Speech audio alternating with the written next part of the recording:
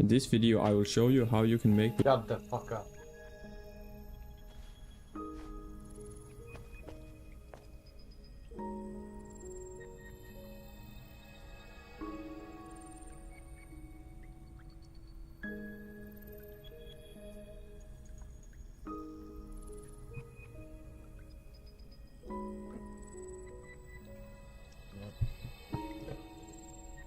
I'm good, Asura, thank you.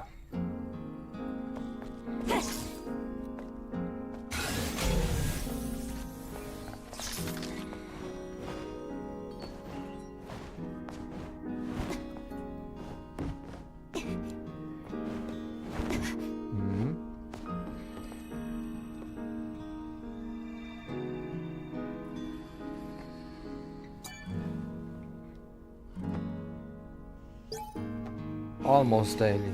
Hey, why is he not? Hello, Chris. Hello. I don't know. Okay. Me. Said hi. I will tell you. I think I'm over. Just Incredible Gaming. Said sup song. I might be tired of streaming. Yo, yesterday I was so fucking tired. Today I'm also like tired of this shit. I don't wanna play Tekken. I might play. No, I just like, I don't know. You know? No. So I just wanna play something like. Panda Shoes. Said retire forever like one me and Paco. You guys suck. You guys suck. Fucking fake. Fucking fake retirement, kurwa. You guys suck for doing that.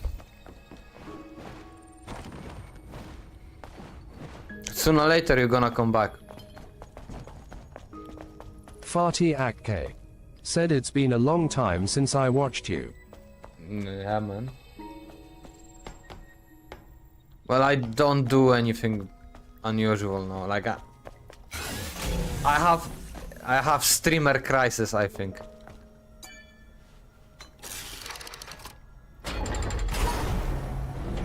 That's all that there is to it.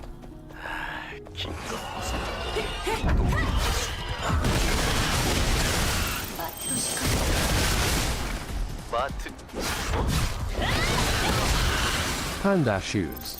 Said not fake, very real, we will not ever stream again. Paco will stream as soon as Black Myth. Paco will stream in. What is this still? In 15 days, Black Myth Wukong.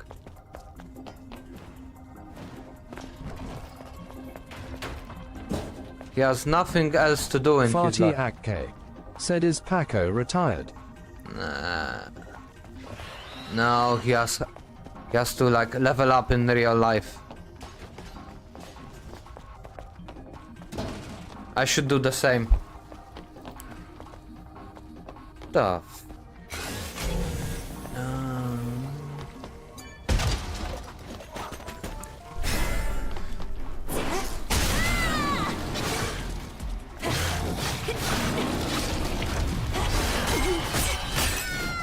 Yo, beat my ass.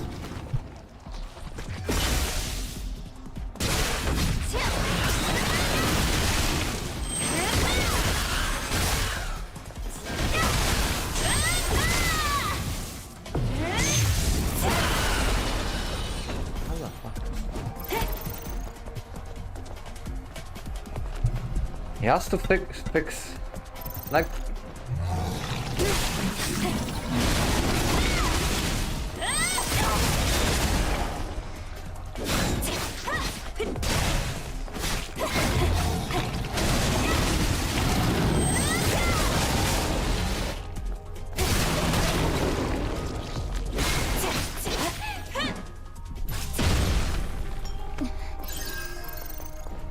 some people have like things to do in life, you know? And playing video games all day long. I think like what like What hit me the hardest this week was like those 12-hour Final Fantasy streams when I was like really like 갈수록 침식이 더 심해지고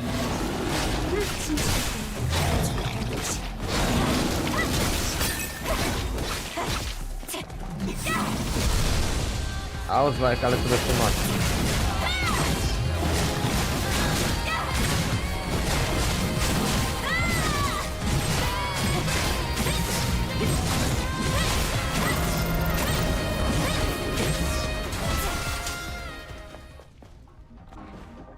A little bit too much.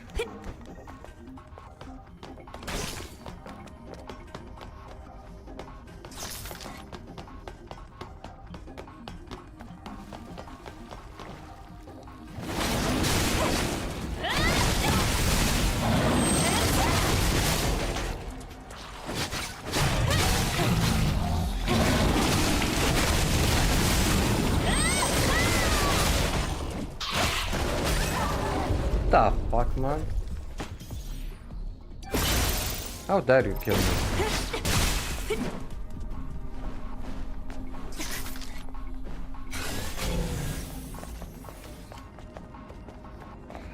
Human.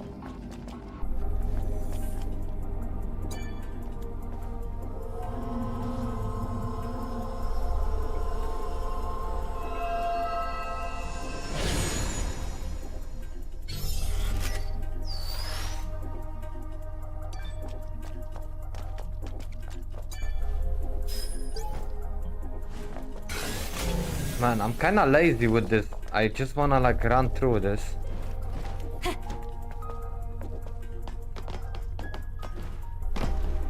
Get the bad ending.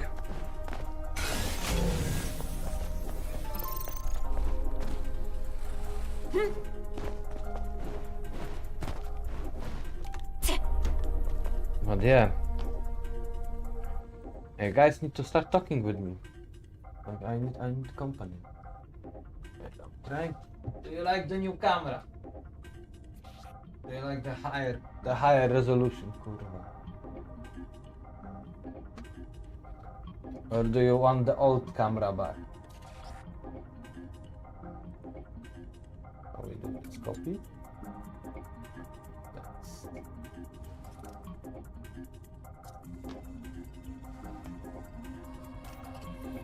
You want this camera?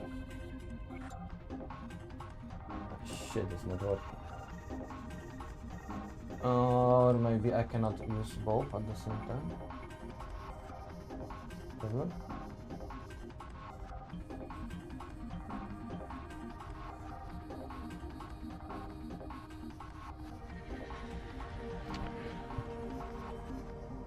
Man, this old ass camera.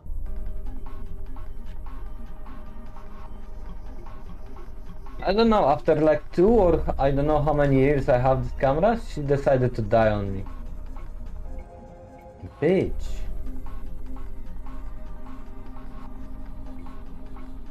Or like she's working but for short amount of time. You're gonna see.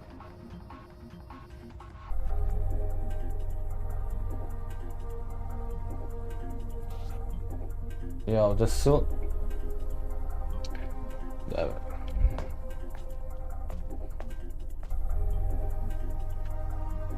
Oh man.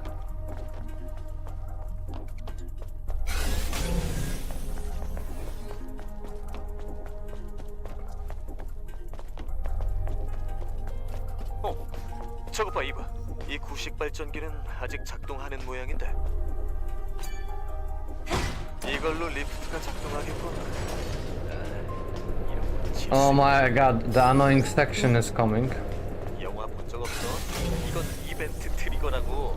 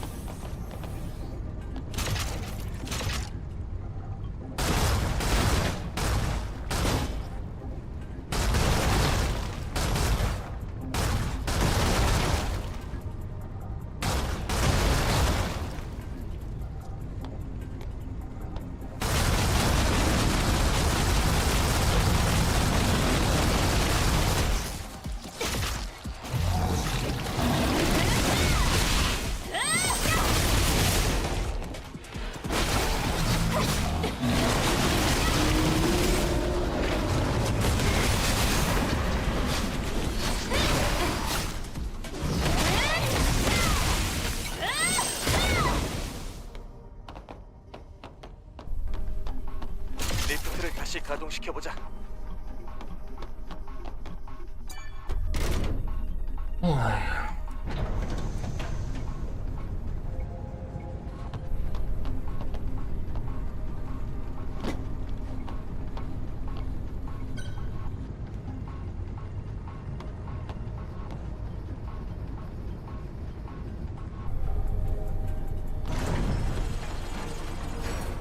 갑자기 너무 조용한데?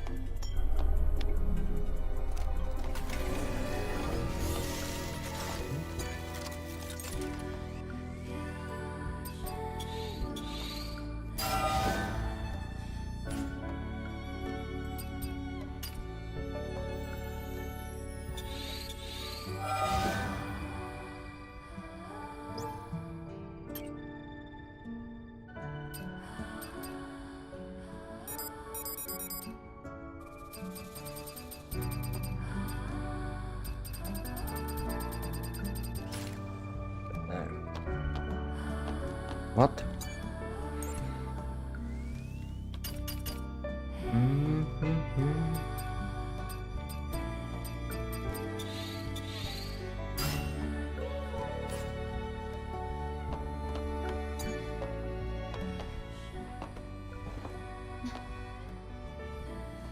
아까 강화 스쿼드 채널에서 들려.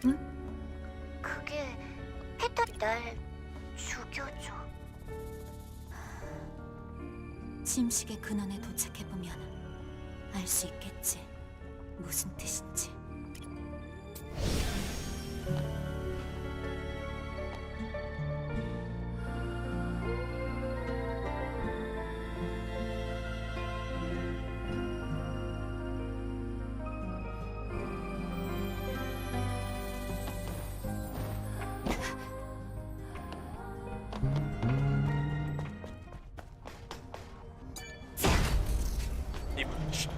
저기 앞에.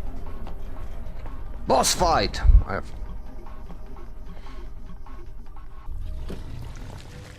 Okay. The Lord!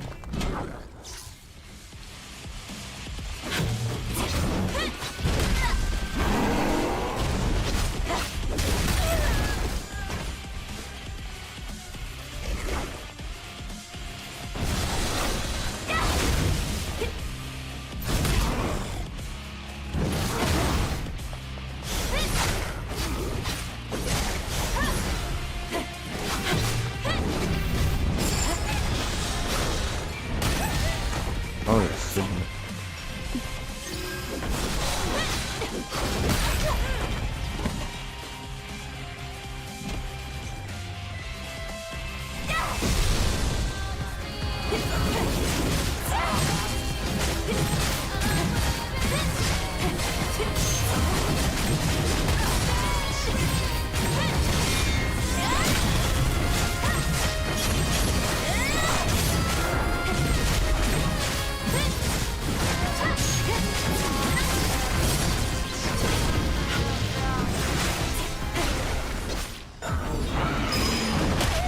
Hey, yo, that was one.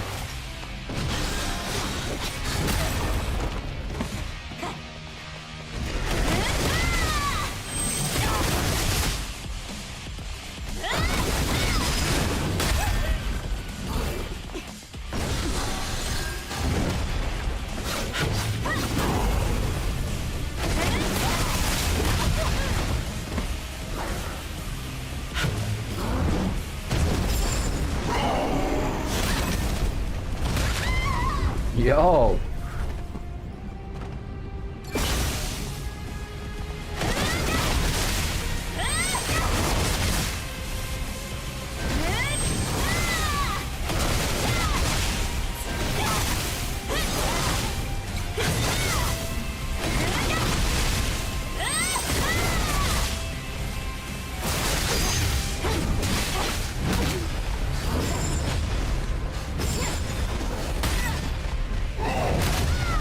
Kurwa!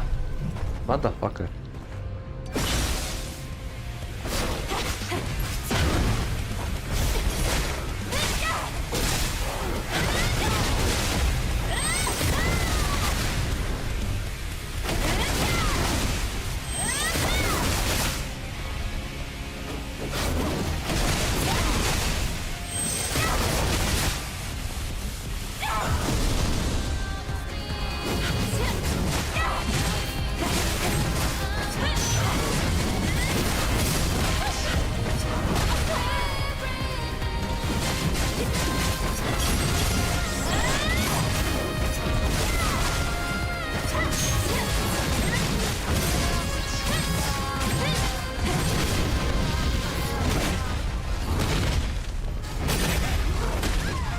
Kurwa mać!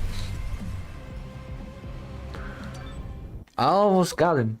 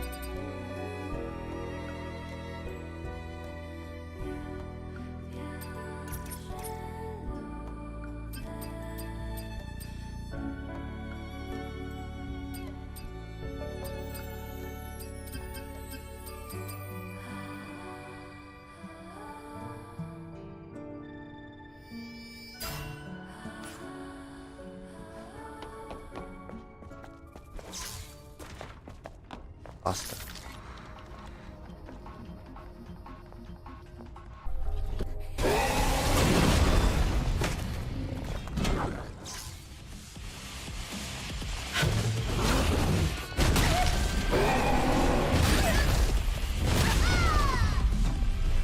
Kurwa.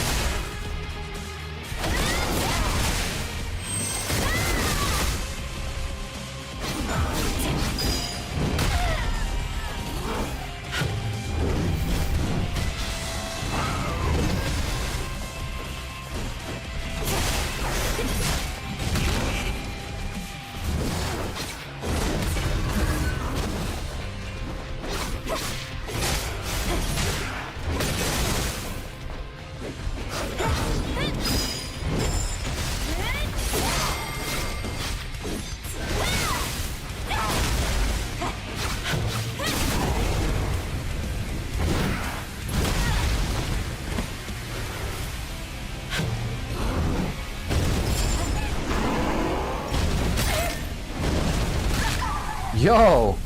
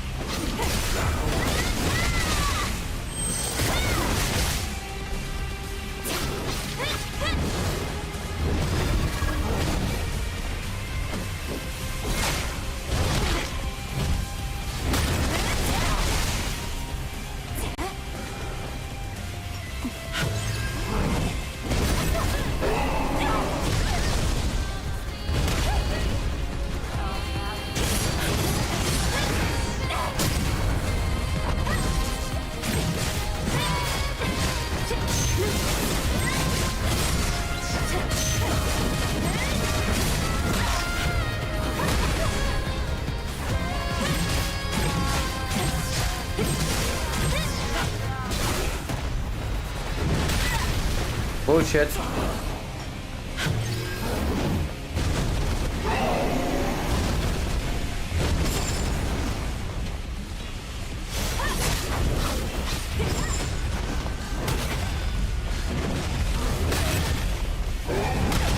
No fuck off, kurwa.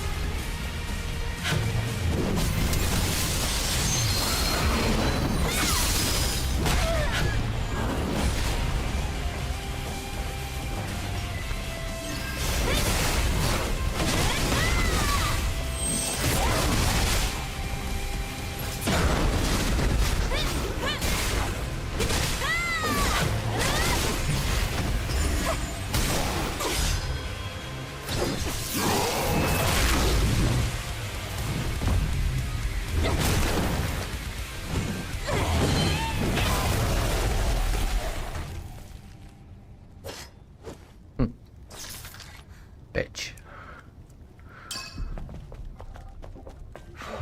조마조마인데 쉽지 않은 상대였어. 괜찮은 거지, 이봐? 그래, 계속하자.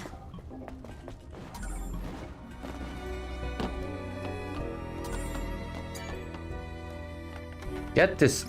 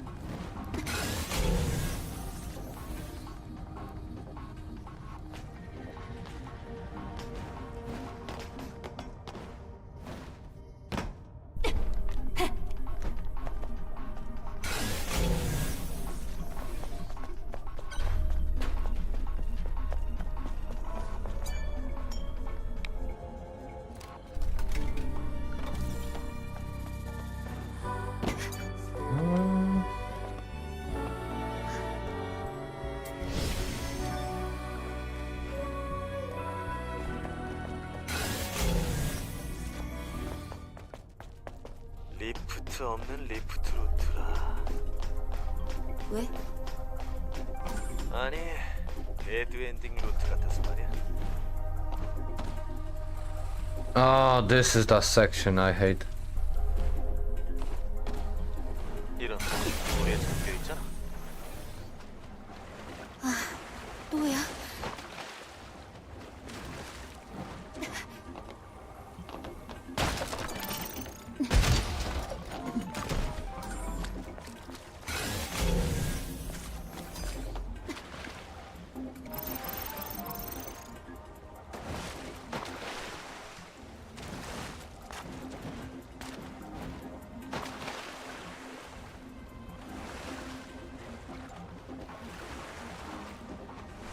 스캔을 해보자. 게이트는 총 3군데야. 근데 이것저것 많은데? 헤엄치는 건 왜 싫어하는 거야? 글쎄, 태어날 때의 기억이 떠오른다고나 할까. 기본적으로 지상의 물은 오염되어 있으니까. 우리 몸에 좋을 일은 없겠지.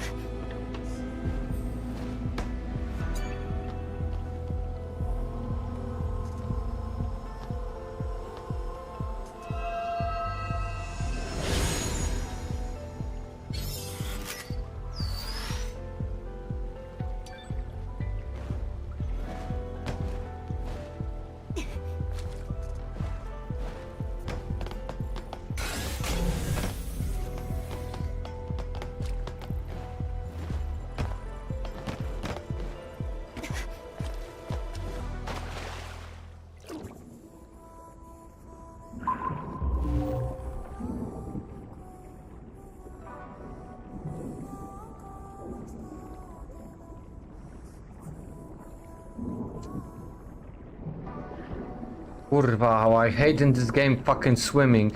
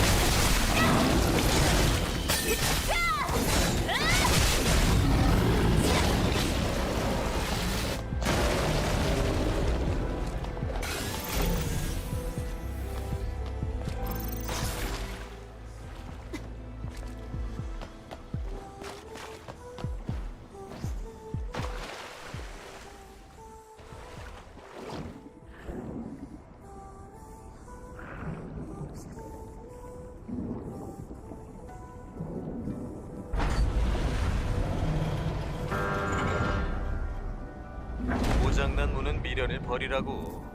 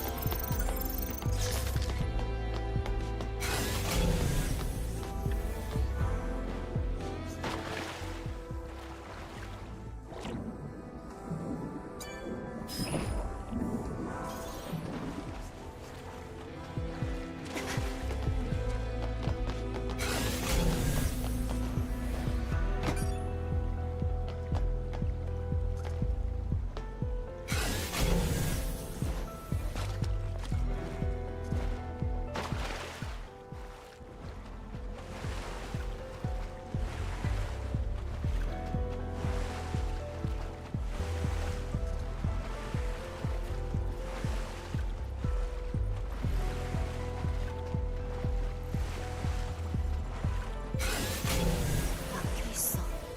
보안 코드가 필요해. 잘 됐네. 구석구석 뒤져보자고. 좋아하는 것 같은데? 스캔했을 때 눈치 못 챘구나. 여긴 보물 창고라고.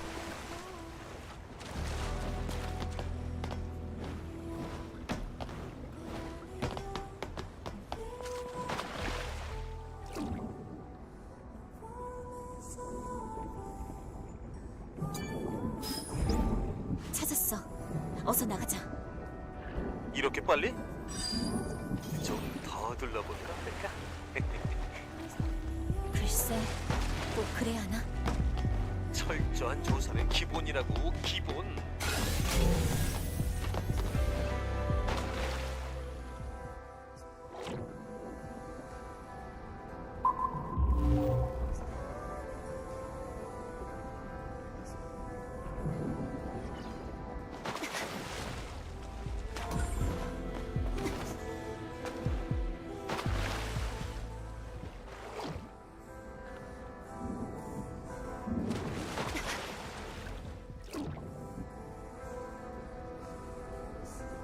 Just incredible gaming. Said Song retired from Tekken Azu rank. Oh my god. I'm tired of your talking also.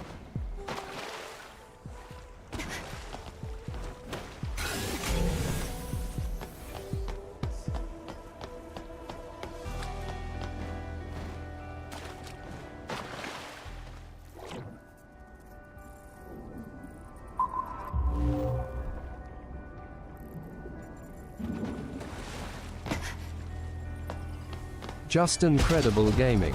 Said you're always tired lol. But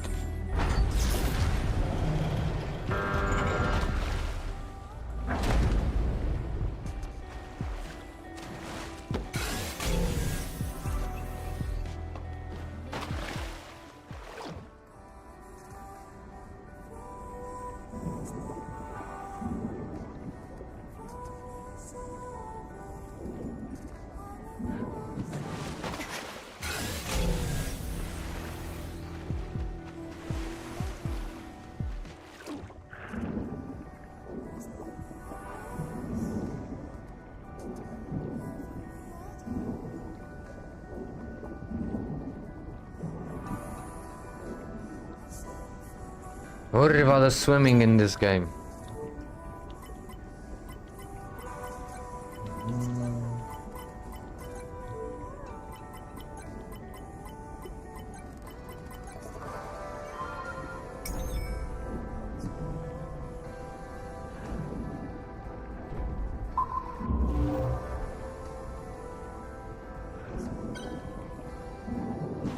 시간을 많이 허비했어. 하지만 투자한 만큼 소득도 있었다고. Good vibes. I was thinking running through this game gonna be easy, but fucking hell, man. I just wanted to run through to the final boss and that's it. It's not as easy.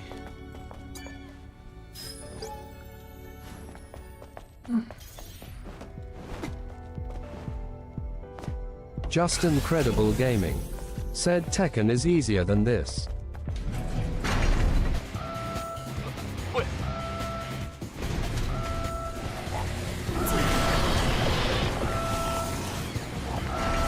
여기야.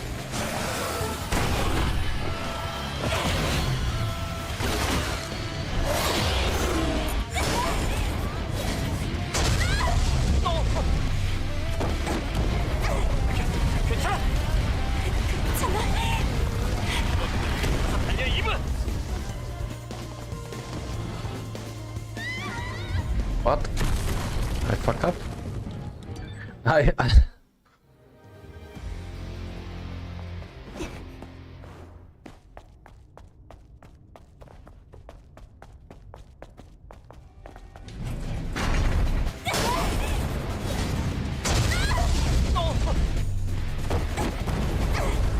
괜찮아? 달려 이분.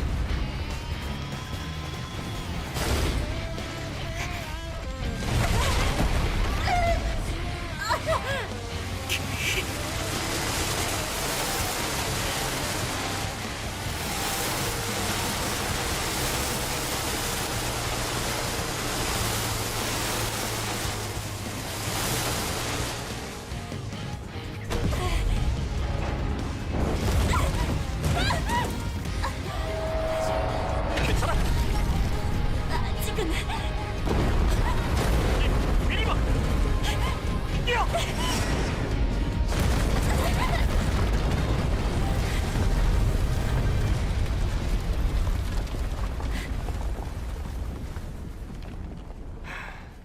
뭐 하나 쉬운 게 없네. 여긴 공기가 달라.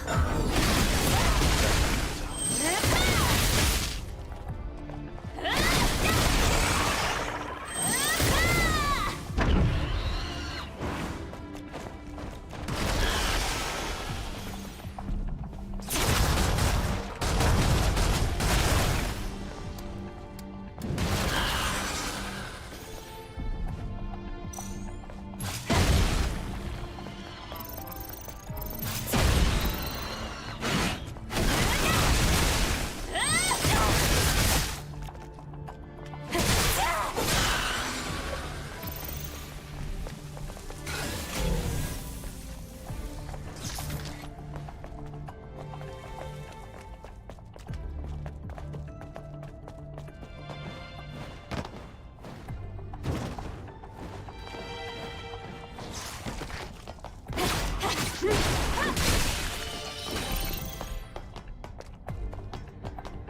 we are approaching the final.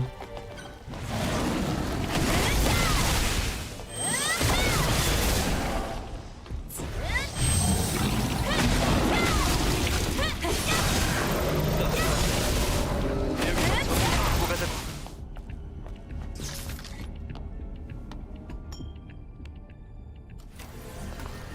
일단 챙겨둘게. 가자.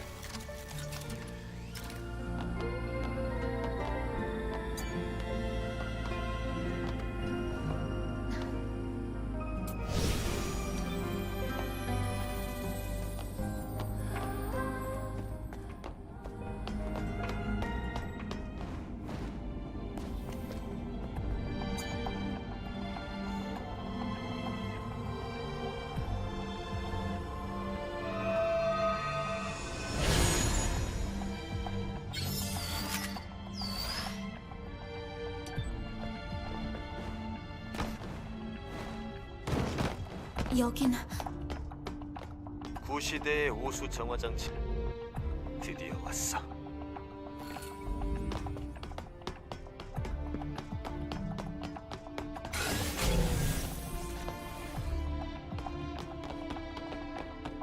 저기 봐, 공중에 뭔가가 매달려 있어. 살아있는 인간 같아. 이제 어쩌지? 우선 군체에서 구해.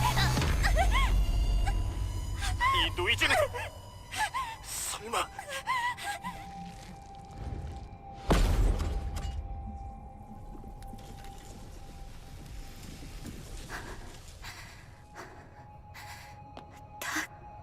그럴 리가.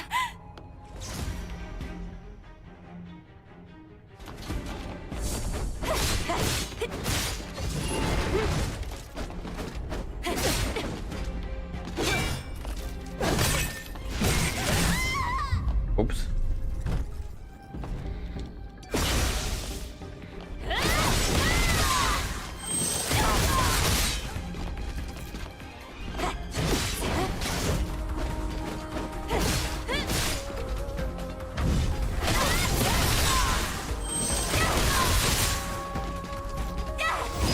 Let's do it together.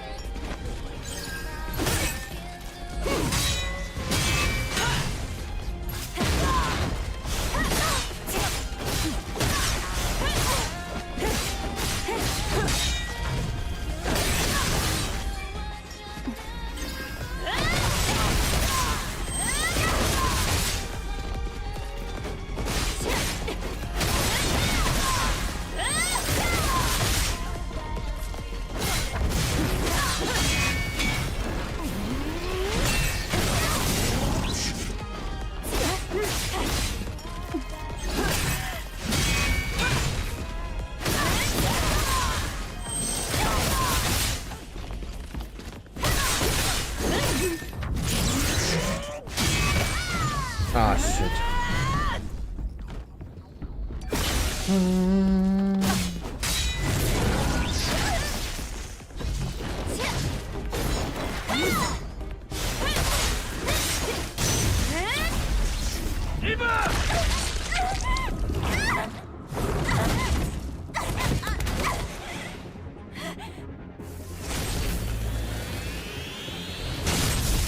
Yeah!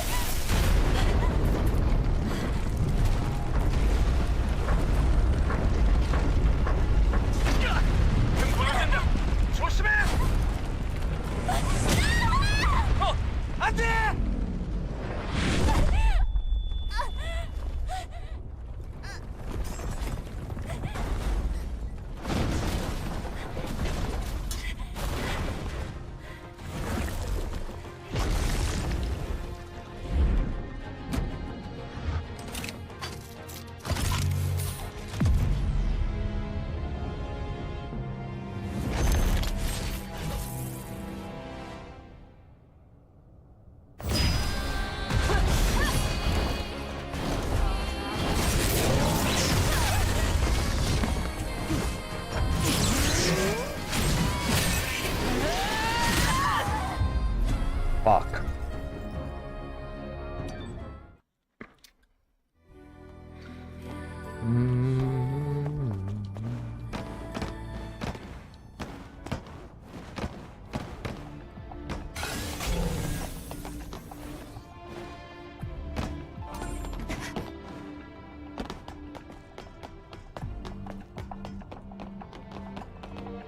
저기 봐. 공중에 뭔가가 매달려 있어. 그럴 리가.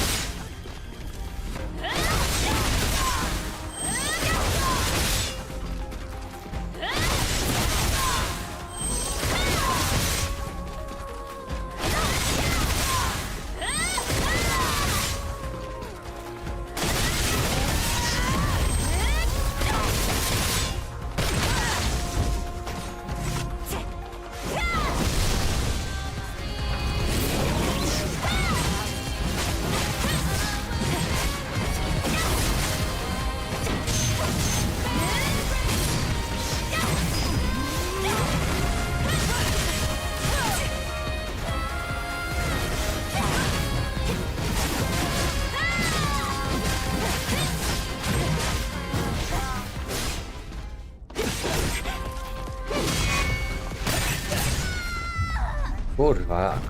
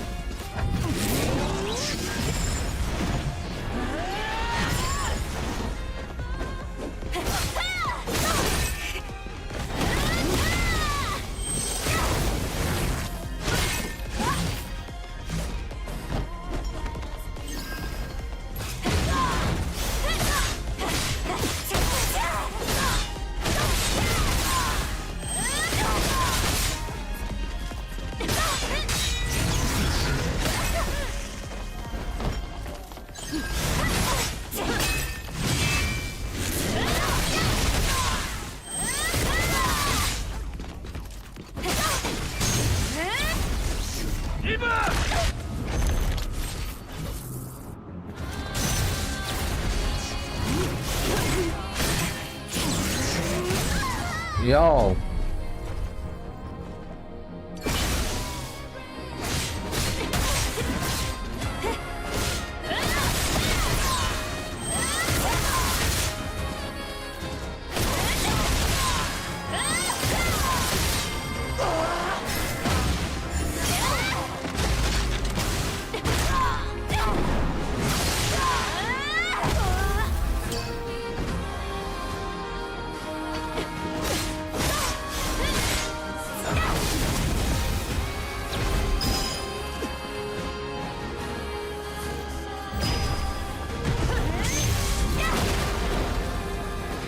We lead B. Said Yosef. Yo, Wally.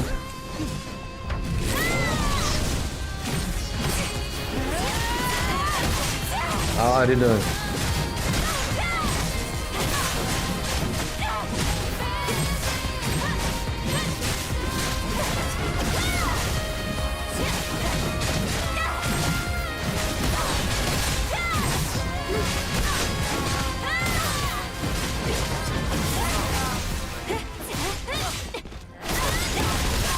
We lead B. Said good, how about you?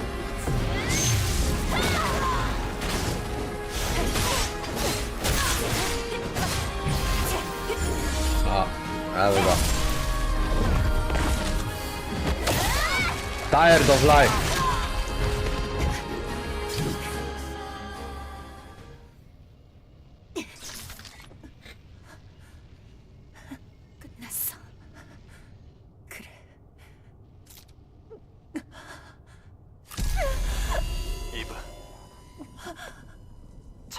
풀리고 있어.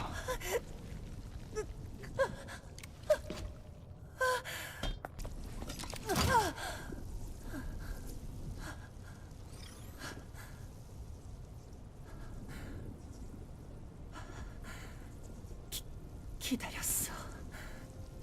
이 순간을. 이제 쉴 수 있어. 그래. 나의 이프. 고마워. 해방시켜줘서.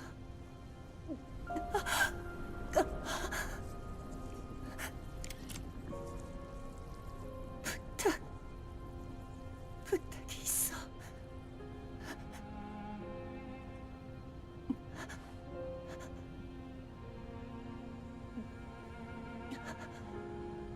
내 기억을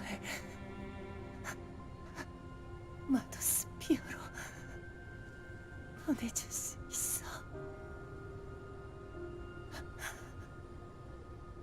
아니, 이미 오염됐으니 수감돼 버리려나? 아니야, 그렇지 않아. 만약 그렇다면 저 별들 사이로 떠다니게 우주로.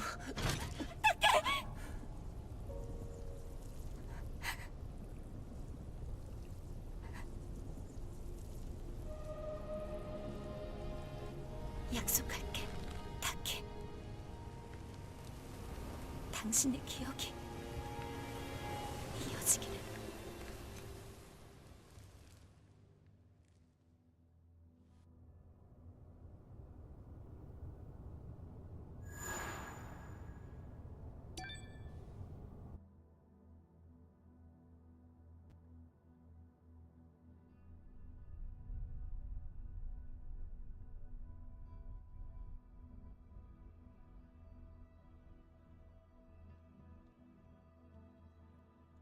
Kurva, I cannot skip this shit.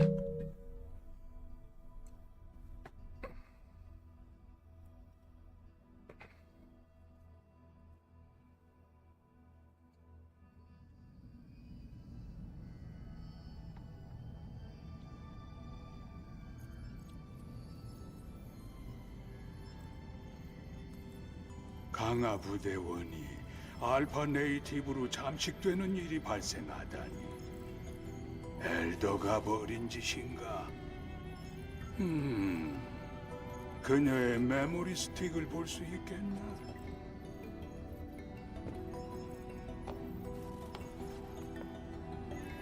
여기.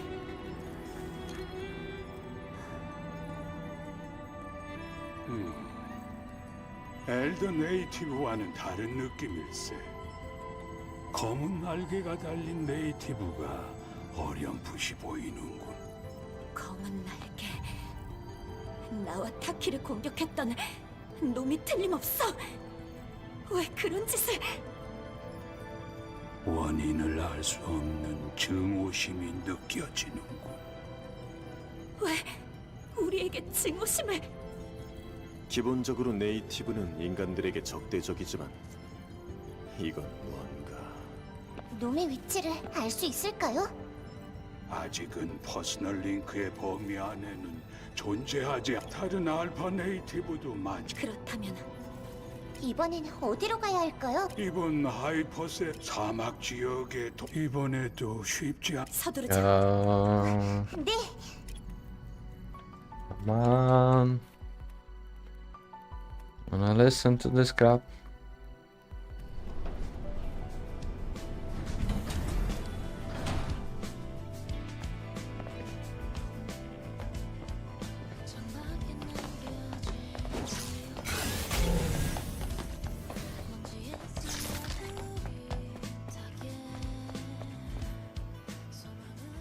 놈과 싸워봐서 알겠지만 알아. 이런 과오는 반복. 방금 뭐라고? 아니야. 떠날 준비가 되면 낮에 들어와줘.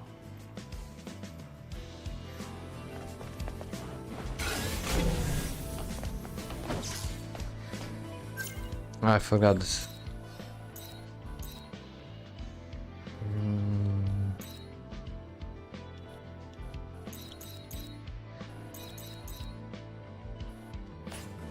Kurwa.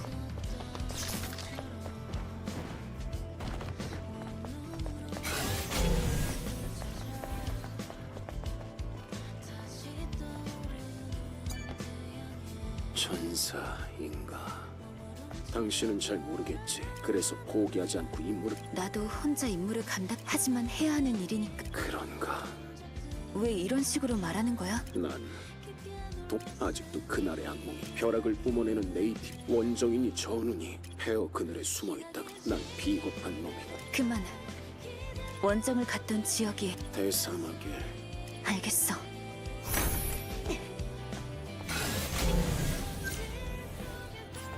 Fuck.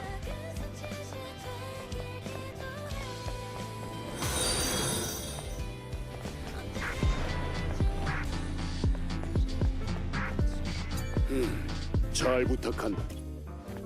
Ah.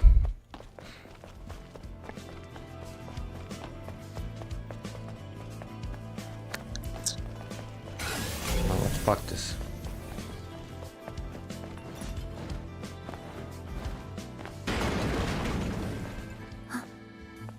이 소리는 뭘 부수고 있는 건가?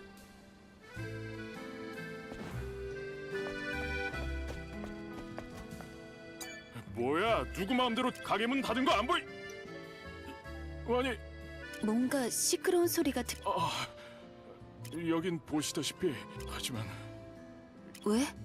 예, 금동 열애 입상이란 물건. 그런데 그 귀한 걸 우리 가게를 지켜주는 분명 귀한 물건인 걸 알고. 아, 그런 일이었어? 맞아, 천사님이 시장에서 스케빈. 족치다니. 어쨌든 천사님, 이렇게 알았어. Can I buy? 기어 들어오기만 해. 그게 어떤 물건인데 Okay, can I buy something from you? 집에 기어 들어오기만 Bitch. 그게 어떤 물건인데 Okay, shut the fuck up. Because I know the red dress is from him.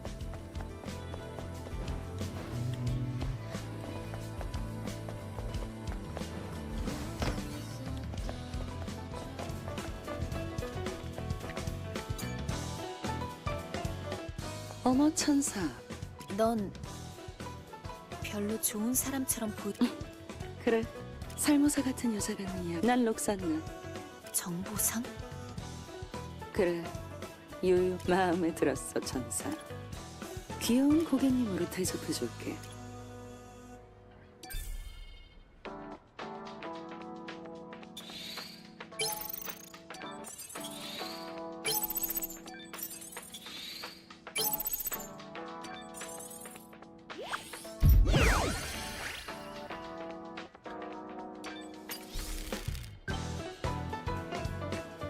정보가 곧 금융, 은유, 보석이지.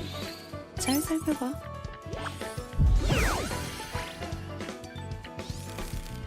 우리 귀여운 단골이 원하신다면 어떤 것도 만들어내야 할 텐데. 어머 천사. 이렇게 잘만. 뭐? 이게 보여? 이걸 좀 복원해보려고. 네가 이런 위험한 병기를. 그래. 하지만 물론 이게 정말. 그리고 우리 자기한테 거부할 수 없어? 까칠하시네. 그리고 뭐라고? 진정해. 대사막에서 왜 통제를 잃어버린 파괴하고 너라면 거뜬히. 좋아. 이건 자연 시민들을 위. 딜.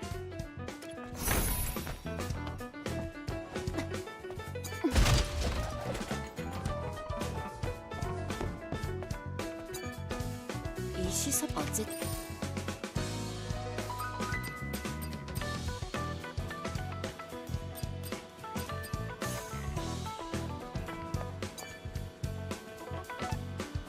천사. 안. 역시 그래.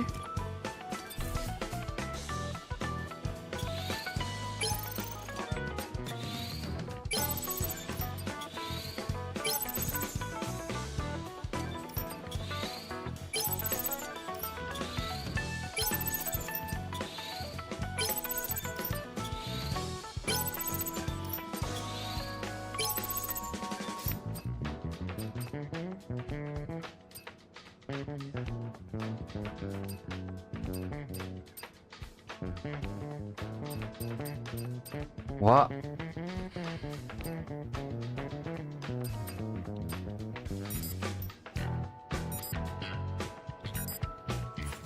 Ain't that 나 그럼 expensive as fuck? Yo!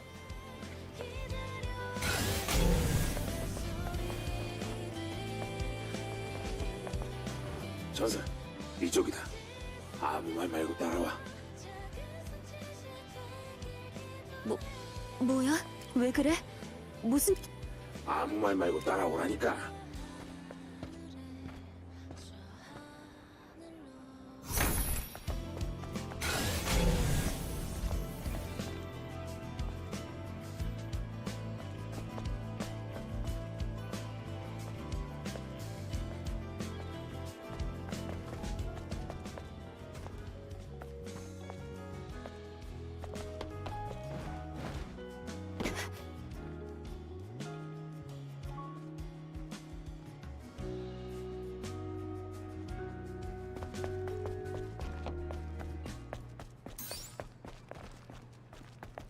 이런 데까지 불러내서 너무 그렇게 경계할 건 없다. 난 심부름꾼 이걸 받아라. 뭐? 양자 암호로 잠긴 디바이스를 내가 아는 건 아무것 너한테 은밀. 그럼 행운을 빈다. 이봐.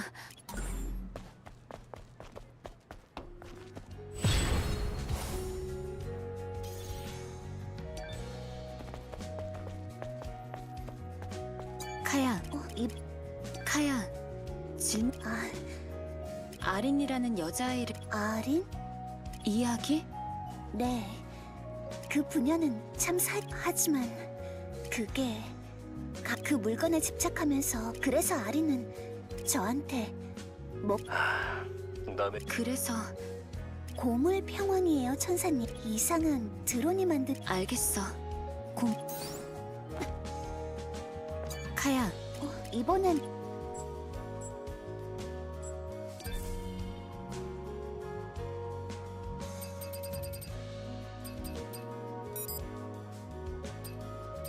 What the fuck is wrong with those bitcoins?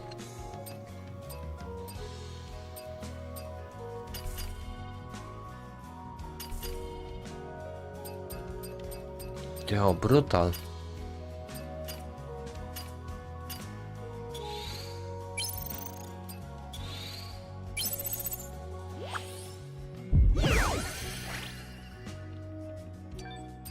천사님, 부담 없이 이야기만 하러 오셔도 좋아요. 저도 드릴 말씀이 있을지 모르고.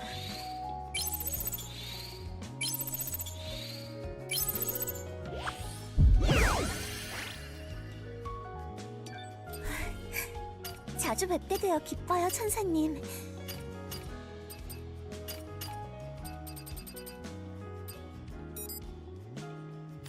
가볼게. 피디.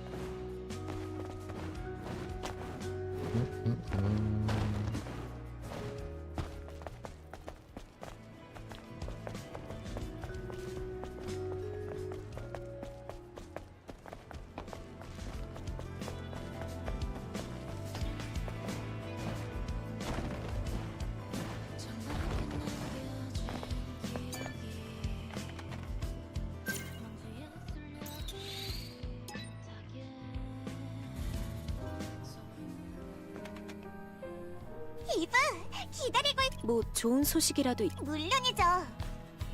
무려 이제 타키의 무기와 정말? 대단해, 릴리. 타키도 보고 있었다면.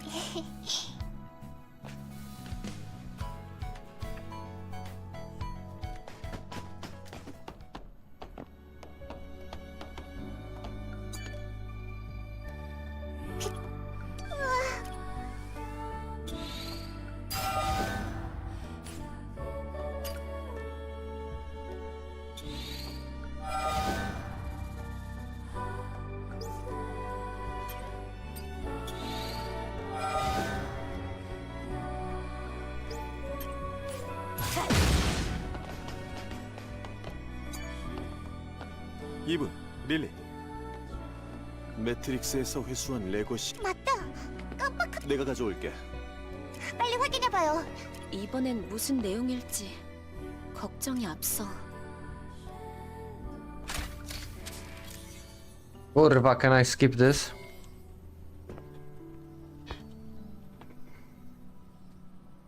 이 차 다이브 이후 52일차 5번째 기록.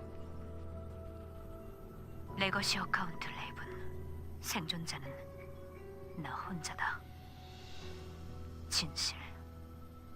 진실은 언제나 내 기대를 배반한다. 연구소의 기록과 리전들의 메모리를 통해서 많은 정보를 모았다. 우리들은 언제나 마더스피어의 말씀에 따라 모든 일을 진행했다. 영원한 우리들의 신, 그리고 구원이었지. 하지만 마더스피어는 인류에 의해서 태어난 초자아 인공지능이었다. 구시대의 공학자 라파엘 마크스라는 자가 그 창조자이다. 마더스피어는 인류에게 커다란 번영을 가져다 주었지만 자신의 분신과도 같은 안드로 에이도스를 만들어내면서 생각이 바뀐 듯하다. 인류의 한계와 안드로 에이도스의 가능성을 본 그녀는 인류를 역사에서 배제하기로 결정한다. 우리의 신은 인간의 신이 아닌 것이다. 그럼 어째서 우리는 마더스피어를 섬기고 있는 거지? 모르겠다. 알아가면 알아갈수록 혼란이 더해진다. 혼란하다. 모든 것이.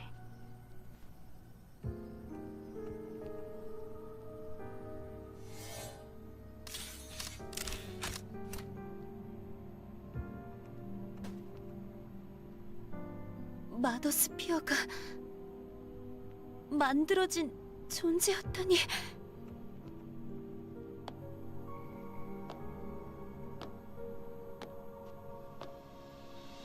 Hello, bus streamer. 그것도 우리의 You're 손. doing great. You're very good, really nice. Keep it up. 그런데 왜 우리를 멸망시키려 한 거지? 믿을 수 없는 정보예요. 우리 투성이라고요. 그래도 누군가는 만들었으니 Skip this shit, I don't know. 어비스 레보하러 데려가줘.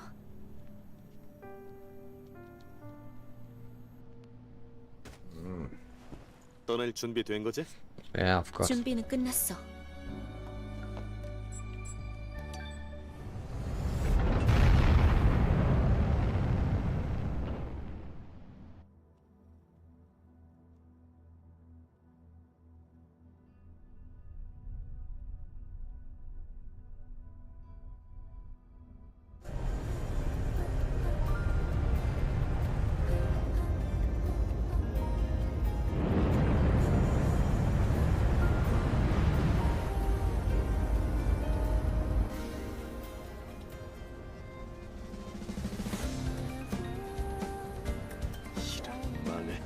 여기서부턴 도보로가 이브 괜찮겠어? 문제 없어.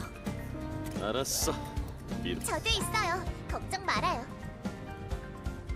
노련한 스캐빈저도 대사막에서 대사막 지도를 전송받아서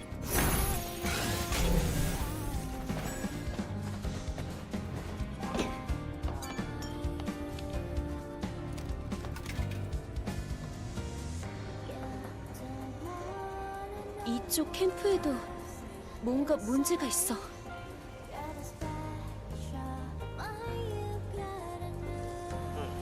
마찬가지로 동력 관련 문제일 것 같긴 한데 솔라 타워가 저 모래 폭풍 안에 있는 게 신경 쓰인단 말이지.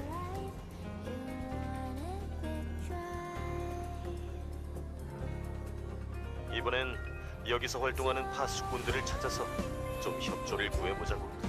알겠어.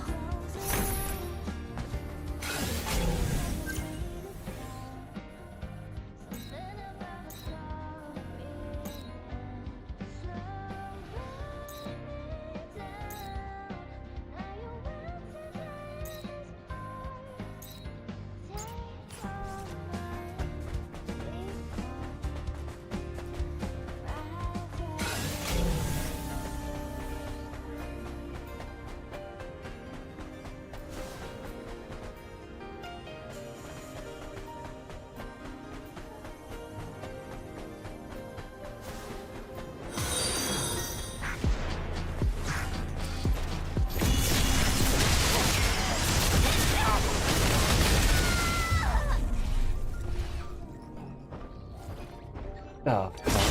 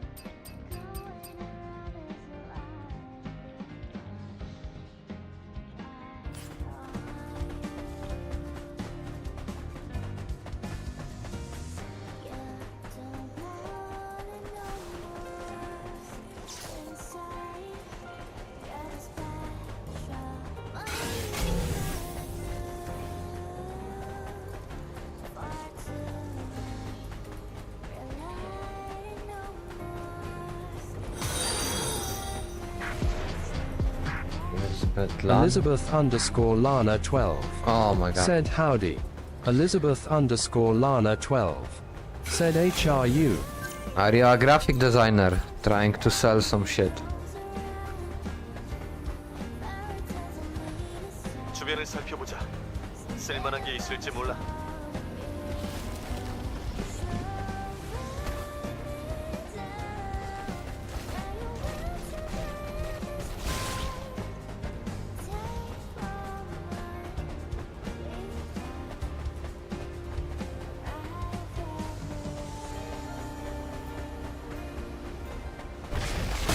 Oh, you motherfucker.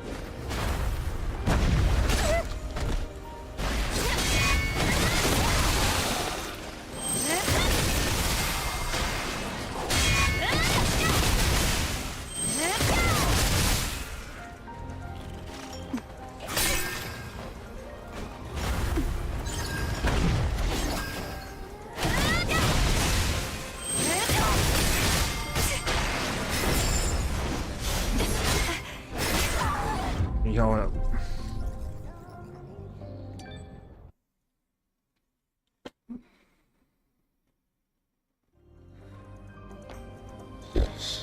Yo.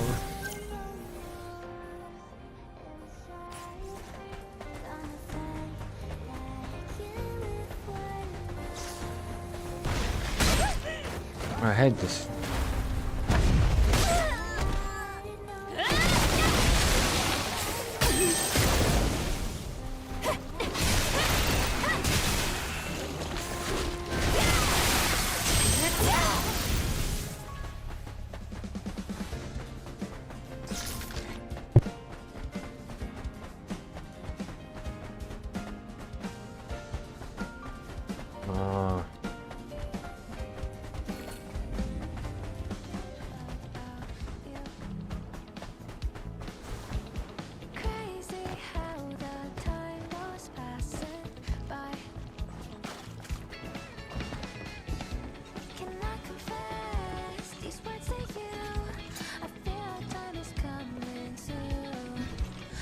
Why I didn't see this like in the the first.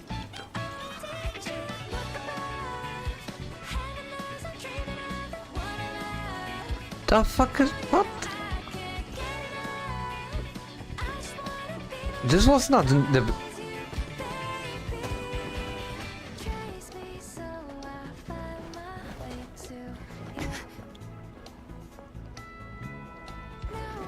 The fuck, man.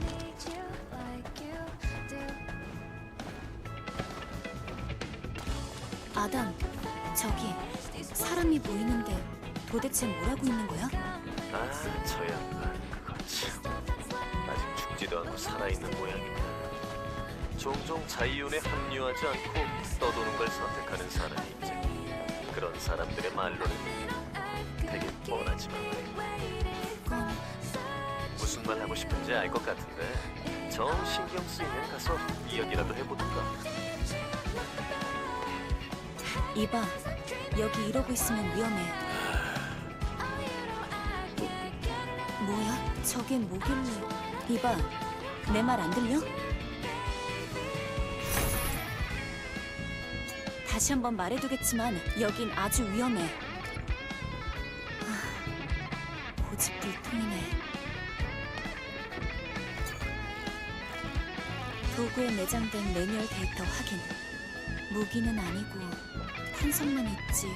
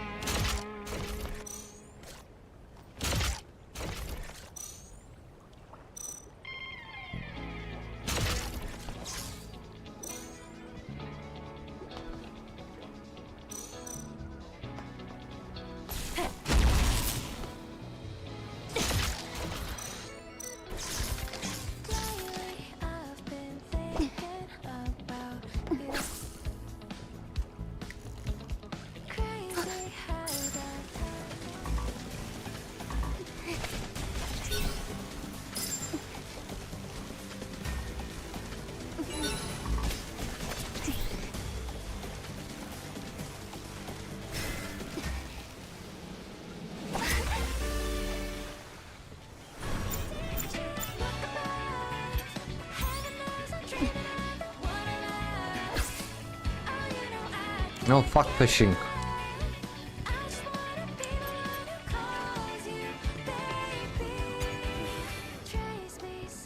놀라운데 천사 정도면 저 놀랍다고?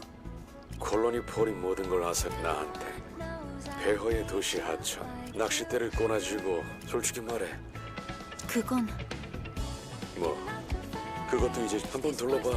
투명 이 쓰레기 같은 지상에 마더스피어의 뜻이고 날 여기로 인도한 게 그 뜻. 넌 지금 세상에 사정없는 천사가 앞으로 어떡할지 낚시질에 관심 있거든. 또 찾아오라고. 그럼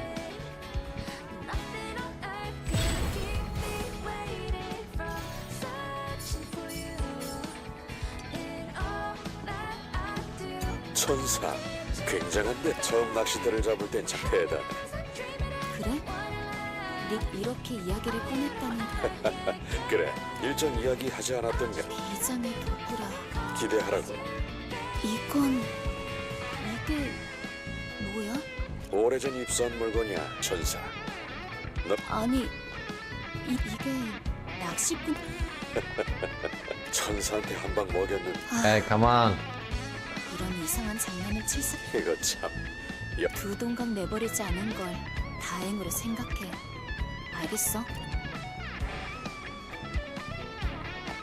자 오늘도 여자 그래.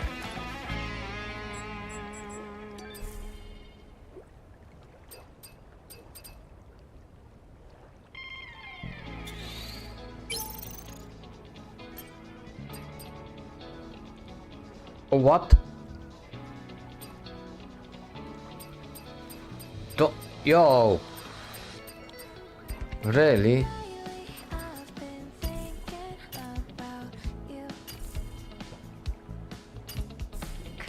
그럼 이만. 건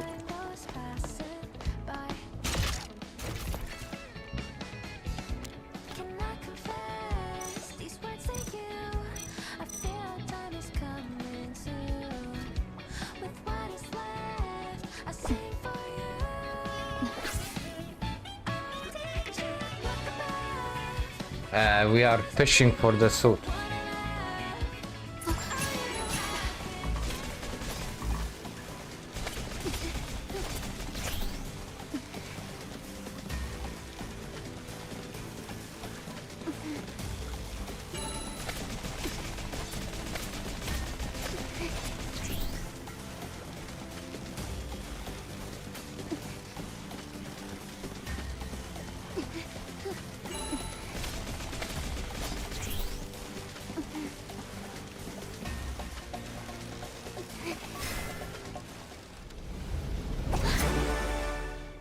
There.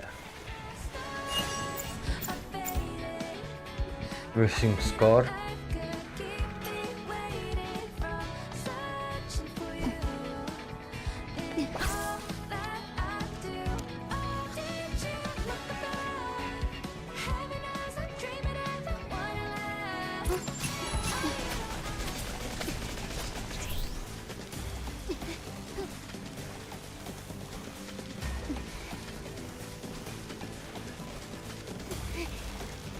Come on.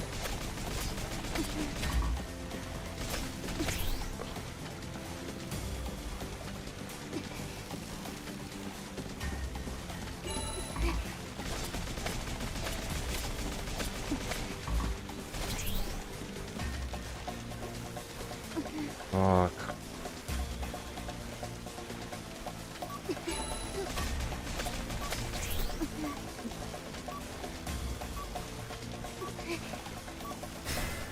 Got it.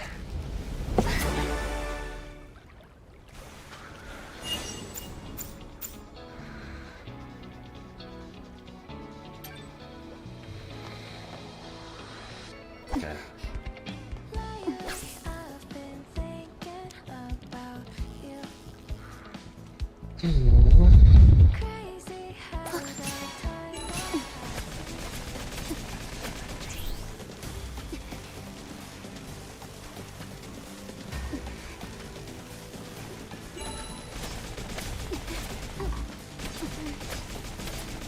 Jinkazam at 8. Said sub song, what game is this? Stellar Blade. Subject.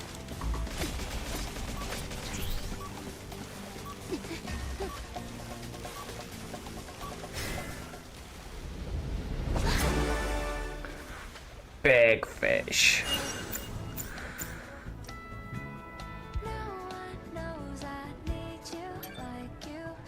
I should. Okay, final fish.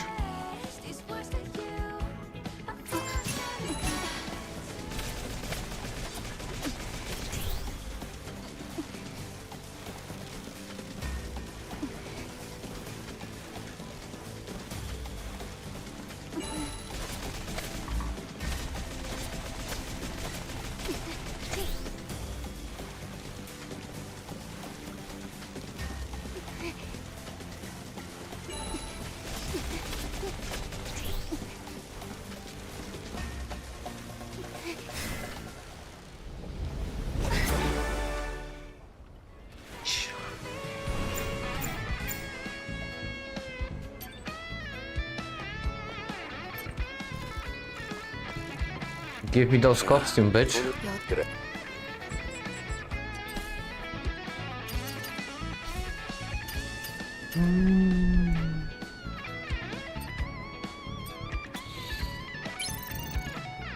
그럼 이만 클라이. 간만에. Okay. I guess I have to fish more.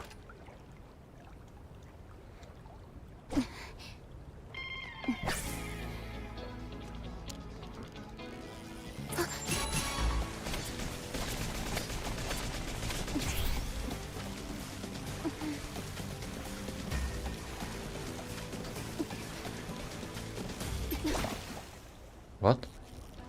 Bitch.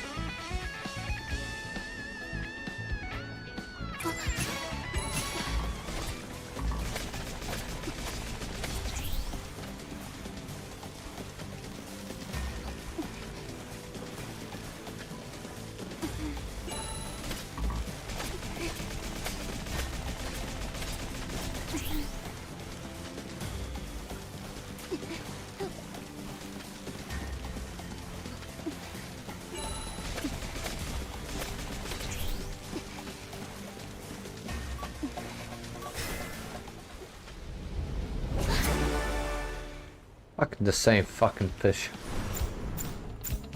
Good.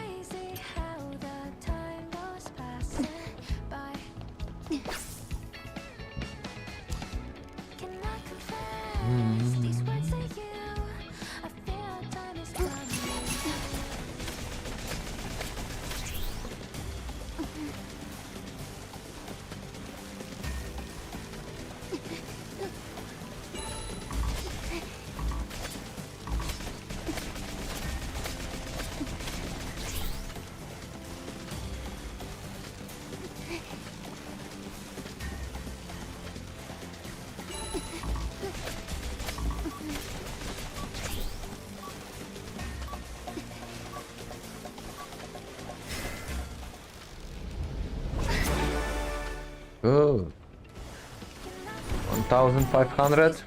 There we go. Okay. Give me my suit, man. 그래, 그렇게. 이런 Fuck fishing.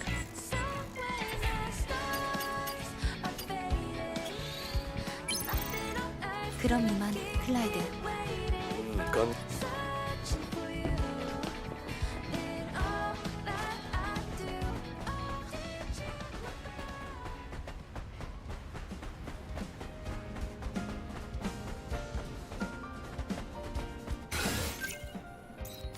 Fuck.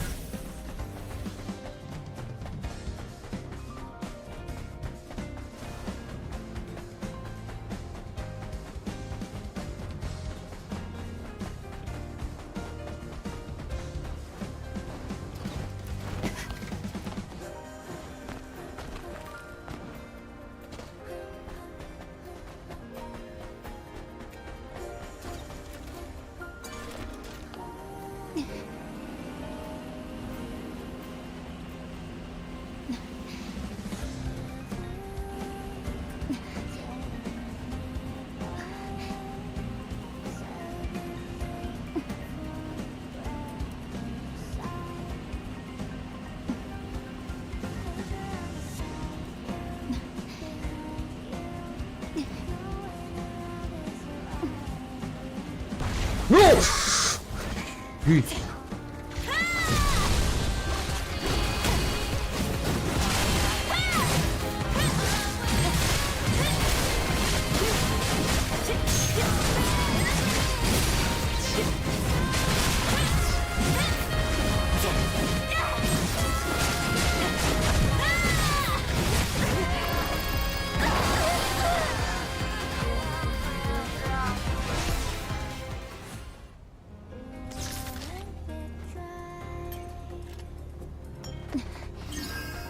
Fucked up enemy.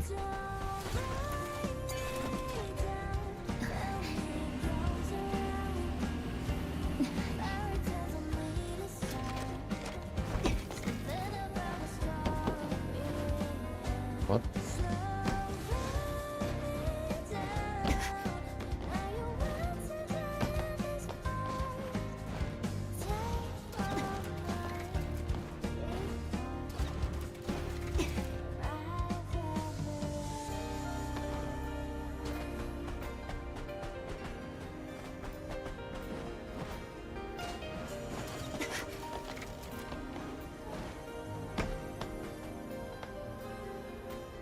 What?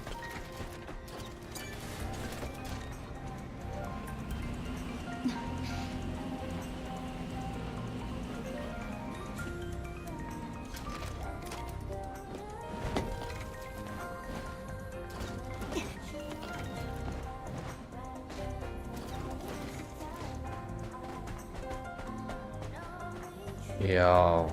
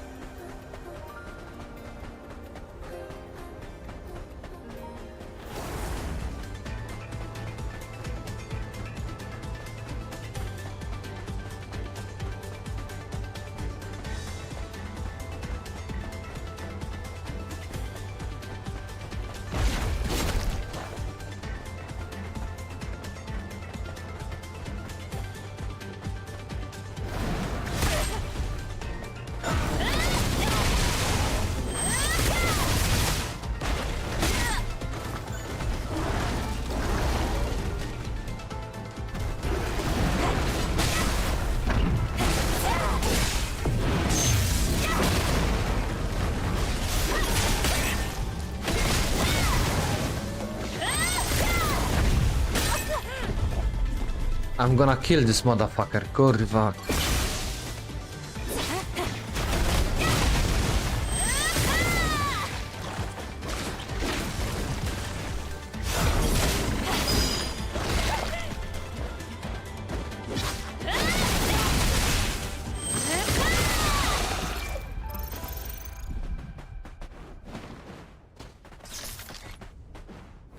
The phone is working?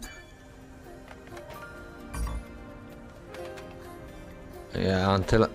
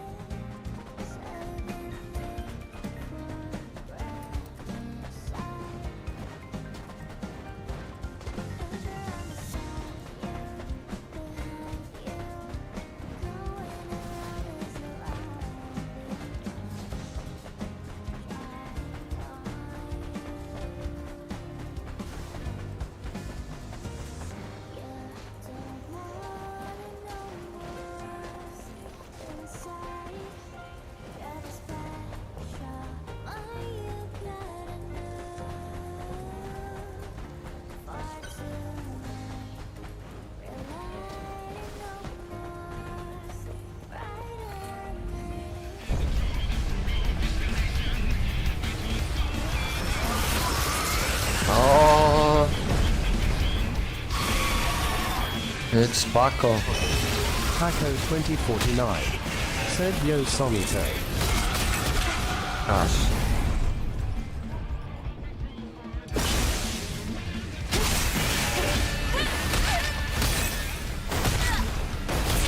Yo! This is fucked up. Thank God it's safe here. What's up, Paco?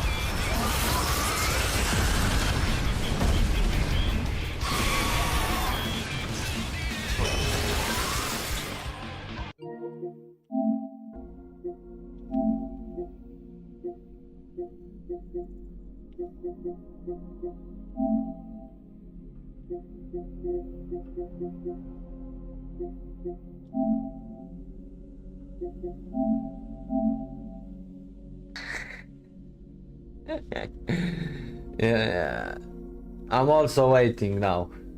Deluxe, digital deluxe.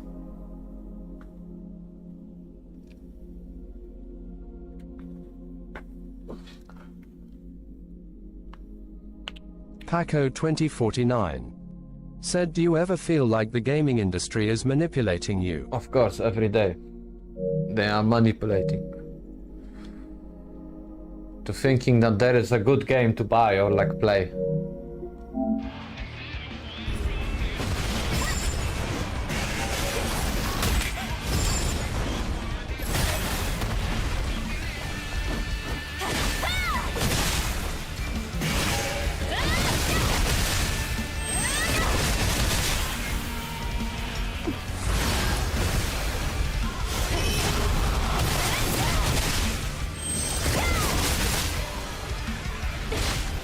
Paco 2049 said, I've been feeling like this. I hate it.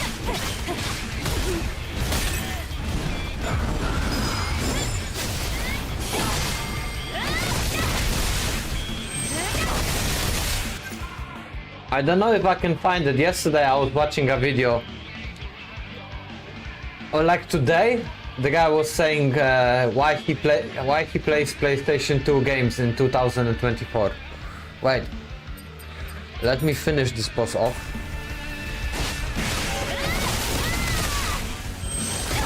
And we can watch it together.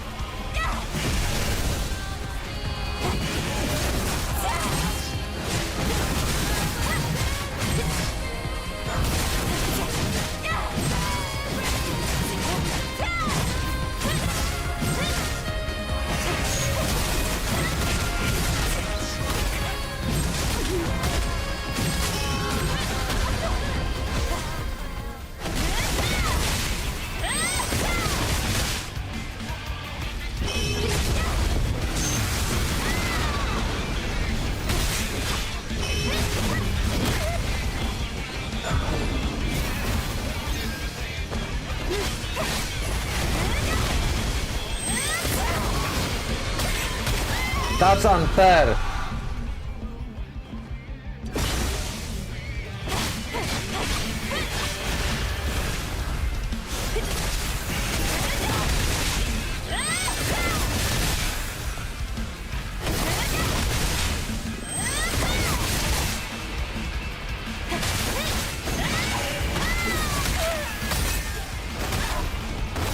No, what's funny? I'm doing the fucking dodge, what?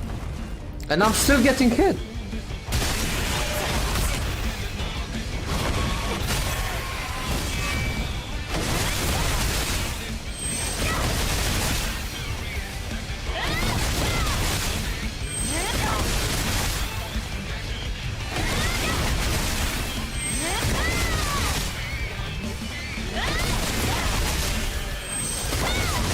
Paco 2049 Right. said, yeah, the game's back, then were $50 and they're still good till this day. Meanwhile, Street Fighter V, for example, had a 5-year lifespan, full game unlocked roughly $300 and is 100% obsolete now.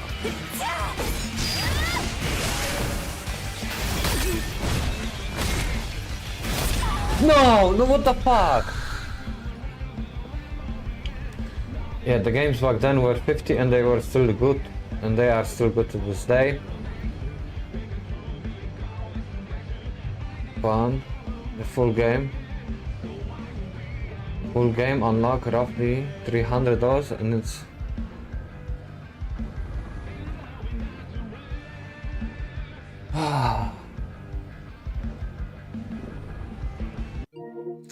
You know what's the problem? Because the games aren't made to be good anymore. The games are made to be sold, and that's the biggest problem in the gaming industry. You know? So people just making games to make profit, not to make games good. And now whatever you buy, it's like and even if the game is good, because they need to sell a good game, the games are not meant to be played. Like, I think because they need to sell it, they not make games that are like the replay value is like high. Because if the replay value is high, yeah, it doesn't make sense. It's just rinse and repeat, and nobody's trying new shit. People just like, it's, yeah, it's the same reskin of Call of Duty, of Assassin's Creed. From time to time, new game, but yeah, it just sucks. Just sucks to be a gamer right now. There are good games coming, but they are few. And also, like, there is nothing new. This fucking... Everything is like fucking the same. There is nothing like...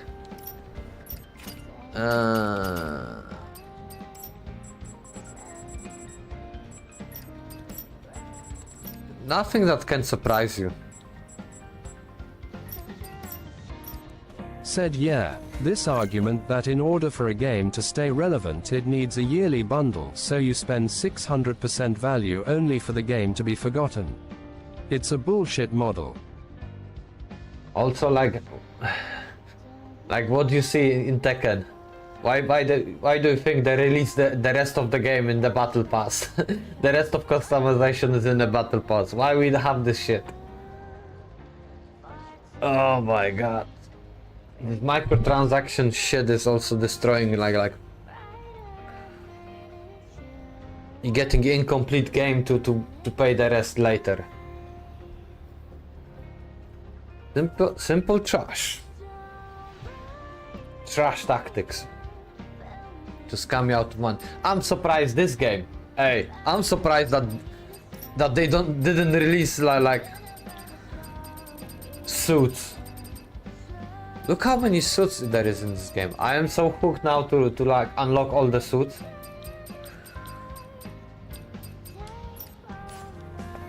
But I need to beat this bitch.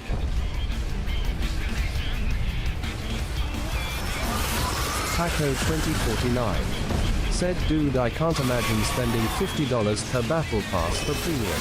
Unlock.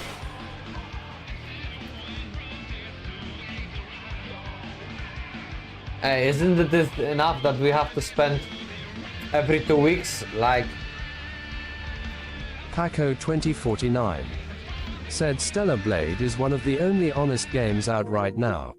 Yeah, I hope Black Myth Wukong gonna be honest. I would say Elden Ring is honest. Every game that... Jammer Jones said, yay boy, Stellar Blade. Every game that doesn't have microtransactions is an honest game currently, I would say. Paco 2049 said year 1 of Tekken 8 is nearly $200. I put... I don't know how much.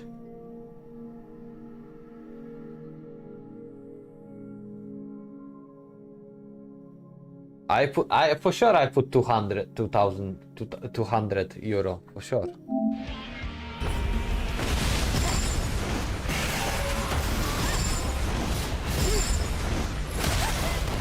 Man, this unblockable bullshit, kurwa. Paco 2049 said, actually my bad, it's already over $200. Kurwa.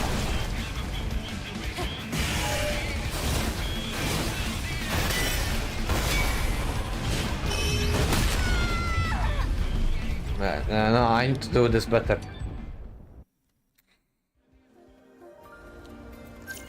Oh yeah? How about this fucking...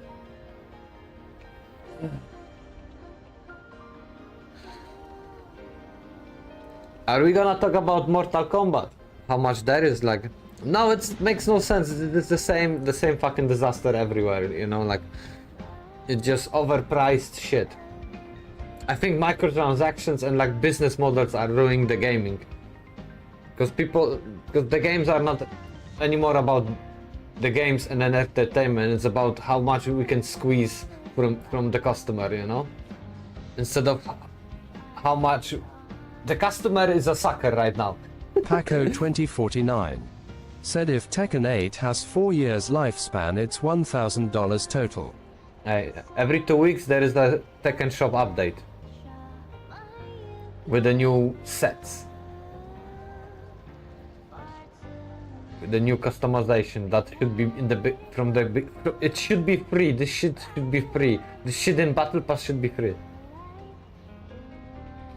Paco 2049 said dude MK1 charging $10 for voice announcers. Yeah, they... Wait, Tekken, don't give Tekken ideas. Tekken gonna like do this. Okay. I have to do this better now.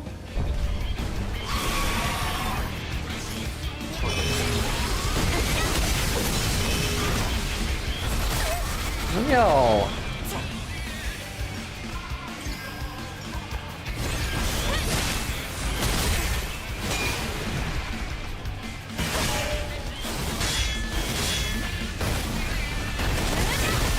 Shit, kurwa.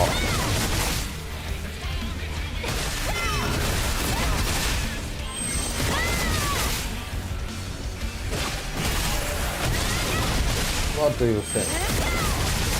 Who do you think you are?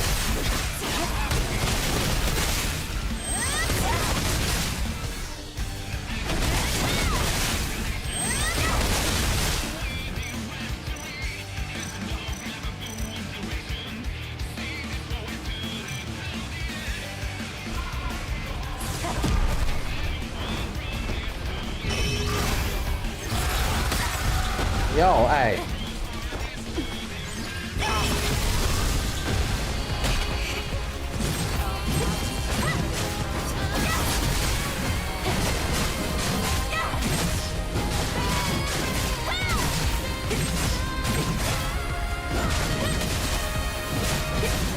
I am thinking right now.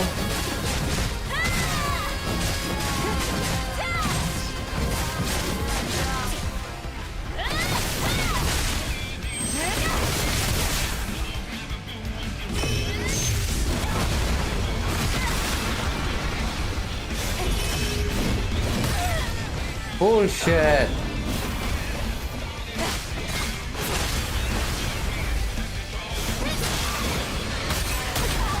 Bullshit, kurwa, no bullshit. These weird attacks.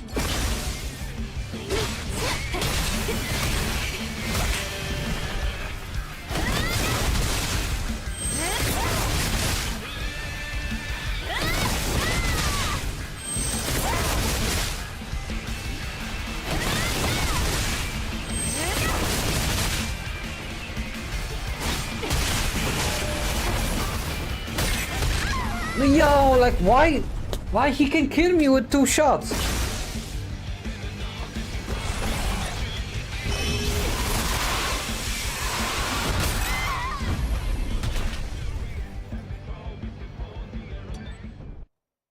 Kurwa.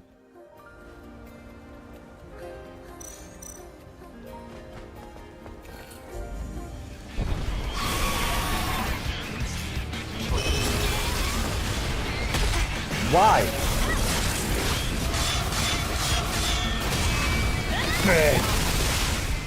How dare you, kurwa, make problems for me?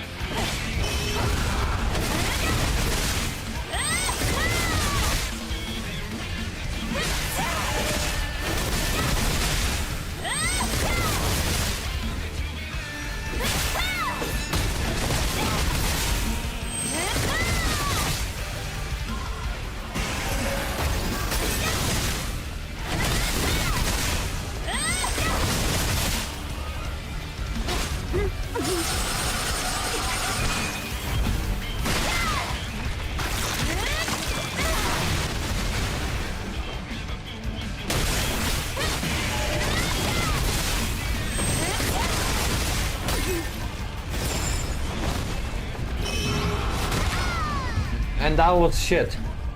Like, this game pissing me off.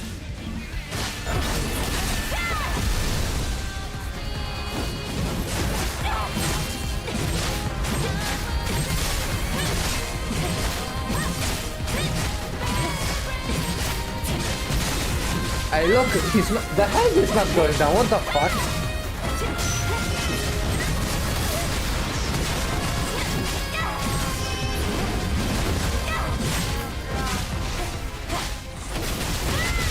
You cheating bastard. Kurwa, mać.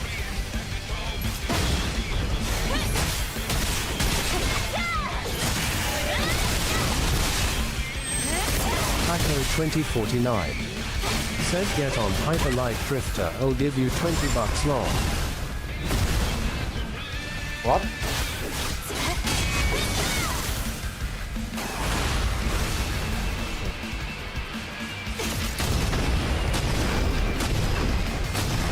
Bitch.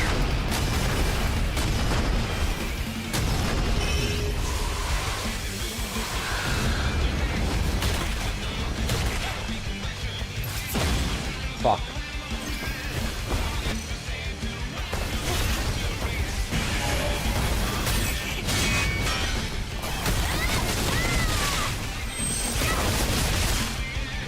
Come on, here.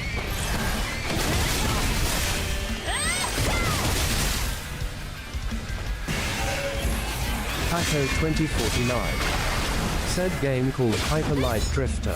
It's been called Diablo meets A Link to the Past. One moment.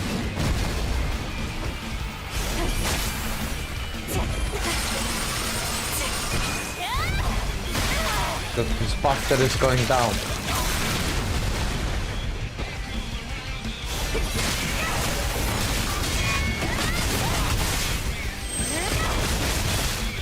One more time.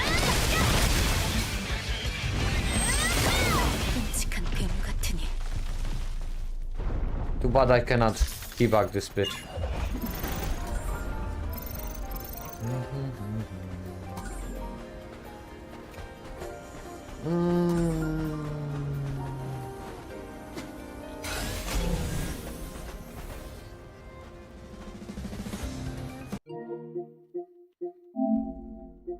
Is it on PlayStation? Paco 2049 said it's not super difficult or anything, but it's pretty fun. This? Paco 2049 said something new to chillax with. Kurwa. This. You and that pixelated art style. Well, it's not on sale or anything, so I'm gonna put it on my list. It should be for free, you know, I'm paying premium shit.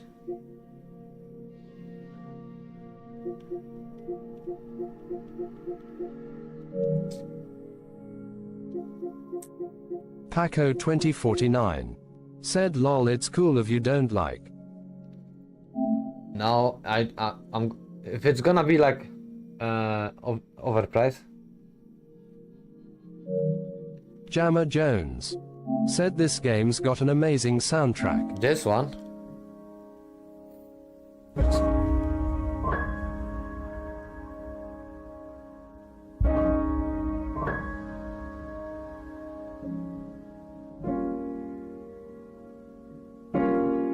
Paco 2049 said watch the trailer. Nyotengu said yo family cool. Jammer Jones said I like to listen to it on at work.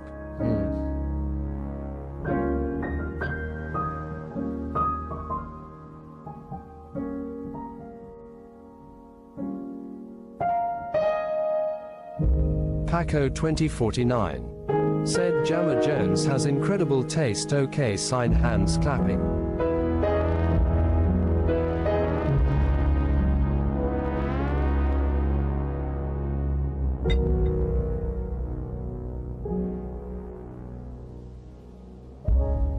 I'm waiting for that game, I don't know how it's called. It's also like...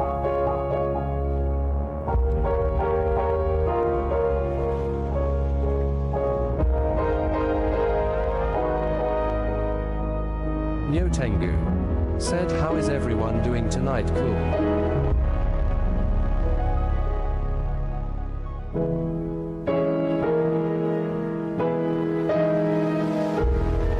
Jammer Jones said at Paco 2049, one of the best toasts I've ever heard. Okay, nothing thereafter. Jammer Jones said Yo Nyo Tengu.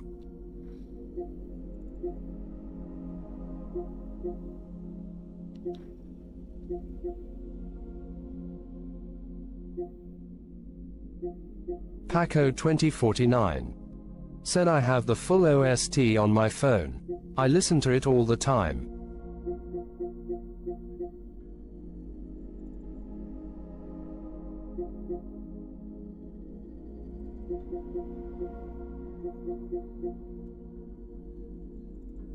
Man, they still don't wanna do this project 0 for 50 or something. I wanna try this game, yeah? It's also like... looks like your cup of tea.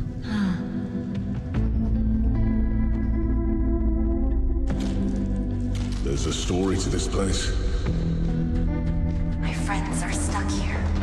Nobody should be alone. Is anyone there? Hello?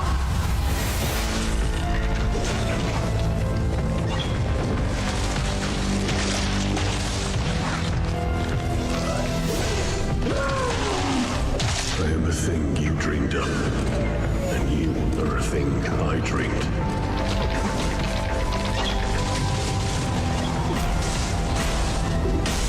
If they stay here, they'll die.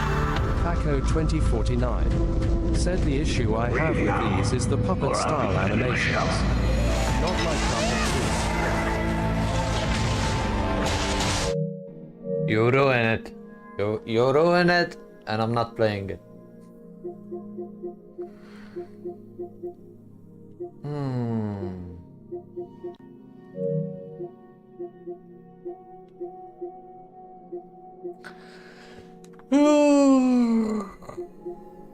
There is nothing to play.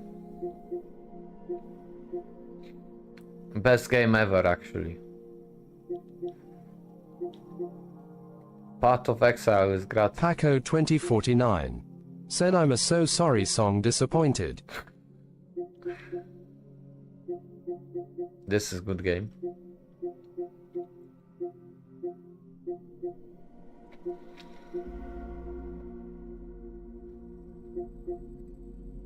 You know what pains me? That that fucking Black Myth Wukong is only like digital only. You know? Paco 2049 said, check the free catalog. One moment.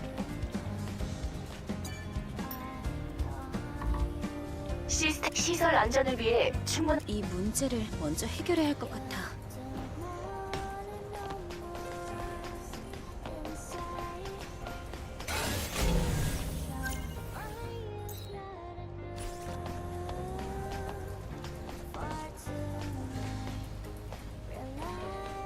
Kurwa. The free catalog.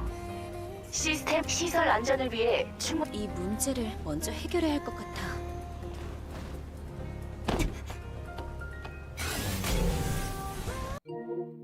Free catalog. Mandalika Games. Tot 50% costing. You mean this? Free to play?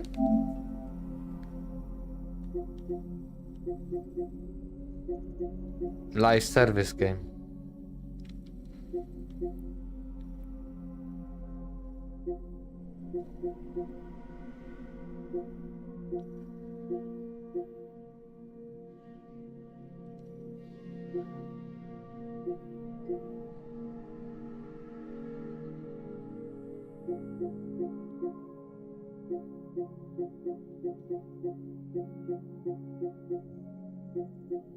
Hatsune Miku. Paco 2049 Said Scott Pilgrim is free now. That's a fun beat 'em up. You know what, I have the problem? I don't know what I want to play even. Because the games are so unoriginal right now. And there is nothing like that is like hooking me on the game. There is no game that is like, wow, I wanna play this.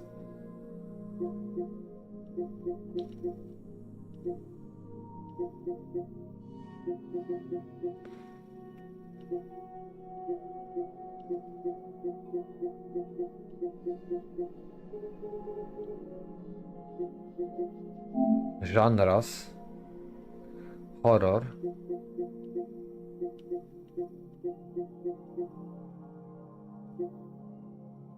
RPG.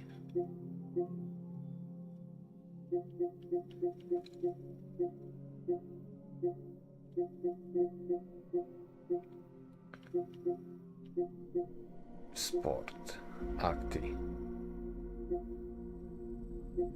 Paco 2049 said I'm there with you bro. Not much to play. Jammer Jones said wake me up when Final Fantasy VII Remake Part 3 comes out. Like in 3 years. At best in 3 years. Hey yo Jammer, did you see that Ever Crisis because that Ever Crisis cutscene? Like I was like looking into this.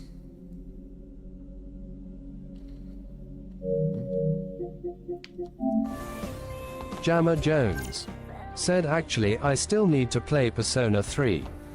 Wow. If the Persona was not so long to play.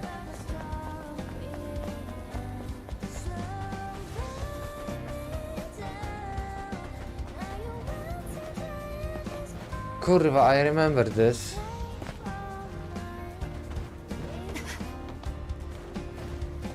I think the first one is here.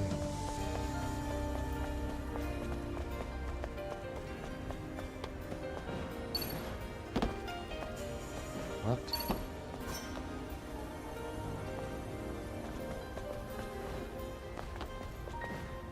Jammer Jones said I downloaded Ever Crisis on my phone yesterday, haven't played it yet.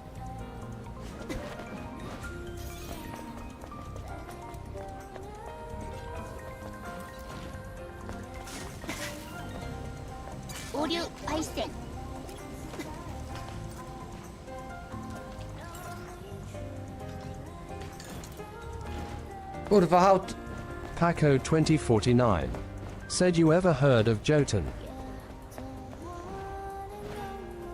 No.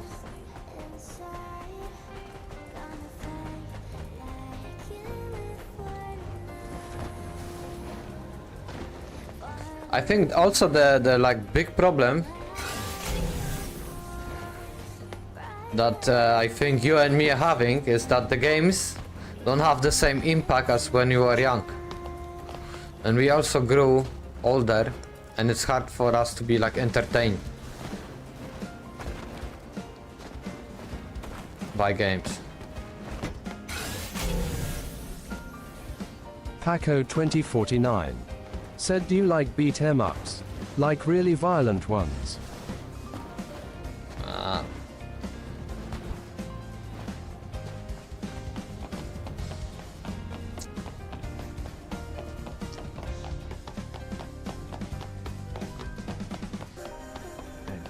Big problem with this.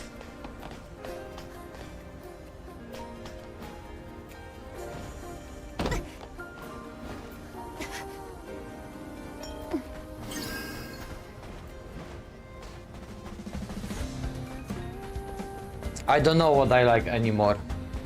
I really don't. I have like no taste.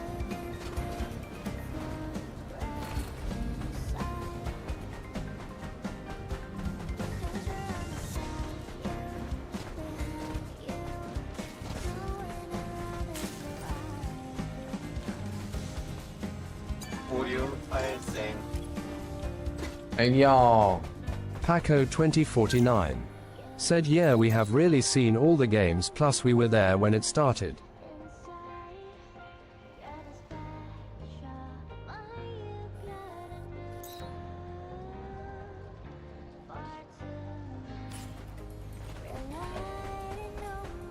Jammer Jones said, yeah, I slowly find myself not getting excited about new games because I've pretty much seen it all before. It takes a lot to make me go like, wow, I absolutely have to check this out. Paco 2049 said, playing Pokemon on an odd Game Boy to The Last of Us 2.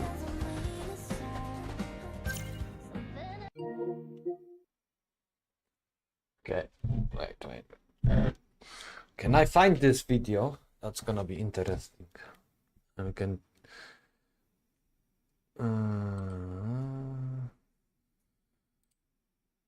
watch porn. Let's watch porn together. Put this here.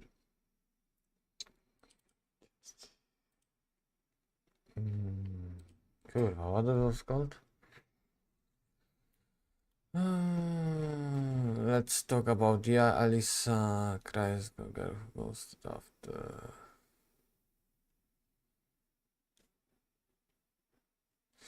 Why I'm playing PS2 games 2024. I think that was the time. Oh, so if you were alive basically in the early 2000s, or unless you were like some wild ostrich or something, you probably have played or at least heard of the PlayStation 2. You probably just somehow experienced it at some point in your life. No matter if you did play, you could have just heard that it was a thing. Hell, I've talked to many people before in my life who don't even necessarily like video games, they just somewhat played it at certain points. They'd be like, all right, well, I played GTA San Andreas or Vice City with my sibling or something growing up, and that's basically all they did. I feel like the PlayStation 2 has been in everyone's lives, basically, if you've grown up in this era. It's just one of those things that just was somehow in your house all the time. I don't know. Obviously, they got run away. I have a large stack of games that I have played at least a little bit lately. I played pretty much, all these games I basically played throughout my life. I just kind of replayed them again. It's only the little bit of games I've played. I have more PlayStation 2 games over there, and I also was playing those, but these were the ones I was probably playing the most. I'm playing PlayStation 3 so much lately, and it's just confirmed to me that that system is incredible. Everything's still good on it. Now, I had to ask myself the question, because this is the generation before PlayStation 3. So are games from the PlayStation 2 era still good? That's the question. I mean, like if you went to the bank and asked them for knitting advice, it just really doesn't make any sense why I asked the question. I just asked it, so this is what we'll find out. I'm going to answer it right away because I don't want to waste anyone's time by thinking I'm going to say no or something. Absolutely they are, and I don't know, man, but somehow everything is just, I don't know, it sounded good in my head, but then I just didn't know how to finish it. But I've been playing or actually, wait a minute. I don't know if no, I didn't play Guitar Hero. I'm a liar. I said I played all of them. I have not played Guitar Hero. I just own it because I don't know where the hell my guitar went. Anyway.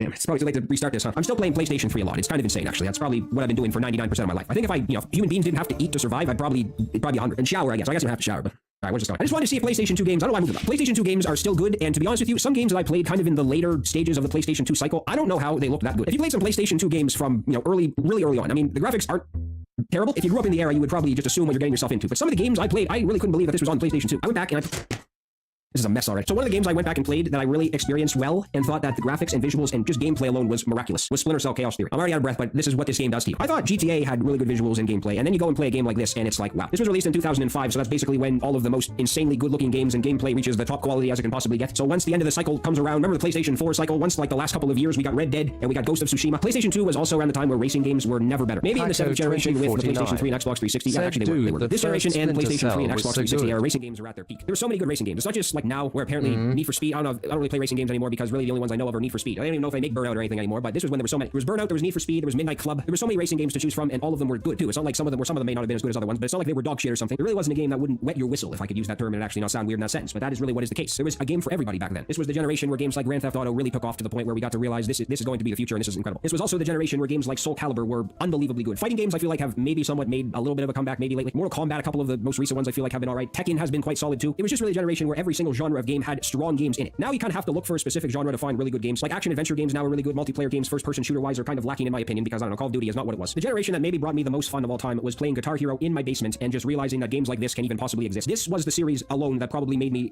maybe not completely just never want to leave the basement. There was other games that I played definitely throughout my life where I wanted to, but Guitar Hero 1 released in the PlayStation 2 era. Even Rock Band was on PlayStation 2 when it was released a couple years later. So I mean, I don't know if that counts as being well, it does, but it was also released with the newer systems too. Games like Tony Hawk were amazing. Where is it? I'm back. Games like Tony Hawk could have been some of the greatest games on the system. Now, that's just my opinion, but I don't know. They were good. They were amazing. I think Tony Hawk Pro Skater 3 has maybe still to this day the highest rating on Metacritic. That's crazy. For the amount of games that were released on PlayStation 2 for this to be at the top. I played these games so much when I was a kid, I don't even know if I even really got to experience the sunlight. My question is, why does he have fucking... This Tony Hawk looks like he's sealed, you know? Probably could have been classified as a vampire for a couple of years. Probably why I never had a suntan. I used to get made fun of because I was so pale. I'm playing Tony Hawk, so why is a human being still playing Generations from this long ago? Well, I mean, I just answered it maybe, but it's just, that's basically what it is. I think I said this before, but there was something that I saw from some of the previous videos when I was making about PlayStation 3 where some people were just like, you know what, man, you just need to move on because PlayStation 3 is old and you need to just get over it. And I'm just like, no, that's not happening. Basically, this was the system in the generation where everything just seemed to work completely well. I was at one of my local game stores the other day and I saw somebody walk in who was, I'm not even joking, was probably around 70. I don't know, maybe he wasn't. Maybe he wasn't 70, maybe I'm terrible at judging people by their age, but he was also in the same section as me looking at the PlayStation 2 console. And all I was thinking was, damn, that's going to be me someday. Somehow, some way, games from this generation all had the greatest soundtracks of all time. And that's an important thing. Games like GTA San Andreas. Said I think. And Vice City. Games like Need for Speed had insanely good soundtracks. I don't even need to mention Guitar Hero because it's kind of obvious they all had very good soundtracks. Some may have had better soundtracks than the other ones, but there was no secret that games from back in the day had insanely good soundtracks. Just the amount of variety of games there was in this generation. TT_Milkers 420 genres of games that have been quite solid. said, This oh generation, no, you can't really it's even walk into a Zelensky. game store and not find a game that was short of incredible. We're talking games like True Crime New York City is a game where you play as a cop, and that is very, very rare these days. I feel like it's not, it's not common. Ratchet and Clank was also a very, very good franchise back in the day. Still is, but back in PS2 days is really where the series was incredible in my opinion. Like you could go from playing GTA and then go on Ratchet and Clank and then still have fun. So basically, I just went back and played all of these games that I once did play quite a bit as a child. I was playing again, and I enjoyed them maybe even more than I did when I was a kid. And you're a little child, you don't really understand many things that go on. To be honest with you, when I was young and playing most of these games, if you asked me what they were even about, I'd have been like, what the hell are you even talking about? I was just playing these games because they were fun. Now you can actually sit back and kind of understand what the hell is going on. Especially some of the games that are rated M, you don't really understand maybe the humor or something in the game that you do understand now. It just makes the game better that you actually understand what the hell's happening. It wasn't even really a simple fact that games from this generation were incredible. It's just, well, I guess it has partly to do with that, but it almost seemed like game companies actually cared about making good games in this generation. We're seeing a lot of bad examples of games these days where they're filled with microtransactions and everything. Wasn't there something in the newest, for Like a Dragon Infinite Wealth or something, wasn't there just something where you pretty much had to pay, TT_Milkers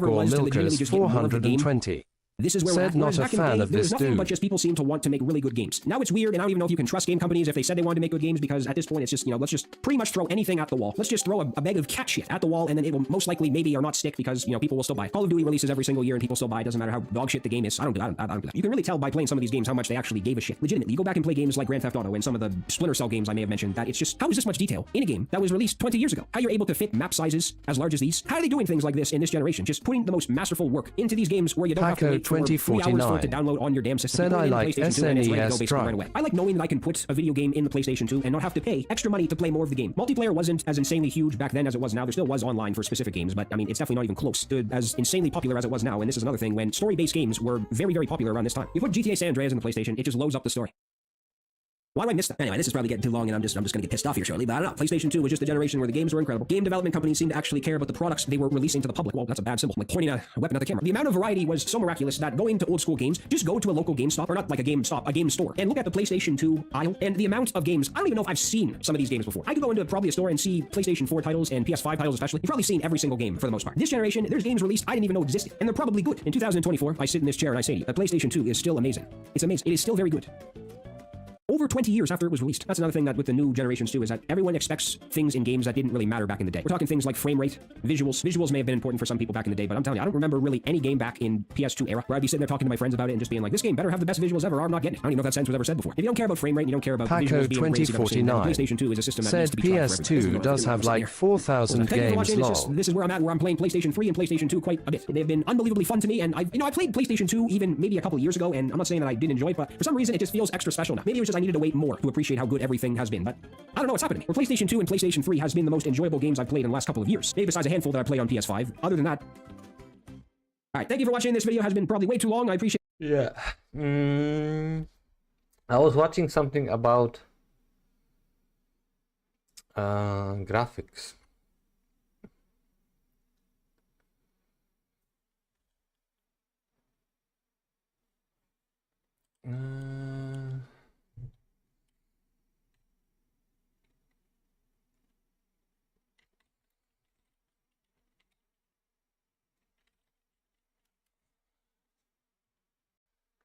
Cool. I'm not gonna find. Wait, we might. Paco 2049 said AVGN be cracking me up too. History. Maybe I can find why I'm playing. I'm still playing, and here is why.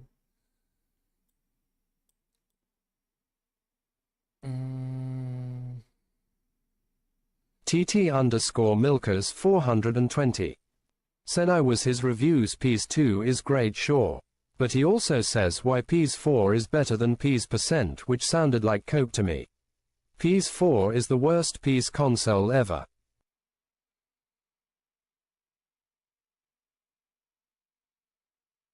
Kurwa. Too many porn site. New.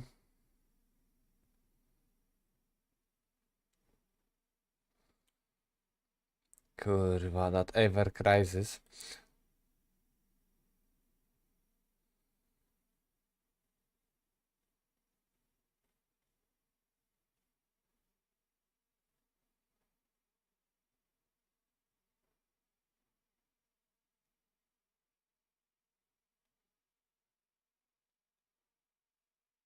Fucking hell. I cannot find it. Song is a degenerate. Paco Yeah. 2049 You have said Song is a degenerate. Of course. I might have to private this stream. Kurde. What's the game? Because there is new game they making on Steam, and I already added to wishlist. To my wishlist. This is Compound Fracture. Kurwa, but I don't know. And I'm waiting for the Echoes of Living. Let's see this. Compound Fracture. Okay.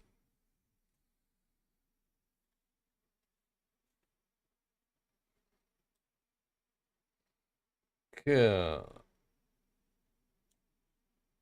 Don't let this new game fool you. Cool. I was hoping I could find it.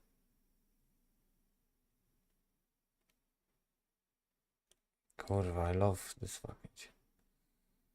Okay. Hey, this is Eddie Shapkowski calling on a recorded line. I can't tell you everything over the phone, but you need to come down here tonight, please. 6 p.m. I'll let you into the building. Place will be empty.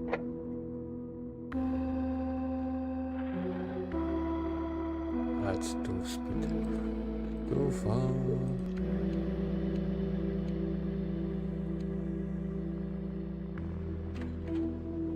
Paco 2049 said too bad Eastward not on PlayStation.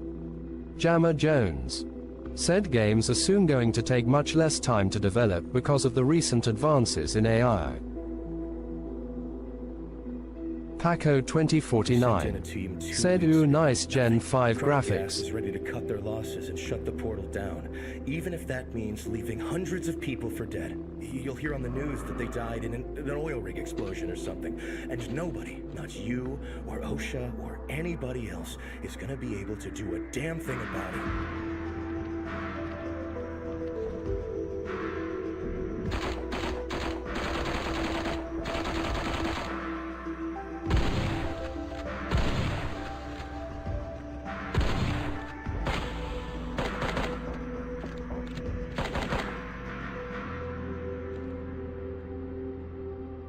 This looks good.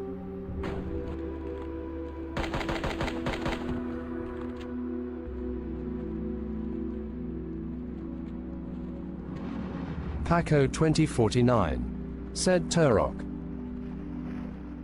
I'm sorry, Enforcer. I didn't know who else to call.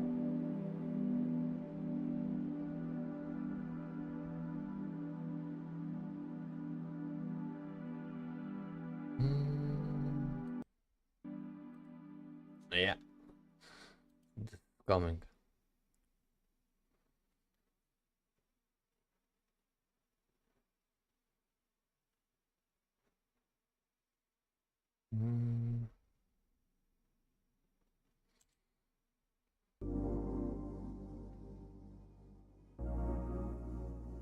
Jammer Jones said I wonder what engine they used to make this game. For the first time, let me now unveil Xbox.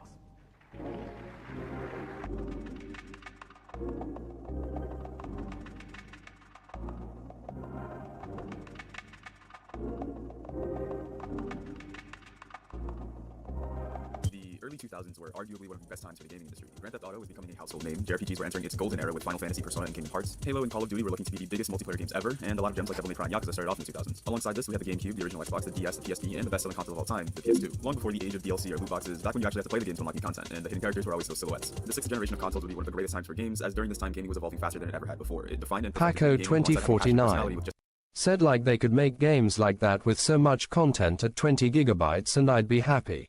About every single title. TT_Milkers 420. Said most games are shit these days until they're getting patched because large companies care more about deadlines than quality.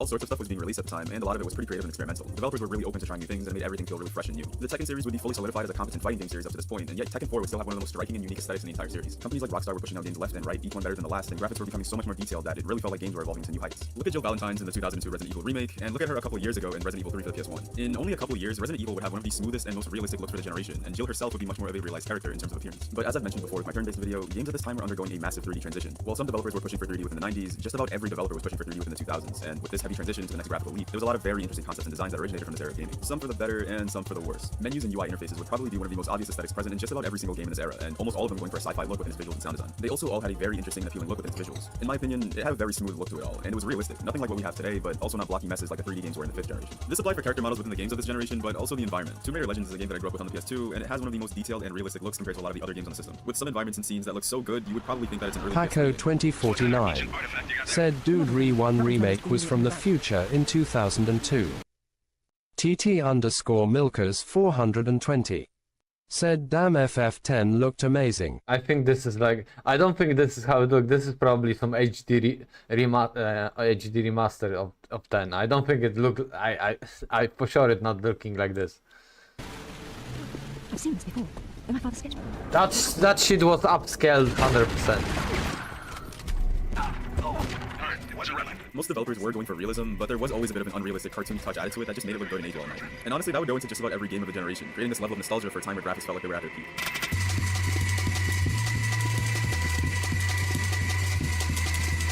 Games looked really good in this generation and had an absurd level of depth and detail while also not being crazy expensive to make. This was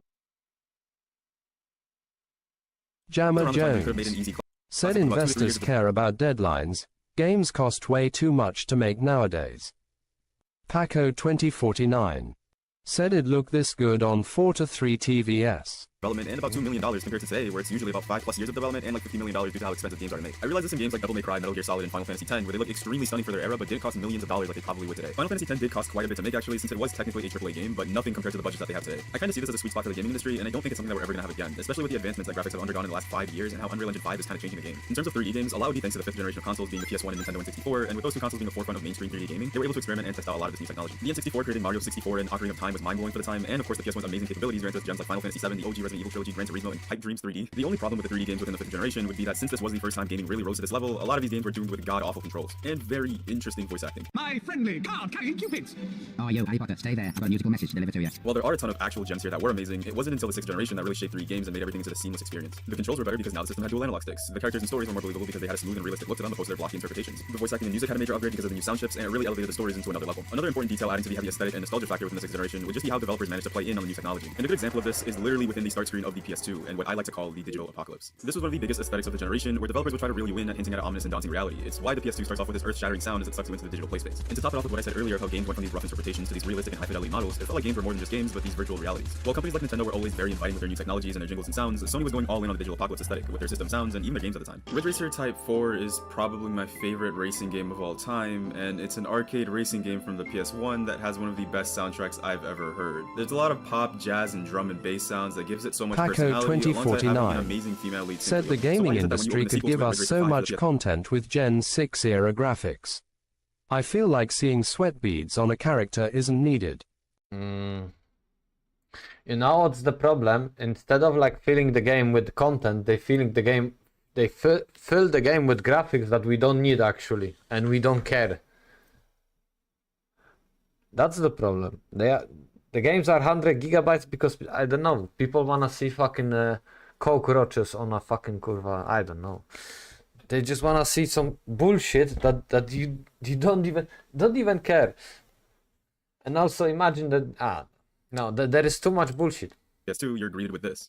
Broadcasting live from Ranch City. This is for all you race fans out there. Here on Google Satellites coming straight at you with some new beats. Check it out now.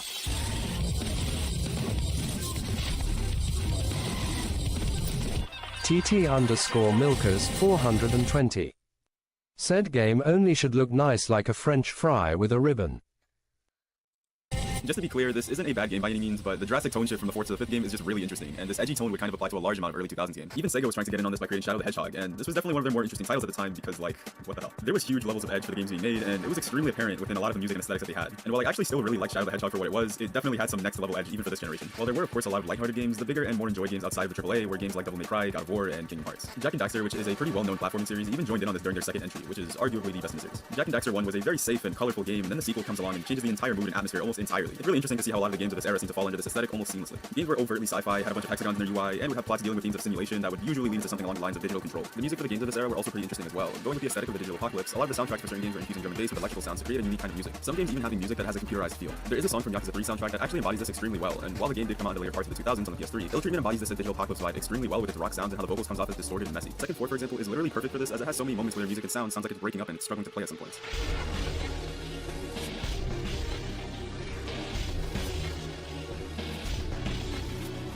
Silent Hill would also have many moments like this in all of their music, with their song Eternal Rest in the original Silent Hill having lots of influence from the band Portishead, and it's also one of my favorites from that soundtrack. I think it goes without saying that the Silent Hill series is one of the most influential horror games ever made, and they're often overlooked because the series has been pretty dead since PT. The first 3 Silent Hill games were known for its atmosphere and aspects of psychological horror, with its sound effects.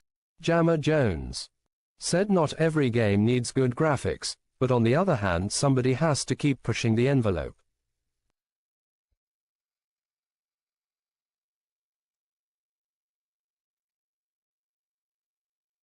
Yeah. And no. Again, it's good graphic, but on the other. I am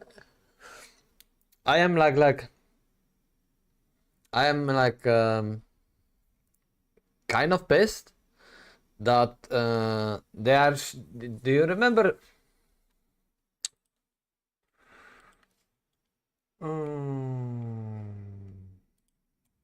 Too many open. How it was called? Unreal Engine by Tech Demo.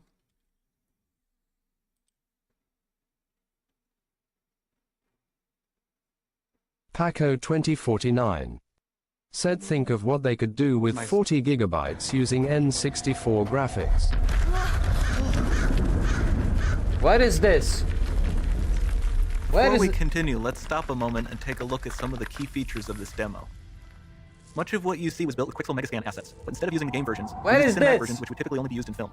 There are around 1 million triangles each, and thanks to virtual texturing, they all use 8K textures as well. Nanite can render an insane number of triangles very quickly. There are over 1 billion triangles of source geometry in each frame, but Nanite crunches down losslessly to around 20 million drawn triangles. What does that many triangles look like? Paco 2049 said but Batman Arkham Knight looked amazing too. This swarm of bats was created with a Niagara effect system. Particles in Niagara can now talk to one another and understand their environment. TT_Milkers420 said this is only in the presentation kappa. Paco 2049 said that became Forspoken song. But this is what's showing what the engine is capable of doing. The demo runs on our chaos physics system. Here we are using it to accurately simulate the rigid bodies of the falling rocks and the cloth of her scarf.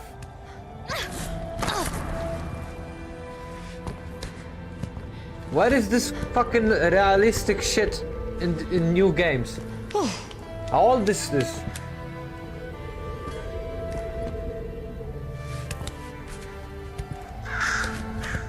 Now that the environment is so complex, we've needed to greatly improve our animation systems to adapt. We've added predictive foot placement and motion work that dynamically modifies IK and said yeah, pretty sure they made Forspoken from this. No. This is not Square Enix. If fucking Black Myth Wukong doesn't look like this, I want the refund. For the character to more realistically interact with the environment, we've added the ability to trigger seamless contextual animation events, like her hand on the door. That's promising.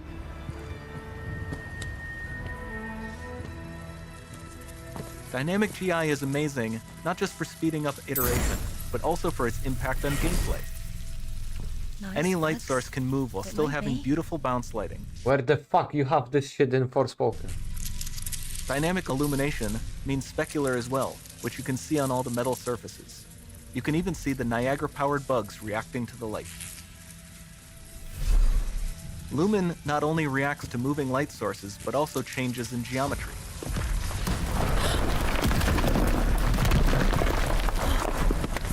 Where the fuck is this game? Remember we mentioned high poly assets? This statue was imported directly from ZBrush and is more than 33 million triangles. No baking of normal maps, no authored Paco LODs. 2049 said, "Oh, you right, it was Luminous Engine." Yo, where is this? Where is TT_Milkers 420 said, "Even if this is from Engine, it doesn't mean they can bring it out for the normal consumer. This is all staged." Dude, but they can do this. Yeah. Constrained to small rooms. It can The game stretch can look all the like way this or to not. the horizon. The portal, it's open. Don't fail me now. Jammer Jones said, "Have you seen Cyberpunk 2077 realistic mod?"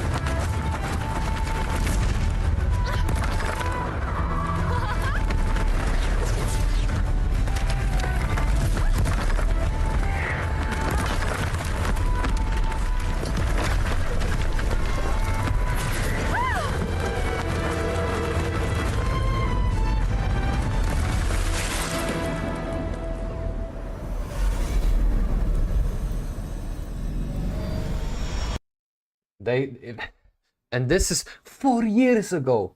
4 years ago they can do this. Time demo, next gen real time demo, running on PlayStation 5. Where is this fucking graphic on PlayStation 5? Where is this shit? 4 years ago they were saying the game gonna look like this. Till this day we don't have a game that looks like this. Fucking liars.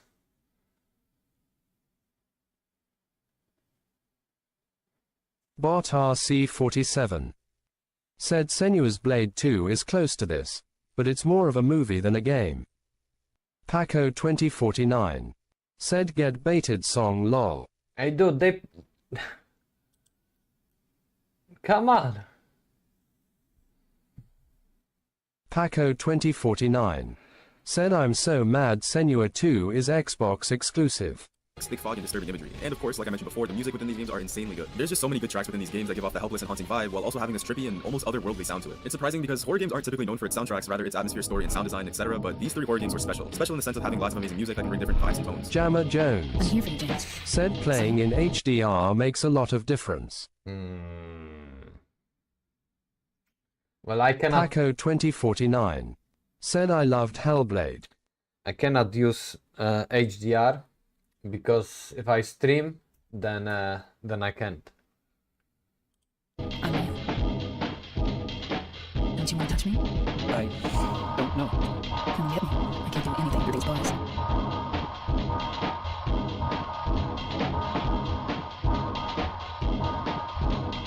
The creativity within these consoles made for some of the best and most memorable experiences to date. Back in a time where you had developers who actually wanted to make good, finished video games. AAA games existed, of course, but gaming was still growing as a medium, and companies didn't have these enormous budgets to work off of, unless you were like Square Enix or Rockstar. But the smaller budgets to make games worked well in favor of these companies, as there just wasn't too much to lose. Developers were able to experiment to create some of the most interesting concepts imaginable without the fear of losing millions of dollars if the concept failed. Shadow of the Colossus, Kingdom Hearts, Okami, these are all games that can be labeled as abstract to an extent, and probably would be nowhere near as big if they released today. Nowadays, with how every company is playing it safe, it's damn near impossible to get something even slightly creative and new, because if the risky concept fails, it could lead to the end of a franchise or the end of a company altogether. And just off the top of my head, the last time we got something new and creative was probably Stray, Baldur's Gate 3, and Hi-Fi Rush, and even then games like that don't release all too often, unfortunately. But with how almost every developer in the 2000s were trying to get a hang of the new technology, a lot of them were trying everything they could and seeing what sticks. This would end up creating a lot of consistent but really cool environmental scenery within the 6th generation, one of which would be the iconic beach levels. This may sound weird, but I swear almost every game in the 2000s had a beach level, and they were always one of the highlights of the game. It may be an odd thing to reminisce about, but it was always something about how the water looked in the 6th generation that just kind of tickled my brain. The water levels in Majora's Mask, Besaid Beach in Final Fantasy X, the opening act of Kingdom Hearts, and Planet Poketaru in the original Ratchet & Clank. Not to mention all of Super Mario Sunshine and Zelda Wind Waker. The generation itself even started with the Sega Dreamcast, and their launch title was Sonic Adventure, which had the first level of none other than a beach. Maybe it was because of my age and how these stages or levels would naturally be a little more relaxing and chill than the others, but I really enjoyed them and how everything felt within them. They also had some of the hardest art for their respective games. And to top it off, these levels would have some of the best and most relaxing music I've ever heard.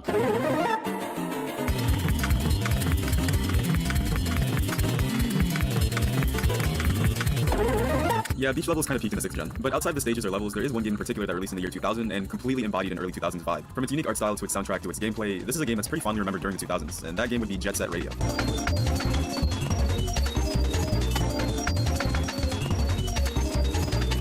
I remember playing this a little bit, but never finishing. Now, before I continue with the segment, I'll just throw it out there that I haven't really beaten this game, and I don't have that much experience with Jet Set Radio. But with how Jet Set Radio was so influential and distinct, it's kind of impossible to make a video like this and not mention what it did for the 6th gen. I've seen a lot of Jet Set Radio from my friends who are heavily into it, and even though I haven't really played it myself other than the 2 hours I have it on Steam, the impact that this little game had for its time is pretty unreal. Sega kind of struck gold when they created this for the time and didn't even realize it, and it may not have saved the Sega Dreamcast, but it was definitely a relic of its time period. Jet Set Radio is a game that embodies and glorifies the punkish 2000s better than any game that I've seen before. The music is high energy funk, electronic, hip-hop, drum and bass, and the characters all skating and grinding around as movement, the arena, and the designs are so aggressively abstract and distinct. Not to mention just how hard every single art piece is for this game. The visuals emphasize bold lines and vibrant colors and capitalize on the 2000s craze of skateboarding and spray painting. It revolves around the street game called the GGs, who have graffiti turf warfare against rival gangs around the city. The game doesn't really have a main character, but the character that they do show the most would be called Pete, and who eventually need more characters throughout the game to join them. It also takes place in a dystopian future where the government is trying to get rid of graffiti gangs. And that's honestly the main premise. You just go from level to level spray painting, claiming territory, and avoiding the law in other games. It aims to capture the rebellious and artistic essence of street culture and manage to blend it seamlessly with a fast-paced skate and trick system and hide graffiti mechanics. Jet Set Radio was also one of the first games to create a cel-shaded look within its visuals, and many games after Jet Set would seem to emulate this look within their own franchise to get a certain style to them. Zelda Wind Waker is one game that would try their own version of cel-shading after Jet Set, and even games like Borderlands would become known for its unique cel-shading adjacent style within their own games. It would also go on to inspire the semi-recent Bomb Rush Cyberpunk, which aims to capture that early Jet Set Radio vibe in every single way. Unfortunately, when I did play this game for the first time back in August, I couldn't get so far for the simple fact that the controls and the way this plays just wasn't the best. I do love the aesthetic and everything about this game, but unfortunately it does feel like you're on ice 24/7, and certain movements and sharp turns can be kind of hard. It would go on for a sequel in 2002 for the original Xbox, which would patch out some of its rough movements and mechanics. Jet Set Radio Future is often seen as a sequel, but it's really just a retelling of the same story of the original, just more polished insider mechanics. Just about every game in the 6th generation all had something going for them, and aesthetically, this was the most beautiful generation of games in my opinion. Everything was just right. Games were realistic enough to catch the attention of everyone in a 5-mile radius, but also not absurdly realistic, and the music and atmosphere here still rival some from our current generation. And a lot of the franchises that are so big today have really started back in the 6th gen. And I mean, there is a reason on why the PS2, for example, is one of the most emulated consoles ever. And I didn't even really mention it before, but this was basically where the whole character action genre started, with the first Devil May Cry, which was one of the most influential titles of its era, as for the first time an action game was released where you had a plethora of weapons to choose from, melee to range-wise. One of the main focuses would be how it plays off of how stylish you are during combat, which is very new for the time. Combining an extremely fun combat system with combos and a variety of weapons alongside how stylish you are during combat was able to I remember this, like, yeah. Like when you play fucking Devil May Cry first time, the first one, for the first time, you were like, oh, holy shit, I can do all of this shit. A whole new genre that I don't even think Capcom saw coming when they created this game. From here on, we had DMC2 and 3 come out, with DMC3 being known as one of, if not the best game in the franchise, then God of War 1 and 2, which were amazing games for their time. Bayonetta would eventually come in later by the same creators of DMC, and then games like Metal Gear Rising Revengeance, Wonderful 101, Ninja Gaiden, all seemingly coming off of the hype that Devil May Cry started back in the 2000s. Due to the power of the 6th gen consoles, we had the biggest graphical leap in gaming from the 5th gen to the 6th gen, and developers were more creative due to that fact, and were able to pump out creative masterpieces on the hardware that would be remembered for years to come. Dual analog sticks were becoming a necessity in every system in order to more properly play the games coming out, and the budget cost significantly less to make a good video game than it would now. And the developers were able to make good games that genuinely looked amazing for the time and didn't have to sacrifice their budgets on gameplay. Thanks to the crazy level of experimentation as well, so many new ideas were greenlit because chances were it probably didn't cost so much money to the point where the publisher would go out of business if the idea failed, leading us to some of the most creative games ever. Like Fugitive Hunter on the PS2. How do you think it feels? Anything is easy to play. How do you think it feels? Any day from 9 to 5. Why do you cry still? Many kinds of good days. Try you do something well. It's gonna hit. I am fine. It's pretty good. Let's dig it out. TT_Milkers 420 said creating game a big game isn't that easy. The bigger the game, the better memory management it needs. This is where most studios fail. Any more nostalgia videos?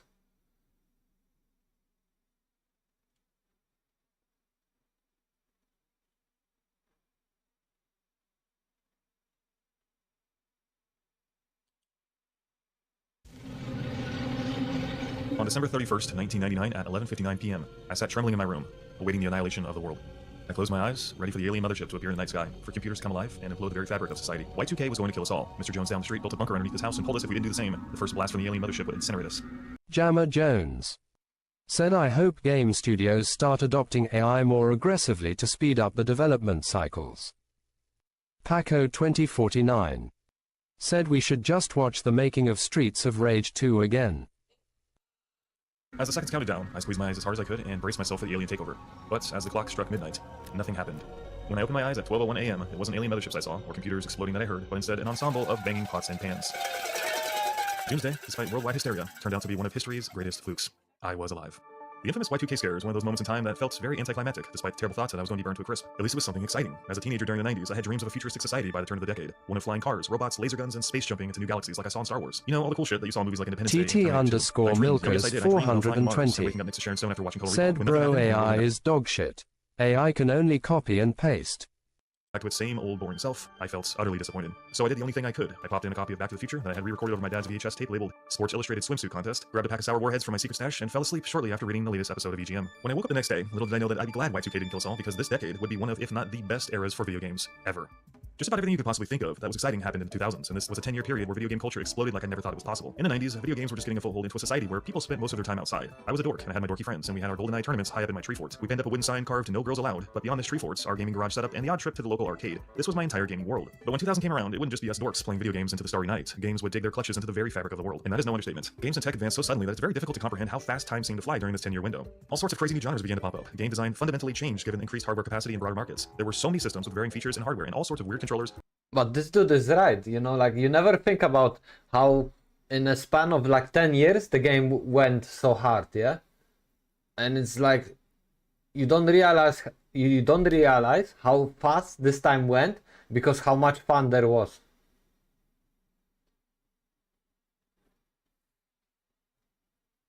Paco 2049 said AI is getting better at writing though. It can write code for games too. Look,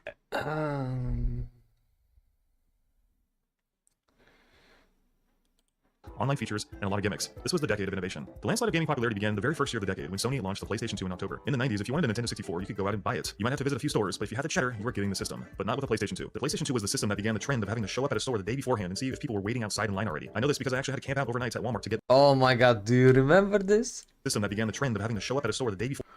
Oh my god. Look at this. Yo. Yo.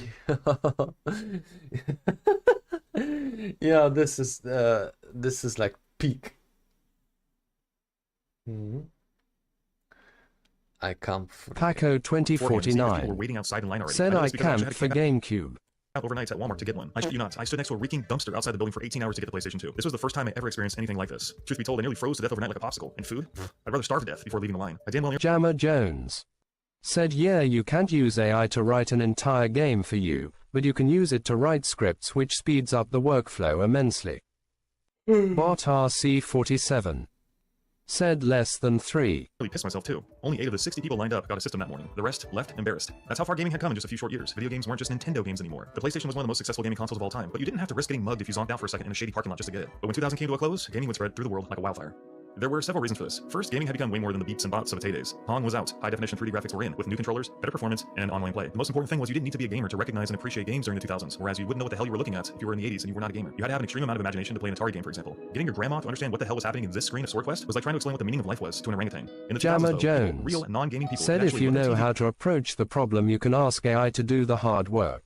And see the difference in video game genres now. And with new controllers and lots of new options, it was easier to play them too. Not everyone could play Ghouls and Ghosts in the 80s, but everyone could play Wii Sports in 2006. The first few months of the 2000s were simply nuts. The Dreamcast was the last system launched in the 90s, and it was incredibly underrated. It would eventually be discontinued in March of the following year, but it would deliver some amazing titles up into its demise. Just in the first 30 days of the year, the Dreamcast launched Crazy Taxi, Legacy of Kain Soul Reaver, and what I consider the greatest Resident Evil game ever made, Code Veronica, followed by Dead or Alive 2, Rayman 2, Skies of Arcadia, Jet Set Radio, and Grandia 2. Just oh my god, I play Rayman 2. Which had just launched 3 days before Y2K, which was one of the most hyped games ever. You want to talk about a console that was all about the games? The Dreamcast was not f***ing around. Sadly, when the PlayStation 2 hit in October, interest plummeted so hard that Sega was forced to throw in a towel, marking the end of one of the coolest game systems ever made. But not without last one, hurrah. And that game was Phantasy Star Online. I can't even describe how wild it was to play an online RPG on a console on launch as a kid in 2000. It was like being in a dream. Prior to the Dreamcast, you couldn't really play games online unless you bought weird adapters like the Sega Saturn Netlink, which nobody did. It was literally the first system with a built-in modem. I've been playing a few games online for a few years now on my PC like Diablo 1, but nothing like the power of 128 bits. With the Dreamcast, you could plop yourself down on the couch and game online while scarfing down Pringles. I mean, this was avant-garde gaming at its finest. It was ghetto and slower than cows, but hey, it was real. I lost myself in games like Choo Choo Rocket, Ooga Booga, and Bomberman Online. Can you believe this is an actual race? A 4x4 Evo played on Sega Nets 23 years ago? It's insane. But nothing really compared to Phantasy Star Online. It was the first online console game that really hooked me, and I remember how surreal it was walking around town seeing actual real-life people in a console game, then walking out into the forest and gunning down monsters and watching other people do the same, but with laser swords. And you can actually type to people if you had the Dreamcast keyboard. If you had the Dreamcast mouse as well, you can play Quake and Unreal Tournaments online. Again, it was jank, but this is where it all started. And there's something really special about being part of a revolution, an inception in the moment, at that time, despite how ghetto it was. The saying that you just had to have been there is real. Of course, online gaming was very niche and very pricey, because families didn't want you holding the phone line Paco hostage. 2049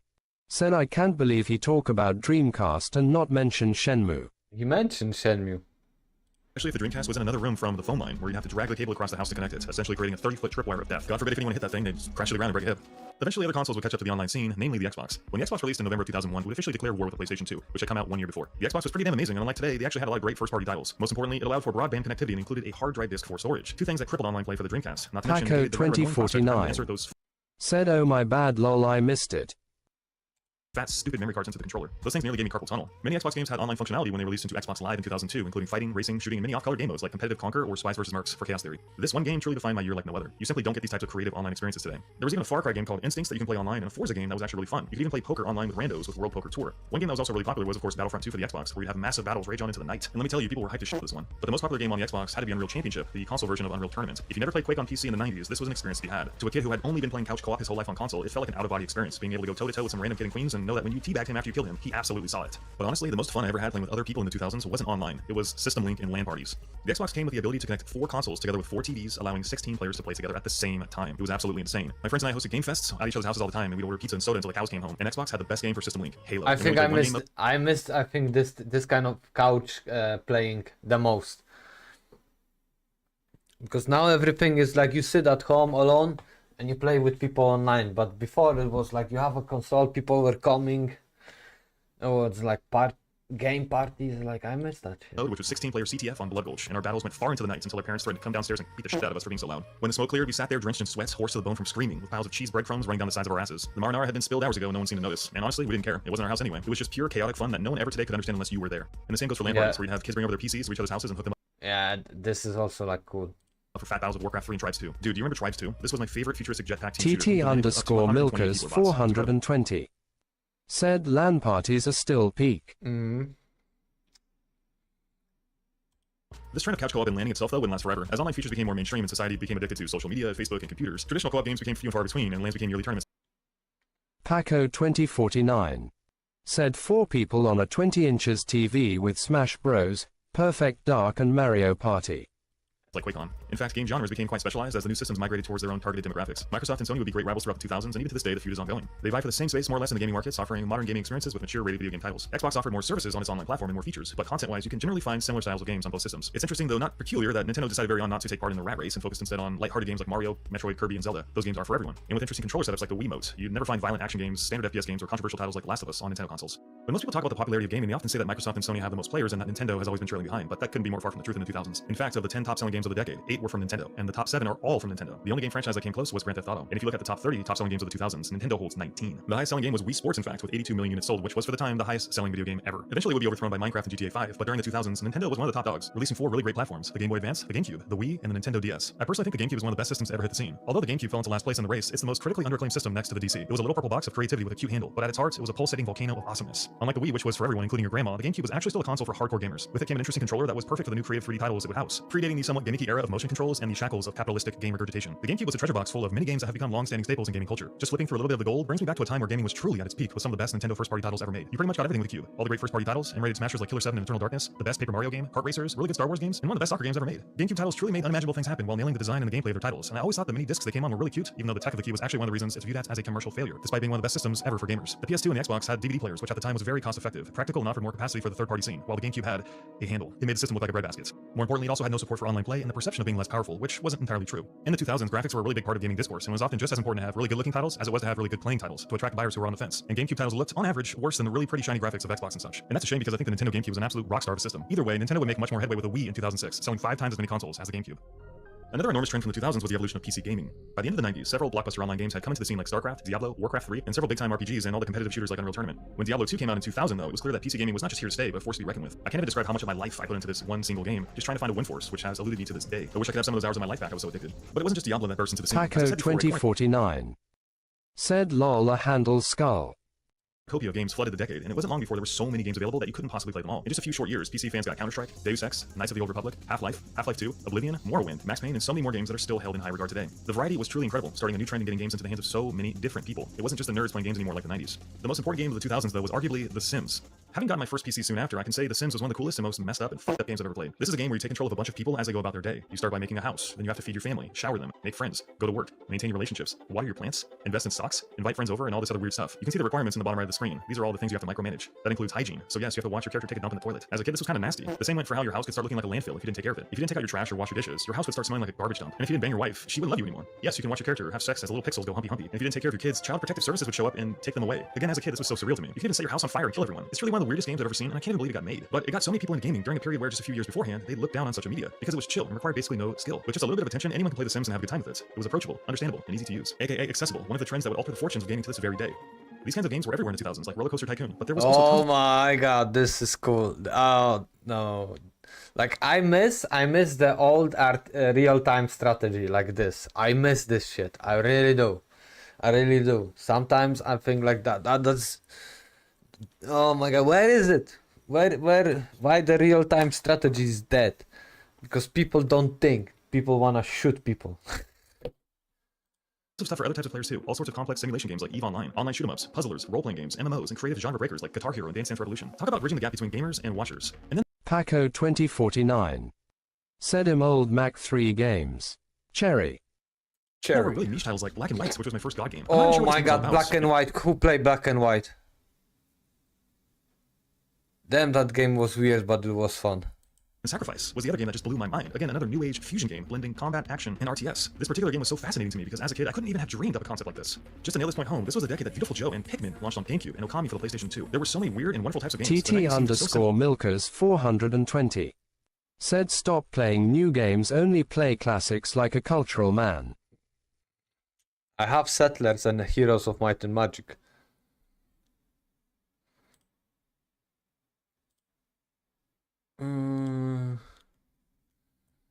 What do I have? Commandos. I have on GOG. I have also. I could still continue my goal to play all the Soul River games. Compared to all this, like I said, it was the era of innovation. One such creative title introduced in 2000 called No One Lives Forever shows a very different side to the FPS that we ever find today. This era TT_Milkers was all about 420 said you can have everything for free these days due emulators. Jammer Jones said yeah, maybe it's not the game studios that are the problem, it's the normies lol. Fucking normies. Taking chances, but this wouldn't last forever. Far into the next decade, more aggressive business practices encouraged copycat game development. For-profit incentives like overly monetizing titles and stuffing all sorts of in-game stores and free bonuses into the mix. This was a good way to get more money for every dollar spent, but its ethics are questionable. Regardless, it's landed us where we are today, where every game seems like it's trying to shoot for the financial stars. But in the 2000s, every single genre had its day, from kart racers to 4X strategy games to Sudoku sex anime games and everything else you think of. Though the popularity of some of those would wane as the decade went on, like beat-em-ups, point and clicks, and of course the once beloved platformer that we all know and love. And honestly, arcades too, unfortunately, would be left in the dust given the popularity and availability of consoles, online gaming, and PC gaming. By 2009, you could play a game with anyone from anywhere, from the comfort of your own couch, have a friends list, and chat online or even voice chat, all while playing games that in no way, shape, or form are representative of today's most popular. You have to understand that during the 2000s, gaming culture wasn't anything like it is today. There weren't any MOBAs, or Battle Royale games, or Minecraft or Overwatches. Those games came the following decade. You didn't stream, Twitch wasn't founded yet, you didn't have smartphones for games until the very end of the decade. YouTube was just starting up, and this idea of online communities among games wasn't really a thing yet. Reddit was also very new and underutilized. It was game sites like game trailers that were popular, not raging internet news tycoon YouTubers. People discussing the games industry in provocative and lucrative ways wasn't really a thing. There was no lavish monetization in gaming, no battle passes, no season passes, no loot boxes or anything like that. You might have a couple things you could buy, but all of that was yet to come. In the early days, it was more or less no drama, all fun. Several big games had giant communities though. Iconic titles like RuneScape and World of Warcraft, EverQuest 2 would pretty much take over the lives of innocent kids across the world, including myself. Counter-Strike was insanely popular, but MMOs were the most powerful games by far on PC. This iconic picture showcases the insanity: 10 million active subscribers per month at the turn of the decade. That's $150 million in revenue each month, ongoing for a decade.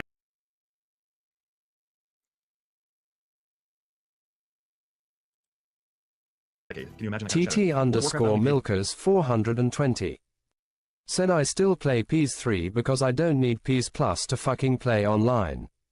The groundworks for the modern MMO, but it changed the face of cooperative and online play forever. Not just PvP gameplay like Counter-Strike. WoW was a social game. You could talk to people to get groups, you could trade, run dungeons, do PvP, or craft and exploit the in-game economy with the auction house, all while interacting with other players in any way you wanted. Whereas games could be beaten in a single sitting in the 90s, you could essentially play WoW forever. It became the norm in the 2000s to save games and come back later to them, especially given how consoles had either internal hard drives or memory cards now. This had a large effect on the evolution of video game difficulty. But having a character in a living, breathing, ongoing world was simply on another level though. There was no end screen and you never see the words game over. You were the character and the world was yours, but it would come at a cost.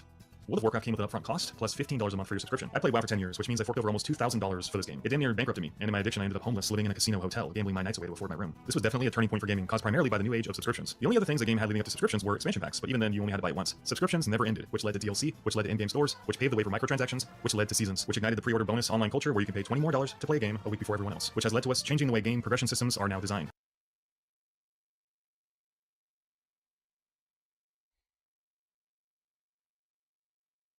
Paco 2049 said I wish GameStop would change their name back to Funkoland. which brings you up to today, where you're never really sure if you're getting everything you should be when you fork over the money. Step back and look at modern gaming from a peanut gallery, and you'll see the monetization buffet feasting on an industry driven by big business, that's for sure. But when you bought a game in the 2000s, you pretty much got the whole game. WoW had a subscription, but there was never a moment where you questioned the ethics of its content. WoW was generous and large. It wasn't selling boosters or max level characters or cosmetics in the store, and content wasn't ripped out of the base game to use as DLC. At least it didn't seem like that, and that goes for basically every other game I played. I never got the suspicion that games were being chopped up behind the scenes. Finding a game, especially on the console, ransacked with in-game monetization was like trying to find a needle in a haystack. Games may have been shitty, but if you bought a game, you were getting the full package.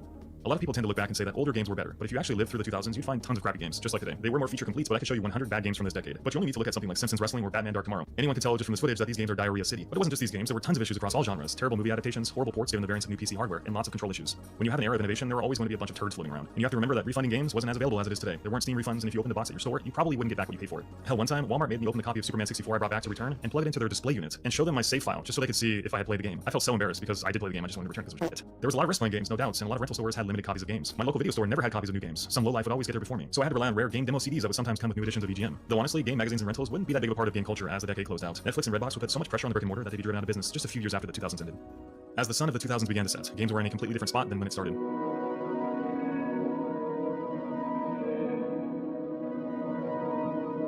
The 7th generation consoles were getting mature, and all the big companies were getting ready to release their next systems in the coming years. Systems like the Xbox 360 and the PlayStation 3 now had wireless controls, online functionality, and new tech like Blu-ray players or motion controls or tilt features. Ventrilo was founded, and Steam was making headway, so you can now buy games online and voice chat with all of your friends. Advances in presentation were making games incredibly atmospheric, even movie-like. Iconic titles like Killzone 2 and Uncharted 2 featured beautiful on-rails technology that were some of the first real-time set pieces that I ever experienced. It was now possible to retain control while games came alive in the background. Territory once reserved for pre-rendered cutscenes, and a huge leap forward for missions like Stalingrad from Call of Duty 1 just a few years beforehand. Smartphones were gaining momentum. The mobile gaming crave was about to take the world by storm. And gaming had changed. RPGs were getting huge. Worlds were becoming open, and sequels were becoming a big thing too. All around the world, people were playing games, at home, online, and in trains going to and from work. In the following decade, games would become so mainstream that you'd no longer be an outcast, leading to even more popularity as streaming platforms would burst onto the scene and once again change the face of gaming forever. There's no denying that the 2000s were, with the 90s, the two most defining decades in all of gaming. No other period of 20 years would see so much change and transform our culture. Its people, how accepted we were, and how we played, shared, and experienced games. It was a time where video games thrived in so many creative ways, and where people. Oh my god, I remember this game, American McGee. Oh my god, I spent so much time to finish this game. On an idea, even though they didn't know if it would work out. Creating a breathtaking handful of years where games were made through passion creation rather than profit creation. Before games became the commodities that they are today, and gaming culture became what it is now. Every era has its ups and downs, and modern gaming has given us some incredible titles, but it's also changed so much of the heart of game development that it feels very estranged from this period. The 90s and the 2000s were simple times where gaming was pure bliss. I carried gaming with me through high school and into college, through my entire life, and through all the changes of video game genres and gimmicks and fads. There were so many beloved titles, and I had so many wonderful memories during this time, playing by myself, with my old friends, and with all the new people I met in the online scene. There were so many memories that it was impossible to show them all in this one video, and that's a sign that the 2000s was where gaming might have been at its best. Thanks for watching. If you have a story to share about your experience in the 2000s, please feel free to post it in the comment section below. I'll see you guys in our next video. Peace. Do we watch more nostalgia?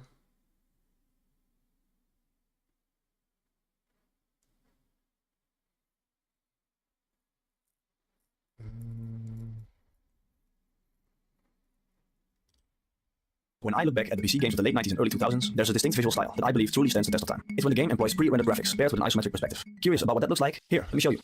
TT_Milkers420 said if I ever become a streamer I will stream though all games prior PS4. Good luck. What I can say, good luck with that. Becoming a streamer right now is a waste of time.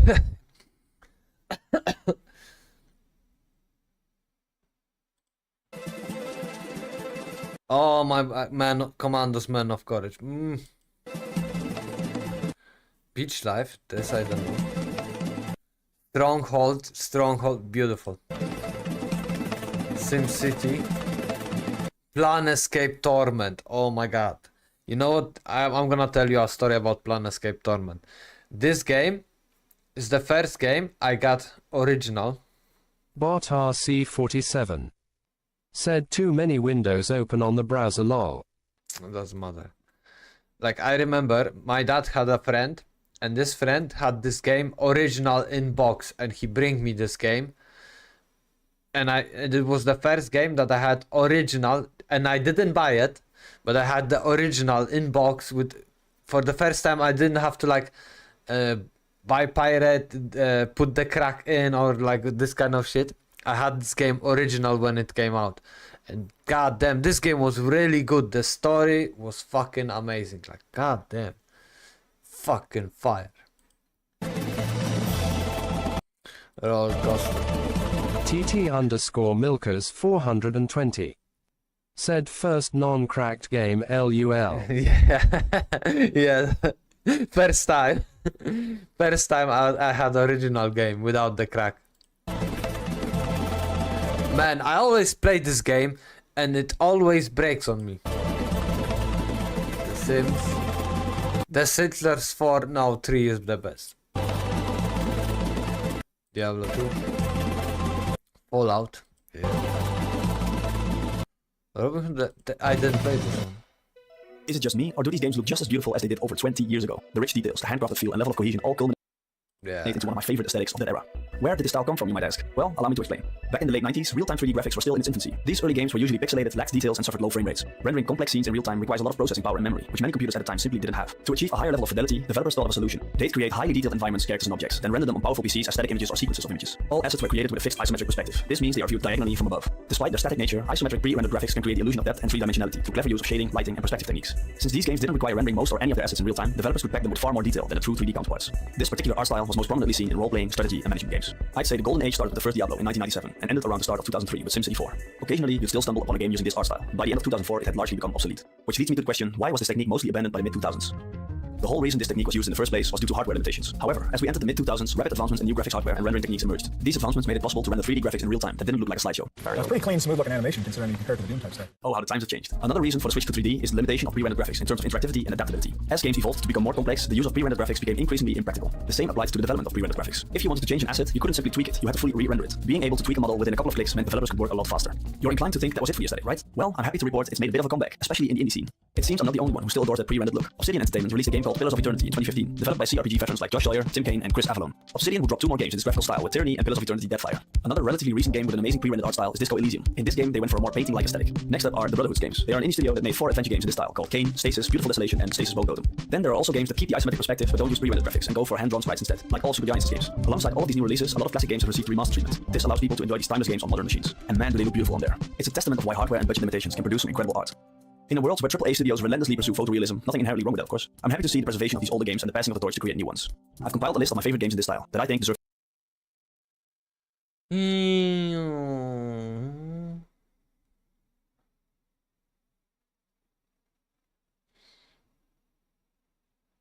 Age of Empires. Man, Age of Empires demo I play so hard. Your attention. Feel free to pause the video if you need to. Of course, there are plenty more games that use this art style, but this is a nice place to start. I want to thank you for taking the time out of your day to listen to me ramble on about video game art. If you want to see more retrospective content like this, I'd really appreciate it if you like the video, leave a comment and subscribe to the channel. Now, if you'll excuse me, I'm off to Game Tales. Okay, let's see. The game that demands a sequel.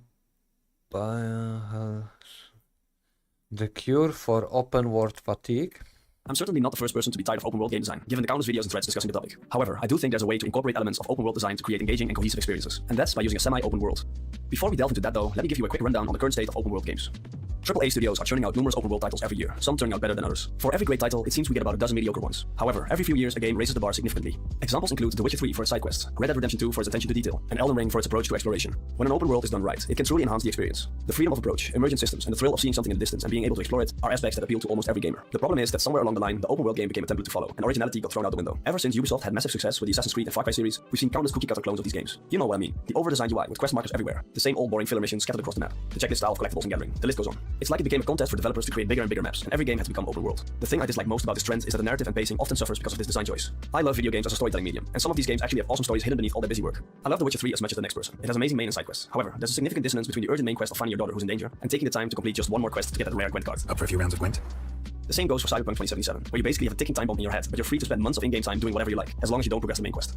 I get it, not all people play games for the same reasons, and that's fine, but it seems like AAA developers often overlook a type of world design that in my opinion takes the best of both worlds. I'm talking about a design where you get a great narrative that's well-paced, along with meaningful side content that doesn't feel like busy work. This design is what I refer to as the semi-open world. While there isn't a concrete definition for this term, I want to take the time to explore what it means to me personally. There are a couple of variations of a semi-open world that I feel work really well. The first are chapter-based games that have smaller open world zones within them. A perfect example of this is The Witcher 2. After you complete the prologue, you enter the first chapter, which takes place in and around Flotsam, a small riverport. The main quest is to leave this town, but it's only possible if you slay a large beast that has been terrorizing the area. While you figure out how to kill this beast, you are free to explore Flotsam and its surroundings. It's not a huge area, but it's very dense and packed with side quests that make sense in the context of the world. A lot of these are presented to you organically while exploring, so it feels rewarding to go the extra mile.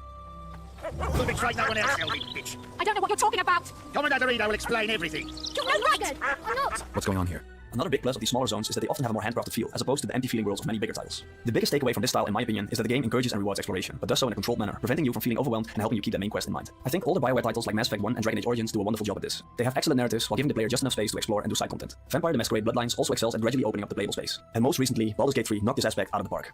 Alright, time for the next variation. This one strays the furthest from the open world format, but borrows enough from it to justify its own section. I'm talking about mostly linear games that have levels or areas that open up and allow for exploration. These games are usually very narrative driven, and I personally love the inclusion of these wider levels to avoid the feeling of being completely on rails. The first time I saw this design used was back in 2009 with Call of Juarez Bound in Blood. It's a Western FPS game that played like any other shooter from that era. But developer Techland included 2 chapters in the game that were like, here's a huge open map, go have fun and do some side activities. I absolutely loved this back in the day, but after revisiting the game for this video, I can see it's all a bit bare bones. Still, I love the concept of it. After Call of Juarez, I've seen this design implemented a few more times, but to my knowledge it's still quite rare. Notable examples include the 2013 reboot of Tomb Raider and its sequels, Uncharted The Lost Legacy, The Last of Us Part 2, A Plague Tale Requiem, and Metro Exodus, a game that's high on my to-play list. From what I've seen of the game, Metro Exodus seems to have the blend between linear and non-linear design down perfectly. Are there any examples I missed in this category? Please let me know in the comments down below.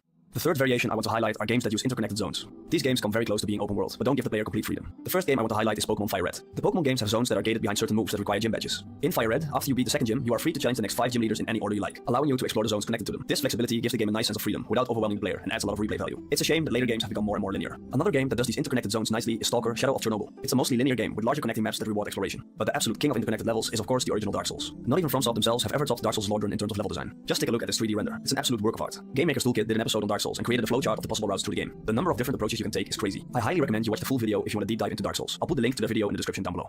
Now we finally arrived at the last variation of the semi-open world, the hub and spoke design. In this setup, everything revolves around a central location. From this hub, you venture out into different areas or levels throughout the game, while regularly returning to it. It's like a base of operations, a home if you will. The central hub usually serves as a narrative anchor, where key story elements unfold, characters develop, and new missions are assigned. Starting from this hub and gradually exploring new areas allows players to learn game mechanics and strategies incrementally. This prevents new players from feeling overwhelmed and lets them learn the game at their own pace. Here are some examples of games that use this technique to the fullest. Shadow of the Colossus, Dishonored, and really any game made by Arcane Studios, Deus Ex Mankind Divided, God of War 2018, Resident Evil Village, and Bully, although Bully could also be considered a chapter-based game. And there you have it, some alternatives to fully open world games. I try to fit all of these games neatly into categories, but truth be told, it's more of a spectrum. I'm no game developer, and the game's design rarely fits perfectly into a box, but I try to make sense of it in my own way. I realize there are a lot of obvious examples missing, like many Nintendo games and JRPGs, but those are a bit of a blind spot for me. I'm sure you will remind me of them in the comments. So, what's the cure for open world fatigue? To me, it all boils down to pacing, balancing player freedom, and preventing players from becoming overwhelmed. I'd like less filler and more meaningful content in my games. To developers, I say, take a look at these games and incorporate some of their design elements into your next project. And to the rest of the people watching this video, you've just got a ton of recommendations to try out. Enjoy them. Thanks for watching my video. If you have any topics you want me to cover, please let me know in the comments down below. I'd also really appreciate it if you could like the video and subscribe to the channel. Alright, that's it from me. I'll catch you in the next one. Peace. Good content. The most authentic World War FPS, brother-in-law. Bloodborne retrospect more than meets the eye. I played Gothic 1 for the first time in 2000. I played Gothic 1. Medal of Honor, Max Payne. Neversoft Gun, Need for Speed, Bully, Call of Duty, Mirror's Edge, Beach Life, Odessa, Battalion, Life is Strange, The Punisher, The Last of Us Tribute, Beyond the Two Souls. That was a good game. Claymore.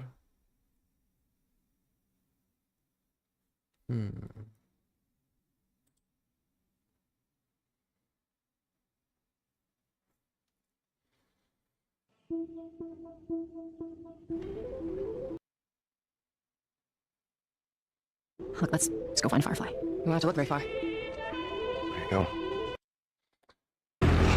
Whatever happened to me is the key to finding a vaccine. Okay, this guy didn't. Okay, play the Gothic. Let's see. Gothic 1 is a role-playing game developed by the German-based Piranha Bytes, released in 2001. Over the years, it's become a cult classic among RPG fans, especially in Eastern Europe. The game was quite ahead of its time and served as a massive point of inspiration for the Witcher series by CD Projekt Red. Since the Witcher games are some of my favorite RPGs of all time, I was curious to see if I could still get something worthwhile out of this 23-year-old game. And after 25 hours of gameplay, I bring you my 2024 review of Gothic from a first-time player's perspective. Since the game's from 2001, we need to download some fan-made patches to get the game to run on modern hardware. This used to be quite a bit of a hassle, but in 2022 the game received Steam Workshop support, and now it only takes a couple of clicks to get the game running. I tried to stay as close to the vanilla game as possible to get the authentic experience. The only additional mod I downloaded was a DirectX 11 upgrade, which enhances performance and graphics. And with that out of the way, let's delve into the backstory of Gothic. The Kingdom of Mirtana is at war with the orcs. King Robar II requires magical ore from the mines of the Isle of Coronis to forge weapons for his troops. Regardless of the severity of their crimes, criminals are forced to mine this ore. To ensure the prisoners cannot escape, the king enlisted the most powerful mages of the Empire, 6 from the Circle of Fire and 6 from the Circle of Water, to create a magical barrier around the mine. But something disturbed the ritual, and the barrier grew way larger than expected, trapping the mages inside. Okay. How to get back into a game, according to science.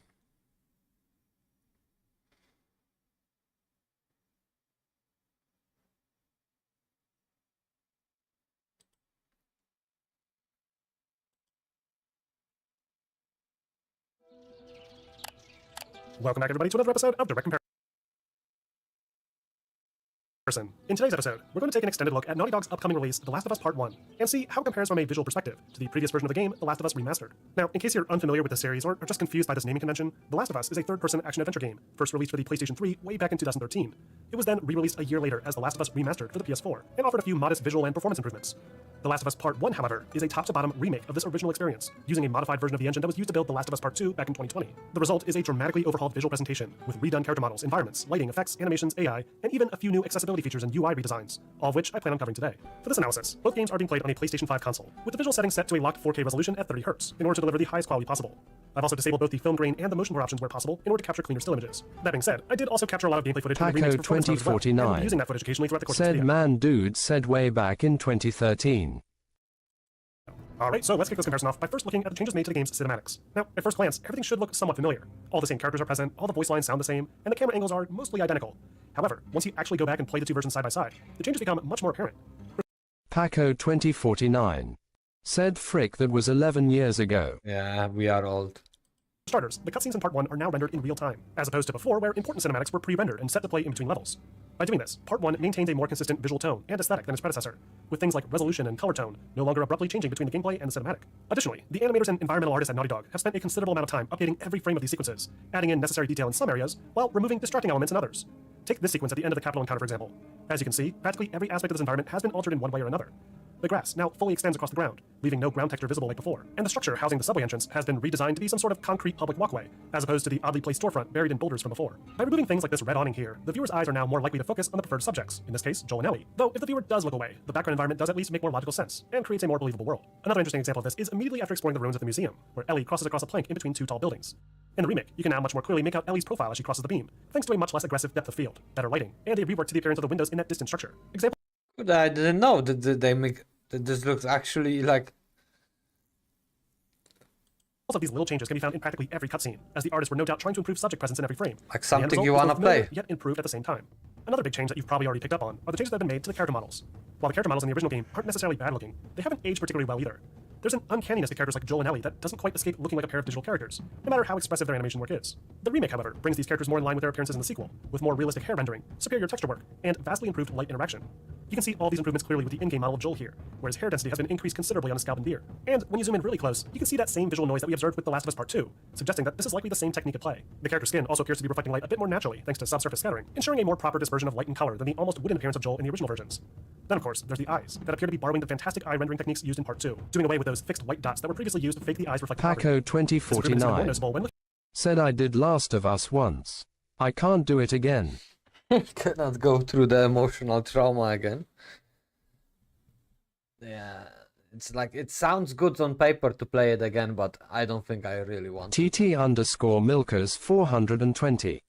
Said improvement is there, but it's not that huge. Look, those things you probably wouldn't notice. Looking at Ellie's model, whose giant puppy dog eyes in the original game always looked a little bit off, but now her eyes look as though they're reflecting the environment on screen, which is critical in creating a believable. Said The Last of Us on PS3 was incredible, and it's absurd that a game like that was running on a piece of hardware from 2006. Paco 2049. Said the opening cutscene will wreck me. The opening cutscene is wrecking everyone. The consequence of this is that many of the characters almost look like entirely different people now, with the improved lighting and shader work now accentuating details that weren't as noticeable before. Joel, for instance, always had bags under his eyes and wrinkles on his forehead, but they didn't really have any depth, and appeared as just lines drawn onto his face. Now, there's an actual difference in the color tone between the bags under his eyes and his cheekbones, and the shadowing with each line and wrinkle ages the character considerably. Tessa's transformation is even more dramatic, as her original model lacked pretty much any defining facial features, aside from a few cuts on her cheek and forehead. But now, large laugh lines, freckles, wrinkles along her neck, and more gray hair establish this character as someone who is slightly older than how she first appeared. Alongside improvements to each model's face, skin, and hair, Part 1 also redoes a lot of the clothing and accessories too. The core of each outfit remains more or less the same, with similar patterns, material, and other important details. But you'll find some of these smaller rips and bloodstains aren't as prevalent this time around. Joel's shirt almost looks like it was just pressed and cleaned, and unfortunately, it doesn't seem to get any dirtier. TT_Milkers 420. Said let's make the woman uglier for wokeness. I don't think they did this for the woke people. Wait 1 second. I need to turn off the AC. 1 second.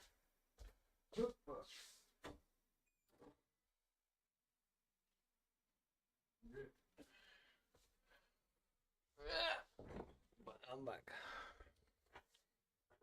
Of course. If the woman is ugly, the developer is woke. With almost all the blood and sweat stains being traded out for a thick layer of dirt and grime instead. But the high fidelity texture maps along each of these clothing items, and things like the characters' backpacks, more than make up for this, as the low-res textures of the previous character models stood out a great deal when played at a higher resolution. Moving on, we have animation. For the most part, a lot of the character animations found throughout the course of the gameplay experience remain the same as what you remember.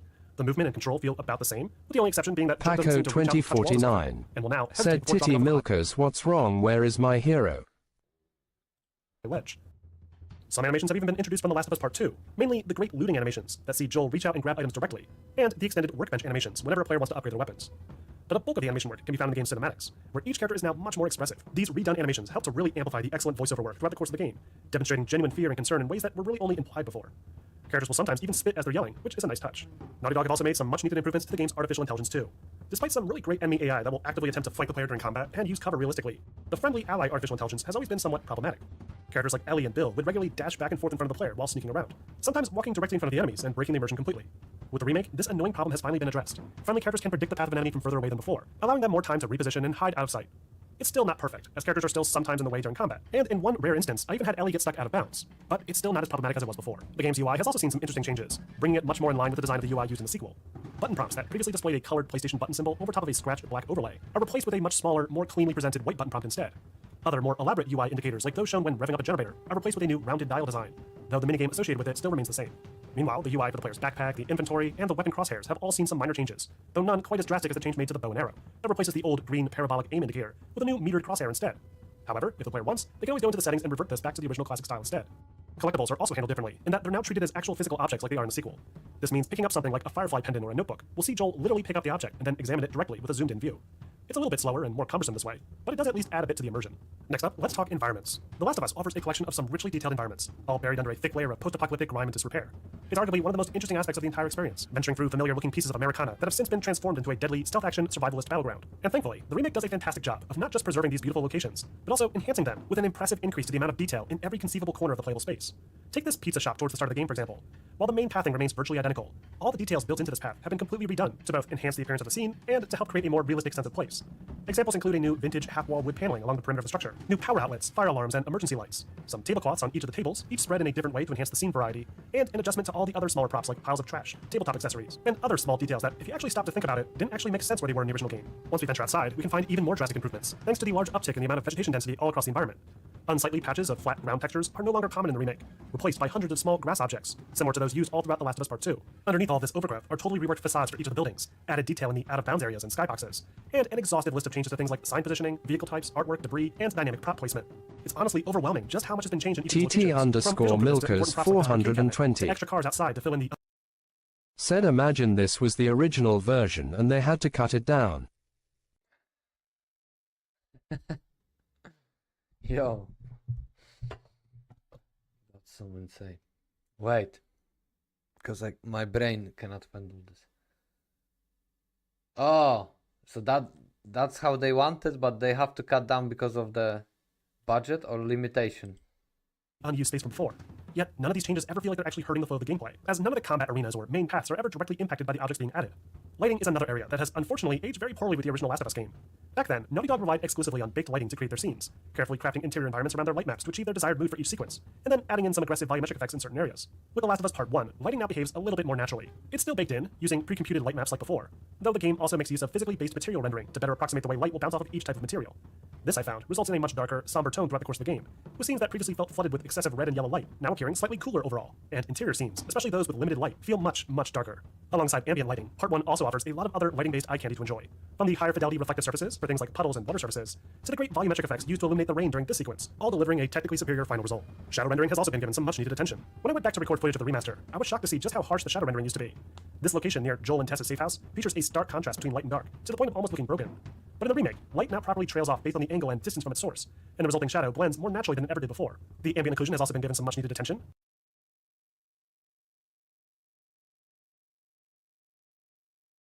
Bot RC47 said I finished the original 3 times on PS3 and 2 on PS4. I didn't feel like buying again for 80 bombs. Yeah, I think this remake is there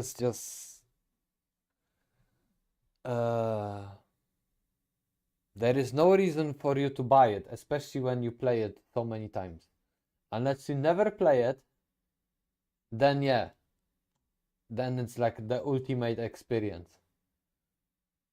That's the only reason you would buy the part 1. But if you play on the console, there is no reason. There is really no reason to buy it again. Adding an additional layer of depth to the environment on top of all the great reworked geometry discussed earlier. And there's even some additional dynamic shadow work at play now, like shadows generated from the player's firearm or from a thrown Molotov cocktail that further enhance combat encounters. Then of course we have our effects. The Last of Us Part 1 offers a wide range of improvements to its various effects. First, there's the fire, that not only sports higher fidelity alpha effects for its animation loop, but also projects additional ambient lighting across any nearby environmental surfaces. Along with this, Part 1 also sees similar improvements to the alphas used for various smoke and fog effects, and will now properly reflect ambient light, and the player's own flashlight. But one of the most striking improvements have been made to the water simulation that looks considerably better than the almost gelatin-like water rendering used previously. This improved water simulation is also coupled with the nicer cube maps as well, which makes scenes like this large river outside the hotel in Pittsburgh even more beautiful. Part 1 also takes advantage of the PS5's additional resources in order to bump up the number of on-screen physics-based objects allowed at any given time. This means more dynamic objects and enhanced destruction, which is put on display a great deal during sequences like this one, with machine gun turret from the hunter's truck will shred nearby debris and break apart concrete structures. This also plays into the revised gore system in the remake as well, as a lot of the dismemberment that was on display in Part 2 seems to have returned, along with that brutal last man standing elimination mechanic. Finally, let's wrap up with a brief sound comparison. Which game do you think offers the superior audio presentation?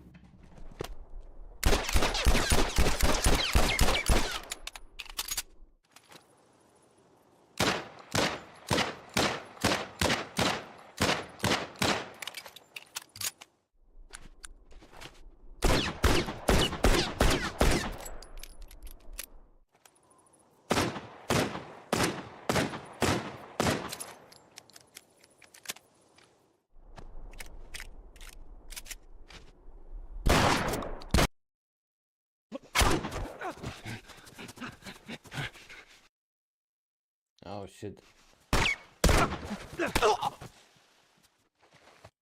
Fuck.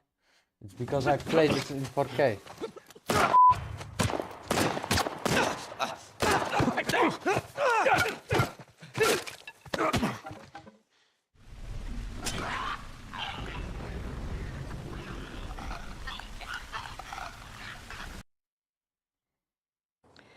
What you say goes. And that wraps up this episode of Direct Comparison. Overall, The Last of Us Part 1 is a remarkable improvement over the previous 2014 remaster. Just about everything has been addressed in one way or another, whether it be the outdated character designs and unnatural lighting, or the distracting cutscene transitions and broken AI. Naughty Dog really did go out of their way to make one of their best games even better, and after having played it, I really don't see the reason to return to the original, outside of the novelty of playing what now just feels like a prototype build. That being said, there is at least one major feature that unfortunately didn't make the cut, and that's the Factions multiplayer mode. This competitive elimination-style deathmatch mode was a fantastic addition to an already great game, but because Naughty Dog is currently committed to a brand new Last of Us-inspired multiplayer mode, it has not been included with this release of the game, and will likely not be included when the game eventually releases on the PC as well. It's for this reason that I can understand gamers may be waiting on the price for this remake to come down a bit, as the value for veteran Last of Us players may just not be there. Though, for die-hard fans, or for those players who still haven't had a chance to experience Joel and Ellie's first adventure, this is undoubtedly the best way to experience The Last of Us. But what do you guys think? Do you think the improvements Naughty Dog made are a big enough difference to double dip, or are you content with the older versions of the game? Let me know in the comment section. And of course, don't forget to like and subscribe for more videos like this posted every week. TT_Milkers420 said The Last of Us. The Last of Us Remastered. The Last of Us Part 1. The Last of Us Offline.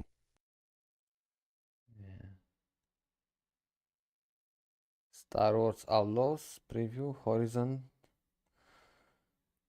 Skull and Bones. Maybe there is something Tomb Raider. Bot RC47 said LMAO rolling on the floor laughing. They made Last of Us Part 2 remaster? The fuck?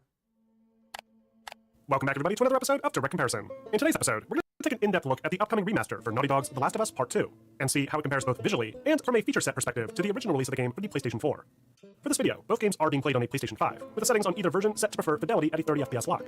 For reference, the original PS4 version, when played on a PS5, already has an option to bump the frame rate up to a smooth 60 FPS, without any noticeable compromise to the game's visual assets, both at a 1440p upscaled 4K output resolution. However, the new PS5 remaster of the game now offers a fidelity option at a native 4K resolution that, when displayed on a larger 4K screen, makes quite the difference in image clarity when shown next to the old version. It may not stand out as well here in a compressed YouTube video, especially when displayed on a smaller non-4K display. So for that reason, I'll be sure to provide plenty of close-up comparisons to demonstrate those particular changes. Also, it's worth noting that when played on a high-end display with variable refresh rate options, The Last of Us Part 2 Remaster can even play at this 4K fidelity mode with an unlocked frame rate, ensuring the maximum possible image quality without as big a sacrifice to the performance. Though, due to limitations in my capture hardware in capturing a 4K 120Hz signal, I'll only be showing the remaster running in its default fidelity mode, and only use the 60 FPS performance mode when discussing things like gameplay features. So let's kick this comparison off with a detailed look at the game's chief protagonist, Ellie. Now at first glance, the differences here are minimal. You're not going to see a drastic overhaul to things like character design like you would have in, say, The Last of Us Part 1 remake. The lighting does look slightly different here, with the remaster looking less washed out. But this has more to do with the dynamic lighting within the level environment, relative to when the image was captured, and not necessarily a difference between the two versions themselves. That being said, there are some very small enhancements to the model that can be seen when zoomed in much closer. The surface of Ellie's skin, for example, does appear slightly sharper, both a benefit of the native 4K output resolution TT_Milkers 420 said 4K equals ugly woman. Woke up it's time COCC. As well. This is most evident when looking at the shoulder strap along her left shoulder, with a bit more detail in the leather and stitching than the somewhat blurry appearance of that strap prior. The stitching in her clothing is similarly more detailed here, though not necessarily across the board, as these larger details like the tear on her thigh do look just about the same. When zoomed in extremely close, there are a few more small details that can be isolated, including less pixelation to various small hair cards along her eyes and brows, a clear iris in her eyes, and more defined textures for things like her lips and freckles. It's extremely minor when considering the improvements we discussed in past remasters, but it's an improvement nonetheless. The game's animation sampling rate has been improved as well, which will be most noticeable when playing at higher frame rates in the performance or unlocked fidelity mode, ensuring a more consistent presentation than what we had seen in the past. Though it's the changes made to the environment that are arguably the most notable in regards to the graphical enhancements. The Last of Us Part 2 already boasted some absolutely gorgeous environments, with the apocalypse-torn streets of Seattle having been reclaimed by nature, with wide fields of grass, thick forests, and powerful rivers tearing through the old urban jungle. Though, to accomplish this feat on the old PS4, the game had to make several subtle sacrifices, only noticeable if you were really looking closely. The draw distance in particular was a big one, as pop-in can be quite prevalent when players focus on those distant objects, especially pockets of grass and other vegetation. The remaster, however, massively improves the game's draw distances, to the point where most of the asset pop-in that stood out before no longer occurs on the player's screen, even at extreme distances. This is most noticeable in that opening Day 1 section, where players get to explore a massive area freely across several city blocks. Large groups of bushes, trees, and other distant environmental assets are now clearly visible from a distance in areas where they would have not been rendered at all in the old version. When viewed up close, most of the game's environmental textures have been bumped up very slightly too, with things like the extra cracks along the cement columns, the text on these distant signs, and even the scratched paint around the outside of this decorative panel. Like the character models, these changes are probably not something most players would notice at first glance, if at all. Though, the improvements to things like draw distance are unquestionably a big improvement, and go a long way in maintaining the player's immersion throughout the course of the entire game. Next, we have the lighting. Lighting really doesn't look to have been changed all too much. There's a few sequences I captured that look ever so slightly darker in the remaster, like this opening to the Hillcrest sequence, where Ellie's face seems to be cast in more shadow, though it's still barely noticeable. Other features like the game's volumetric light shafts, bloom, and global illumination techniques are all retained just as before, and don't appear to have seen any changes either. Really, the only aspect of the lighting that I feel has received any genuine adjustments are the various reflections found throughout. The cube maps, for example, appear to have benefited from the increased output resolution, while screen space reflections like those found in this pool look to reflect more of the surrounding fence and vegetation. The planar reflections used for things like character reflections and mirrors have also seen a bump to their quality, with more of Ellie's face here being reflected back, and less blurriness to the reflected image overall. And then things like specular lighting has greatly benefited from the added environmental detail on some surfaces, most evident when looking at things like rain-soaked ground textures and these old vehicles. But otherwise, the lighting in the remaster looks about the same as it did before. Shadows have only seen a slight improvement too, though they arguably didn't need much work to begin with. Shadowing throughout the game already looked very good, with proper soft shadowing and harsh shadowing used relative to the type of light source cast on the player and other environmental assets. Though Naughty Dog did clean up some of those rough edges that likely would have been more apparent when playing at higher resolutions. Sotoroku SSJ4 Powerful Hash said yo Gitto and everyone, how are you guys? TT_Milkers 420 said she needs more pores and dirt in her face for more realism. Oh, and also make her lesbian. Isn't she a lesbian? Small dithering shadows from things like narrow wires and cables have also been cleaned up, and the shadow draw distances look to have been bumped out too, once again avoiding any obnoxious pop-in as you traverse the larger areas. For various other miscellaneous effects, the changes made are even less noticeable. Everything from the dynamic ground deformation effects used to simulate snow, mud, and sand impressions function exactly the same. Water rendering doesn't look to have changed at all. 2049 use identical animation loops for the said various yo alphas. I Sotiris. did find that some alphas, like the water splashes rendered for waterfalls like this one, do have a further draw distance now with the remaster, but aside from that one change, nothing here has really been altered that much either. So collectively, in regard to Part 2's remastering, the changes made probably aren't going to be that obvious to returning players. The biggest improvement players can expect from a graphical standpoint is that new native 4K option, along with the variable refresh rate implementation to unlock the frame rate. So what is the justification for this remaster, you're probably asking? Well, while I wouldn't necessarily say it's much of a justification, there are a few new features added here that at least add some value to the package. The first is a set of what Naughty Dog calls lost levels. These are 3 sections initially intended for the game that were dropped in the last few months of development. What's nice about these additions is that they're also accompanied by forwards by the game's director, Neil Druckmann, along with additional commentary by developers involved in those sections. It's a nice touch, with some interesting insight into general day-by-day game development decisions, so it's definitely worth checking out. though don't go in expecting anything too crazy, considering these were never really finalized like sections in the actual game. Next, there's the remaster's biggest new addition, No Return. No Return is a roguelite survival mode that challenges players to fight through a set of randomly chosen combat encounters, using a variety of unlocks and different characters. All the encounters are those featured throughout the game's single-player campaign, so players should already be familiar with the layout of each area. SSJ4 Powerful Hash. Said Gitto, I watch you now to Crash Bandicoot 4 stream. Oh, TT_Milkers 420. Said meanwhile Abby looks like a transformer taking part in the Olympics. To mix things up, many encounters can feature random modifiers like increased fog density, enemies that are already alert to your presence, or even invisible enemies that can only be seen from their projected shadows. There are also gambits, or small challenges offered in each encounter that encourage players to risk using different strategies to earn extra rewards. Between encounters, players will return to a home base at the theater, where they can use earned points to unlock new weapons, upgrade their gear, and choose between the available encounters they want to try next. It all culminates into a challenging boss fight at the end. Bot and upon completion, players will earn rewards like RC47 new characters to play as, said each with their own aha. advantages and disadvantages to help mix things up. It's not necessarily the most original game mode, but it's a nice addition to the overall package either way, and does help to scratch the itch, albeit only slightly, of the now cancelled multiplayer mode. Alongside No Return, the remaster also features a new guitar free play mode for players that enjoy the game's little guitar minigame seen throughout the campaign, along with a new making of section with all the previously released development podcasts and a trailer for the upcoming Grounded 2 documentary, several new player skins to choose from for both Ellie and Abby, additional accessibility options, full DualSense controller support, and a few new options for the game's built-in photo mode. So there's quite a few new features thrown into the mix, many of which fans of the game will no doubt appreciate, though of them, the No Return roguelite is undoubtedly the standout new feature. Finally, let's wrap up with a brief sound comparison. Now there's not really much that's changed here either, though this does at least provide an opportunity for you to view the game running in its 60 FPS performance mode against the previous version of the game. Which version do you feel looks and sounds the best? I don't care. Okay, let's find interesting game. Direct comparison.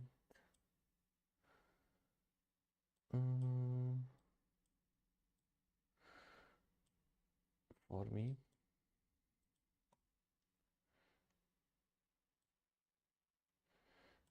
Spider-Man, Call of Duty, Payday, Mortal Kombat 1 versus 11, Assassin's Creed.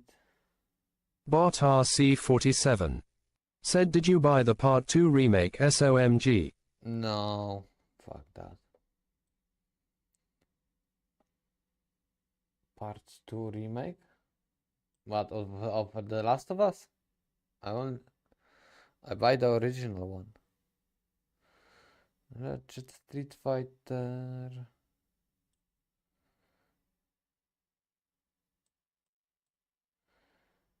Oh, The Last of Us. What? Start, Horizon.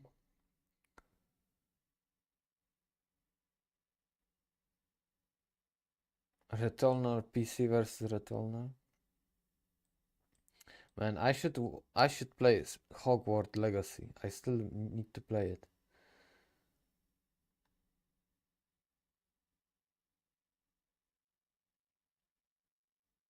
Overwatch.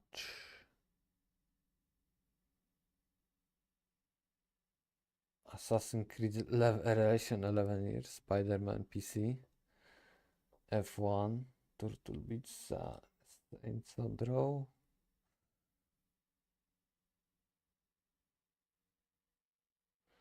Ghostwire. TT_Milkers 420 said, I see according to your hat you would be Hufflepuff Kappa.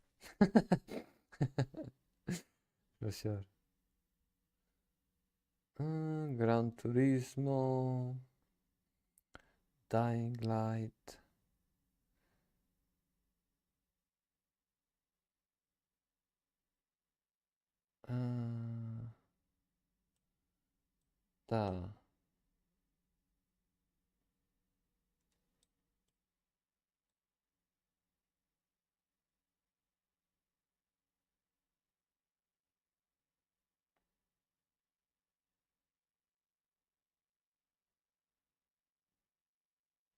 Hard to find something interesting.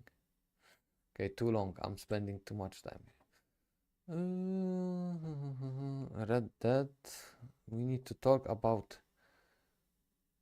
video game Rain. What? For a game called Rain World, Rain seems like a glaringly absent element when you first start playing it. You emerge from a dank sewer tunnel as an inquisitive Paco 2049 said, hyper, light, drifter. And your goal is to find food, explore, and beware of predators. Like something led by pure instinct, you venture out into the world. You squeeze through tunnels, you scramble up pipes, balancing triumphantly when Okay. Sotoroku SSJ4 Powerful Hash Said Crash Bandicoot in my favorite platform character.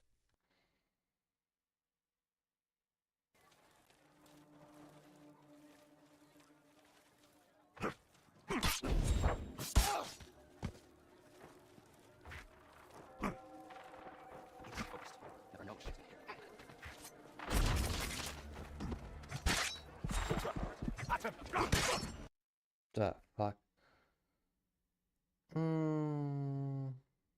Paco 2049. Said Sotiris you should try Hyper Light Drifter as well. Bot RC47. Said please Song do a Metal Gear Marathon livestream. Metal Gear? Yo, that's gonna take forever. Where is that trending too? Why you should play Metal Gear Solid 5? Now, a few weeks ago, I was sitting in bed, kind of bored, staring at the PS5 store, and I was feeling the sense of burnout and some fatigue. I was looking for something fun, something that wasn't the traditional Sony game or walking sim I'd gotten so used to playing over the past year. I wanted something that would restore that missing feeling of excitement, and my god, man, I'm not sure there could have been a better game for that. So please, go on this brief 10-minute adventure with me as I show you some of the most insane gameplay you've ever seen and spark some possible intrigue for one of the greatest stealth games ever made. The story of Metal Gear Solid 5 is confusing and ultimately mixed bag of a campaign. However, I am not reviewing this game from the traditional lens, because this game offers some of the most hilariously insane Milkers 420.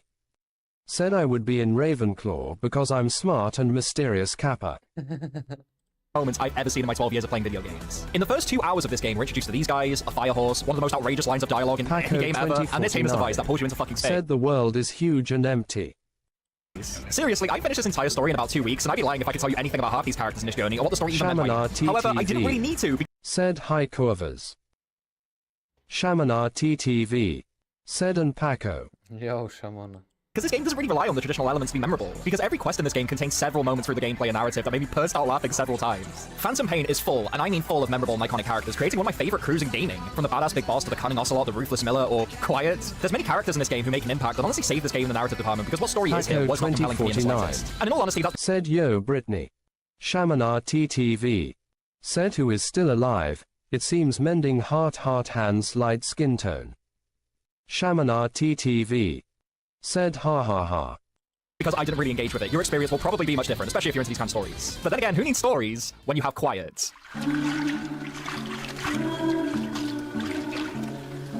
Quiet is a character you encounter around halfway through the story in a sniper boss battle, which was definitely one of the better bosses in the game in my opinion. After you overcome the mighty snipers, you're presented with 2 choices. Paco Kill her now and liberate her from the enemy faction Cypher, said or recruit is her this as an ally. pick your face reveal.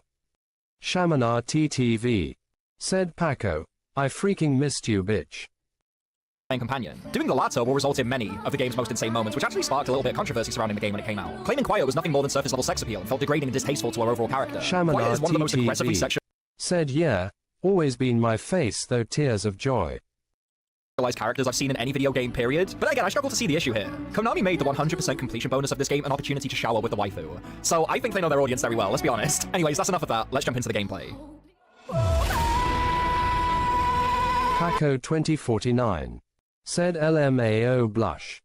Gameplay in the Phantom Pain is most of the time extremely simple, with the exception of a few set-piece moments that occur in story. The main gameplay loop is infiltrating an enemy base, killing or rescuing the hostage or the commander of that area, then evacuating via chopper or riding away with your horse. It sounds simple and almost a little too basic considering the length of this game, which is 35 to 40 hours. However, the lengths Konami go to ensure this never gets old are downright genius. Without spoiling too much, there's 3 areas of the gameplay that all play a big role in how you engage with the mission, and that's A, your choice of resources, B, how you approach the objective, and C, how to improvise when things inevitably go to shit. See, in Phantom Pain, choices A and B are always going to play out extremely well and give you a brief feeling of optimism for the mission at hand. But I promise you, 9 out of 10 times I went in with said plan, I immediately came up with another. Because the AI in this game is absolutely relentless. They will trace your footsteps, determine the exact direction of gunfire, and can even hear the suppressed gunfire from a certain distance. This is one of the few games I've played where the enemy AI feels extremely realistic and capable. And because of this, you're definitely going to make some mistakes. But in MGS5, every mistake is poised with a solution. Let's say, for example, you're in the middle of the desert, surrounded by enemies, and all hope seems lost. Fingers are on the triggers and hands on the grip, you feel absolutely helpless in this moment. But luckily for you, there's now a sandstorm. 2049.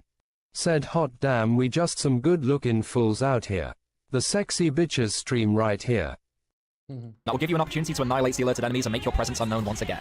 I'd say almost 20 out of the 30 missions in this game are like this, and the scripted missions are all fun and unique in their own rights. Apart from this one though, this mission was absolute fucking horseshit. Whoever came up with this one needed to be fired, man. The gameplay in The Phantom Pain is consistently fun and exciting in all the ways a good stealth game should be. And there's so much more I didn't mention, like sucking enemies into black holes, this weird thing, or sending them into outer space with your exploitation device, whatever the fuck it's called. But the rest is for you guys to discover yourselves, and I really hope you give this one a chance. What I also love about the gameplay loop is how varied and compatible it is with everyone's unique playstyles. Almost every gun you can think of is in this game. There's an insane amount of unlockables and customizations for Snake, Diamond Dogs, and his companions. And the amount of tools at your disposal simply never gets old. The variety in this game is insane, and you'll be unlocking things way long after the credits roll. Okay, if I haven't already convinced you to try this game out, it's got one final card up its deck that won me over, and I'm sure it'll win you over too.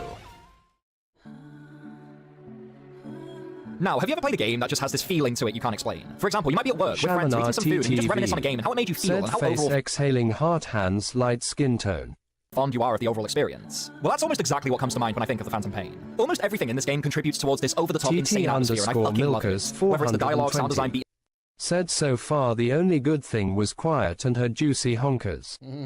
Up my own militia. Everything in this game gave me such an experience that seriously took me back to that nostalgic feeling of being a child on my Xbox again. It has that feeling of simplicity and insanity to its gameplay and world that's really nostalgic for me and delivered something I've been desperate to experience in recent times. And that's a taste of how things used to be. I miss when games weren't so serious. I miss when games used to be fun in a way that wasn't centered around player retention or capitalizing on industry trends. I missed the feeling of playing a video game that wasn't insecure about its identity and felt completely comfortable with whatever the player wanted it to be. Phantom Pain gives you almost everything you could want from it. Fun stealth gameplay you can enjoy for brief or long sessions at a time. A compelling story that becomes deeper or more interesting the further you analyze it. Batshit insane moments throughout the entire experience that will stick with you for years to come. I rarely play games that stick with me. In fact, in recent years, I can count that number on one hand, probably. However, this game revived many of my excitements and dreams I had, which I thought were simply impossible, and that's the feeling of coming home. Logging into a game and just being excited to enjoy whatever the game had in store for me that day. MGS5 gave me that feeling once again, and I'm extremely grateful for that. In conclusion, Metal Gear Solid 5 is absolutely exceptional. Everything in this game is iconic. From the soundtrack, which is still used today in many videos I watch, to the memes, the gameplay, stealth, and almost everything in between. There's very few things wrong with this game, and even when it sort of fumbles the story towards the end or gives you the crappy mission here and there, at that point you're at least 35 hours deep, and for me personally, 15 minutes of disappointing story doesn't take away from the 1800 minutes spent in absolute bliss. This game is not just one of the best.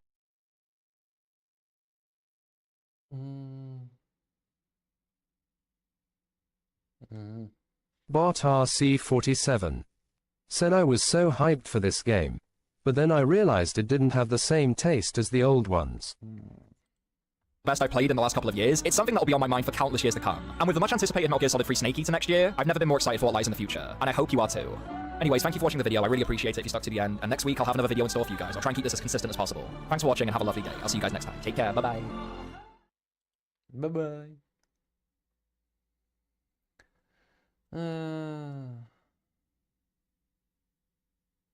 TT_Milkers 420 said this is basically became like Just Cause. Yeah.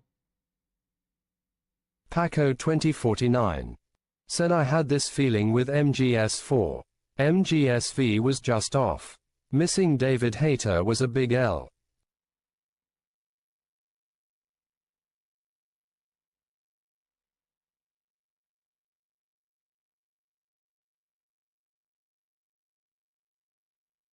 What?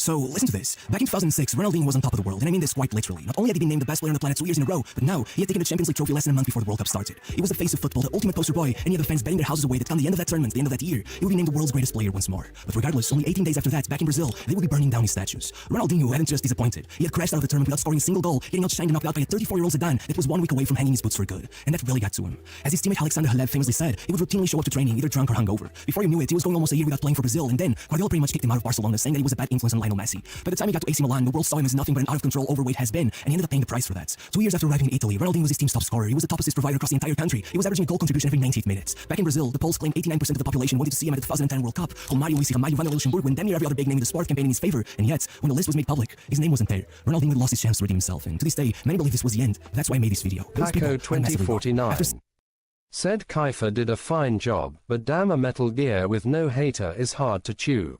6 more months of TT_Milkers 420 said Messi.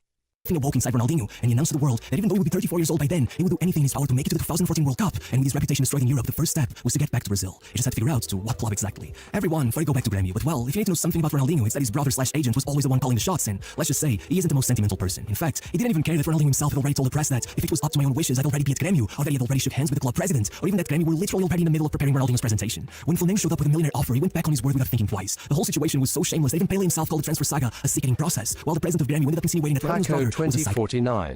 Said Song, do you know Doc Ellis? No.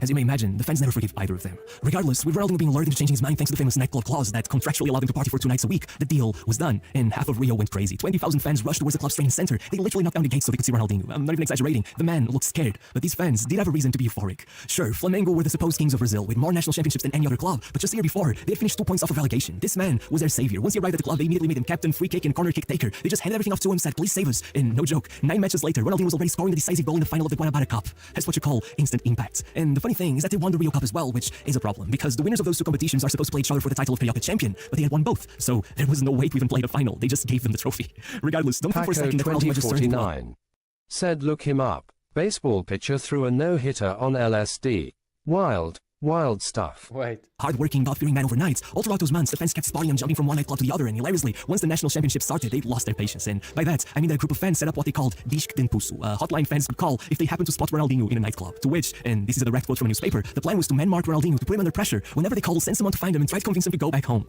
And look, they claim they received about 4,000 calls, and sure, literally 90% were prank.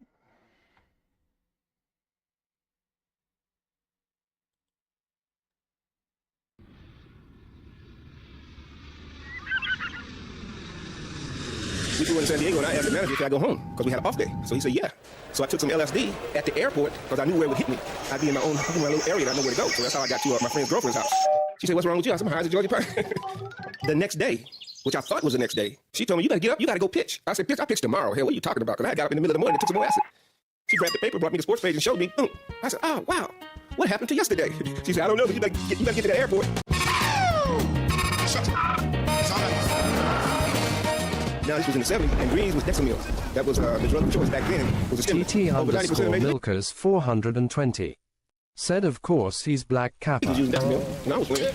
When I got to the game, there was a lady down there in San Diego who used to always have the bennies for me, Benzagreen, which is another stimulant. I went out to the dugout and reached up because she was standing over the rail. She always stood over the rail and had a pretty little gold pouch. So I got the bennies, went on back in the clubhouse, took them. The game started, and the mist started. Misty rain.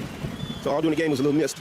The opposing team and my teammates, they knew I was high, but they didn't know what I was high on. But they had no idea what LSD was other than what they see on TV with the hitters. I didn't see the hitters. All I could tell was if they were on the right side or the left side. The catcher put tape on his fingers so I could see the signals. We had a rookie on the team at that particular time named Dave Cash, and he kept saying after the first inning, he said, you got a no-no going, a no-hitter. I said, yeah, all right. And I looked. Then around the 4th inning, he'd say it again, got a no-no going. I looked, yep. But I could also feel the pressure from other players wanting to tell him to shut up. It's a superstition thing where you're not supposed to say nothing if somebody's throwing a no-hitter. There were times when the ball was hit back at me, I jumped because I thought it was coming fast, but the ball was coming slow. Third baseman come by and grab the ball and pull somebody out. I never caught a ball from the catcher with 2 hands because I thought that was a big old ball. And then sometimes it looked small. One time I covered first base, and I caught the ball, and I tagged the base all in one motion. I said, oh, I just made a touchdown.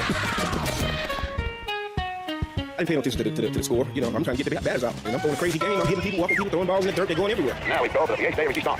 We move to the bottom of the 9th on a no-hitter, leading to It was easier to pitch with the LSD because I was so used to medicating myself. That's the way I was dealing with the fear of failure. The fear of losing, the fear of winning. It's just it was part of the game. You know, you get to the major leagues and you say, I got to stay here. What do I need? Everybody in our bullpen is standing and walking around nervously. They want to run and grab Doc. Now 2 balls, 2 strikes, and here's the pitch. Right free, he got it! They're going after him, he got it! They're mobbing Doc Ellis on a no-hitter.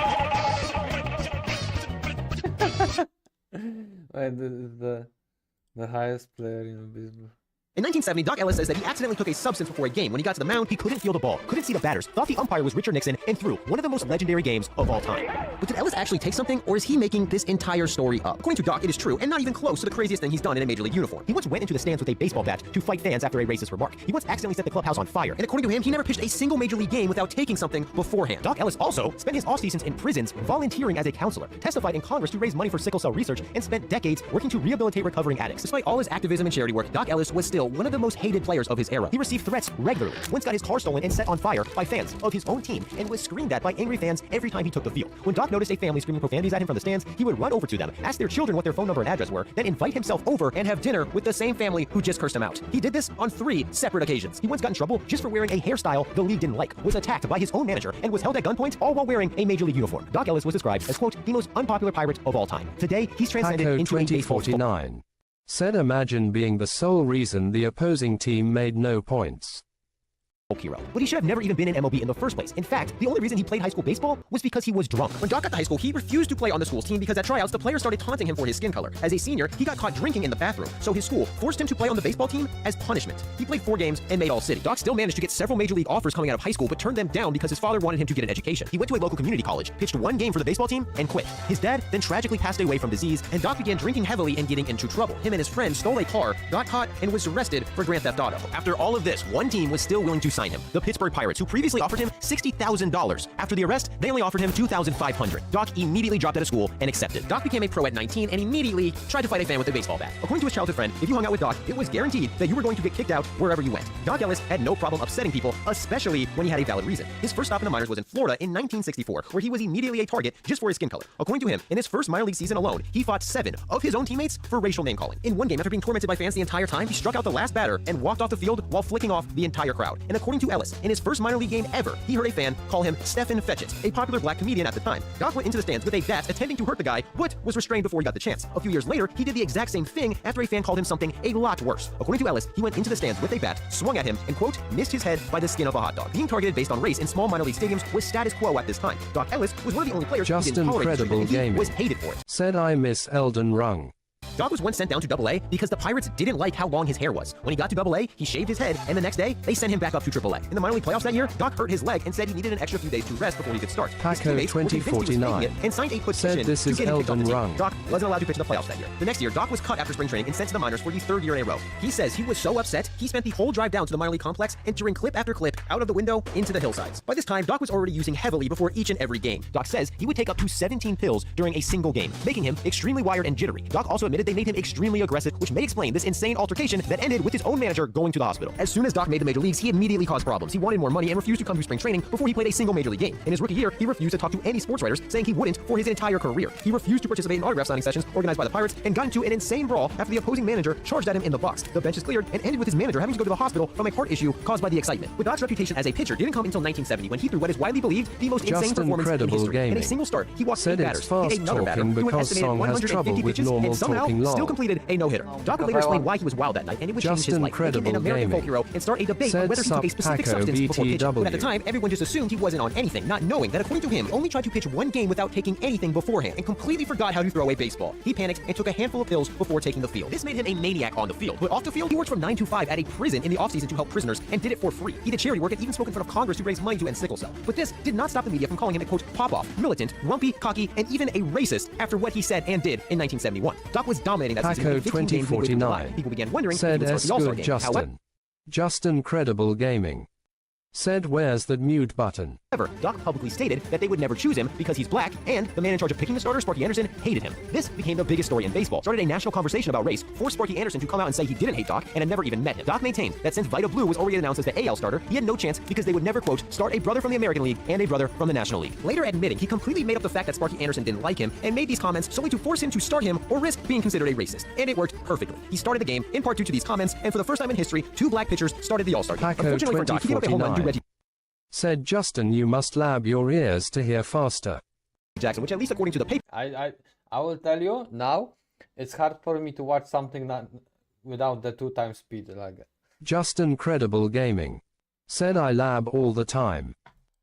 Went close to 600 feet. Doc was so pissed Reggie hit this home run, when they faced again 5 years later, Doc hit him in the face on purpose as payback. Jackson says he thought it was disrespectful that Doc didn't visit him in the hospital. Doc responded by saying he didn't visit him because he was embarrassed his pitch didn't hurt Jackson worse. According to Dave Parker, Doc Ellis was, quote, unquestionably the most intimidating pitcher of his Paco era. Doc agreed that when asked if his 2049 substance use contributed to making him more said violent on the field, 2x he said, speed is optimal YT use.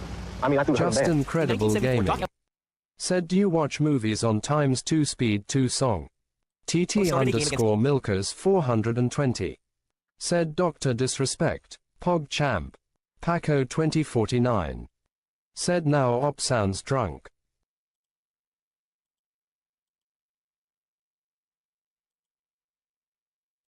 the Cincinnati Reds with one goal: hit every single batter he faced. He hit the first 3 batters in a row, but the 4th hitter dodged 4 fastballs going right at him. Doc's goal was to hit every batter he faced until he was either taken out or ejected. He was taken out after 4 batters. According to Doc, this was his way of sending a message to his own team, something that he did a lot. During the 1971 playoffs, he became the most hated player on the Pirates when he publicly started a war with his own organization. Doc called the Pirates franchise out for being cheap, complaining to the media that his hotel beds during the playoffs were too small. He claimed the team overbooked the plane and it was too crowded, and said the team had to stop to refuel the plane because they wanted to save money. Doc said the Pirates, his own team, were so cheap that they, quote, don't deserve to win the pennant, don't deserve to win the World Series, or anything. This became the biggest story of the World Series. Doc was again labeled a diva and even got booed by his own fans. However, multiple other teammates and even his own manager also complained anonymously. Turns out, the Pirates were extremely cheap Just and even charged their own... incredible gaming.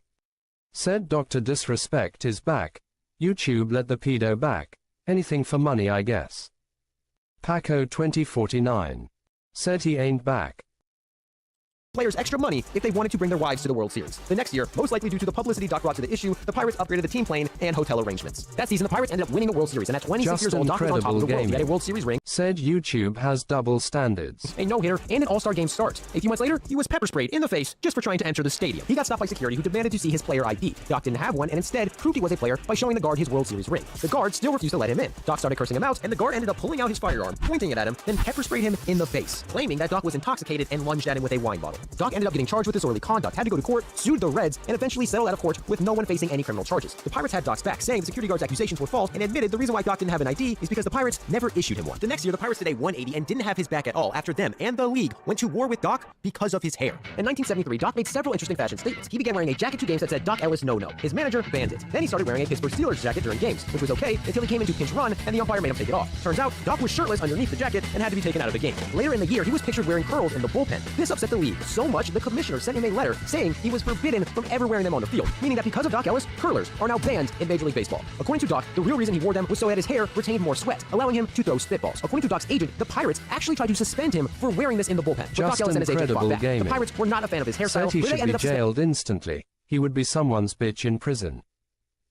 him and trading him away for something much more egregious. In 1975, after struggling, the Pirates tried to send him to the bullpen. He said he wouldn't go unless they paid him more money. The Pirates said he had to go and suspended him for 1 game for refusing. Doc then made a speech in the locker room in hopes to inspire the team. He began insulting the manager, who got up and tried to fight him. He also described one of his teammates as having, quote, cement hands, which caused another player to throw a punch at him. Doc was suspended 30 games and then sent to the bullpen. The whole situation became public, and he became public enemy #1 in Pittsburgh. His car was literally stolen and set on fire. That offseason, he was traded to the Yankees, where he returned to being an ace and won comeback player of the year. Doc would end up bouncing around from team to team for the rest of his career and caused at least one hilarious controversy every step of the way. He was traded to Oakland and was once asked to keep pitch charts. He believed this job was below his pay grade, so he set the charts on fire in the clubhouse, accidentally making a fire and causing the sprinkler system to go off. He was then traded to the Rangers, where everything was fine until his manager decided to ban drinking in the hotel bar and prohibited players from having mixed drinks on the plane, causing Doc Ellis to basically start a coup. He resigned as the team's player rep because of this and described his manager as Hitler. Doc made a speech on the bus saying that he would continue to drink on flights and in the hotel bar and encourage all his teammates to join him, starting a massive feud with the manager. The Rangers ended up taking Doc's side and fired the manager before the end of the season. Doc would end up pitching 1 more season. He retired and almost immediately checked into rehab. When he got out, he became a drug counselor, helping others with addiction for the rest of his life. But 5 years after retirement, he made a claim that changed his legacy forever. According to him, during an off day before the no-hitter, he went to LA to be with friends, took psychedelics, lost track of time, woke up, took more psychedelics, and was told by a friend he had a game in 6 hours. He got on a plane to LA and arrived to the stadium 90 minutes before he was supposed to pitch, and somehow ended up throwing a no-hitter while being extremely high. This story is widely accepted, but there are some skeptics. The day of the no-hitter, nobody seemed to think Doc was on anything. He did interviews after and seemed fine. Bob Smithsick, a Pittsburgh writer, traveled with the team and said if Doc arrived 90 minutes before a game, he would have definitely known. His own teammate Al Oliver also says he's never known for sure if Doc was telling the truth, and other teammates have said they thought Doc was lying. In reality, we'll never know for sure, and walking 8 people does seem like he was on something. But even if there is a chance Doc is making this up, he will forever be known for doing one of the hardest things in baseball while being completely out of his mind. Yeah, another goofball. Guy born blind. Who killed masculinity in gaming, guys? Does anybody else feel like masculinity has slowly been drained from modern video games? I was looking at recent staff photos of Ubisoft and Halo Infinite developers. Paco 2049. Said Doc Ellis DA Goon. And it's all starting to make sense. It's a bunch of fat white liberal women. And white liberal women have no interest in masculine, manly, male characters. They wouldn't even know how to write one if they tried. This is why Rockstar, a company founded by men that at least in 2018 was still mostly run by men, created the magnum opus Red Dead Redemption 2, a game with a manly, well-written main protagonist, Arthur Morgan. If you want to see the seismic shift away from masculine characters, honestly, all you need to do is play a few games from 2006, and you'll see exactly what I'm talking about. Consider how many masculine military games came out in the 2000s. Medal of Honor, Call of Duty, Brothers in Arms, Gears of War, Operation Flashpoint, Rainbow Six, Ghost Recon, Splinter Cell. All of these games were starring men and had themes like brotherhood, duty, sacrifice, honor. Almost all of these franchises have either been killed off, turned into multiplayer games, or went woke. I often wonder why so few modern games appeal to me, and I think another big reason is this. Everything is just so gay now. Compare the games I just mentioned to the modern trash we have to deal with in Overwatch and Apex. Almost every character in these new games is either gay, lesbian, bisexual, trans, or something else. Like, what happened to a masculine dude with a hot chick on his arm? I love the idea of Xbox Game Pass, but I swear every time I open it up and look for new games, there's just so many games that look gay now. I refuse to play another cutesy 2D platformer or a game with a cutesy art style by some indie developer anymore. I'm just done with these games. If you want my 100% real thoughts on this, I just think the entire video game industry has gone woke and gay, and almost nothing they're making appeals to me in any way. So this is why I mostly play 20-year-old games on my channel, because they were just better. I was recently reading an insider interview about what went down at Volition Studios with the disastrous Saints Row reboot from an inside source. This source said that the LGBTQ community within the company was actually pretty small, but they are the loudest and the most annoying, and the company leadership chose to promote these people into key roles. And that's how you get the absolute dumpster fire of a game that was Saints Row 2022. I think what you have at a lot of these game studios is about 80% of the staff is probably just hetero dudes trying to do their job, but they're afraid of speaking up or saying what they actually think, and then you have the LGBTQ folks making decisions about what kind of game to make. And everything just ends up being safe and soft and sensitive because, oh, we can't hurt anybody's feelings. So of course you get these shitty dumpster fire video games that nobody wants to play. After reading a lot of insider interviews with these developers, this is my sense of what has been happening. I also feel like there's this kind of unholy alliance right now between games journalists, white liberal women at game studios, Paco 2049 said, did you see they gender swap Mr. Freeze too? Yeah.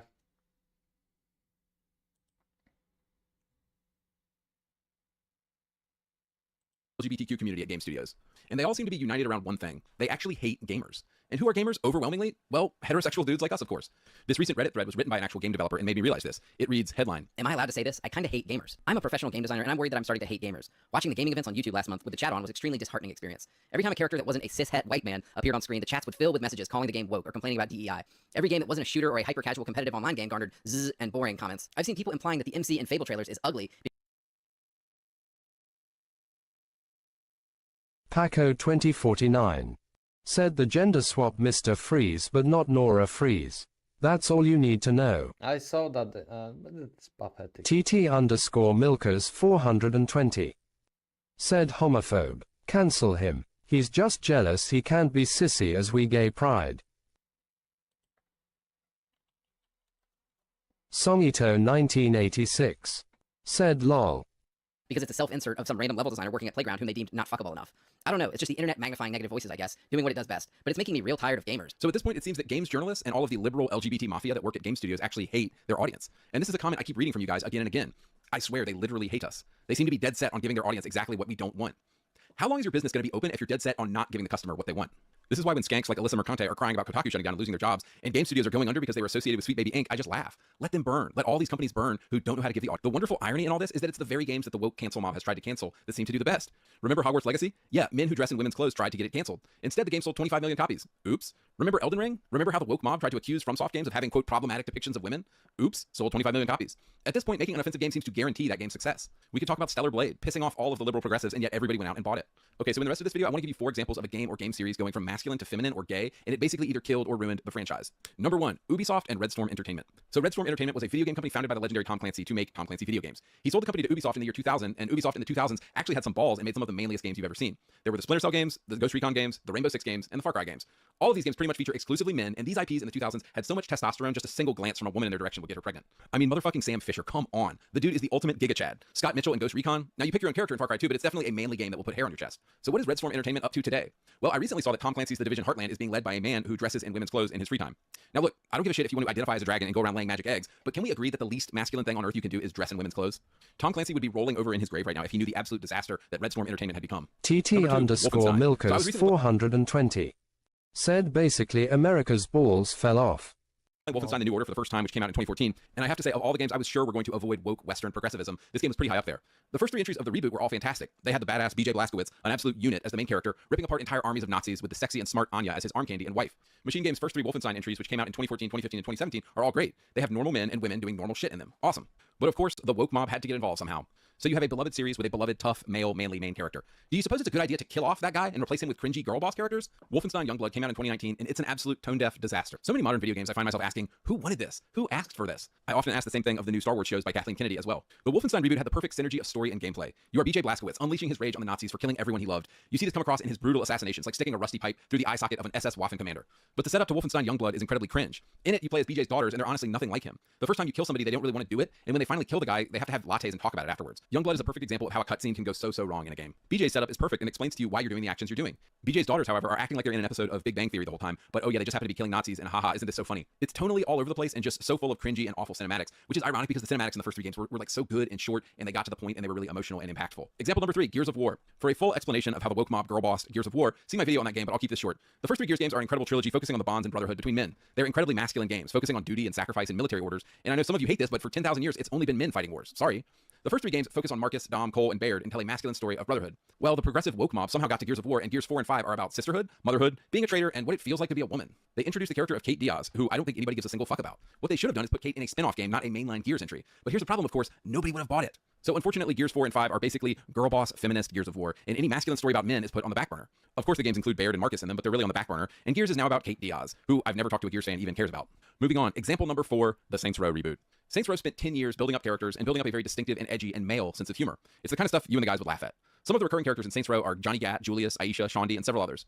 In these games, the men are men and the women are women. Johnny is edgy and hilarious and always has a hot chick on his arm. The humor is crude and hilarious, and the Saints are always getting into trouble. So what went wrong with the reboot? Well, the woke 2022 reboot thought it was a good idea to kill off every single character from the old Saints Row games, and I guess they thought we would be cool with that.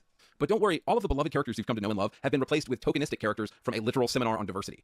You've got the gay Asian man, the girl boss lesbian, another girl boss lesbian, and the gay black guy. The LGBTQ mafia didn't just kill Saints Row, they crucified it on a rainbow flag. And this is what you get, guys. This is what you fuckers get for supporting these people. They turn out shitty games that aren't funny, that aren't cool, that aren't masculine. So stop hiring these people. Game developers need to stop putting gay stuff in games, and they need to fire every liberal white woman if they want us to ever buy a game again. Because I'm serious, we are done with this shit. We're not buying these games. Like Phil Spencer's out here complaining about how people aren't spending as much money on games anymore. I guarantee, if you give us hetero dudes hot chicks and games again and manly men, you will see sales go through the roof. Bring back the glory days of video games. I have this theory that in a few years, we're going to see a turn back to the golden era of video games, and people are going to start buying games again. Come on. Paco 2049 said lol crucified on a rainbow flag. Yeah, they did this. They did this to a lot of games.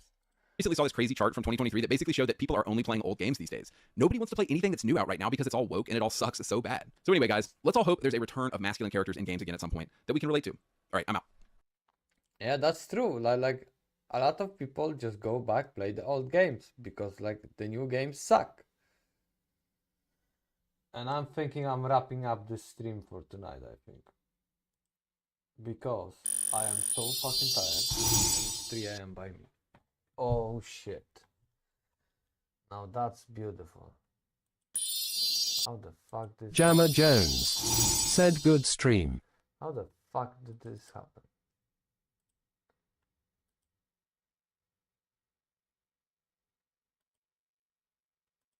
Hey yo.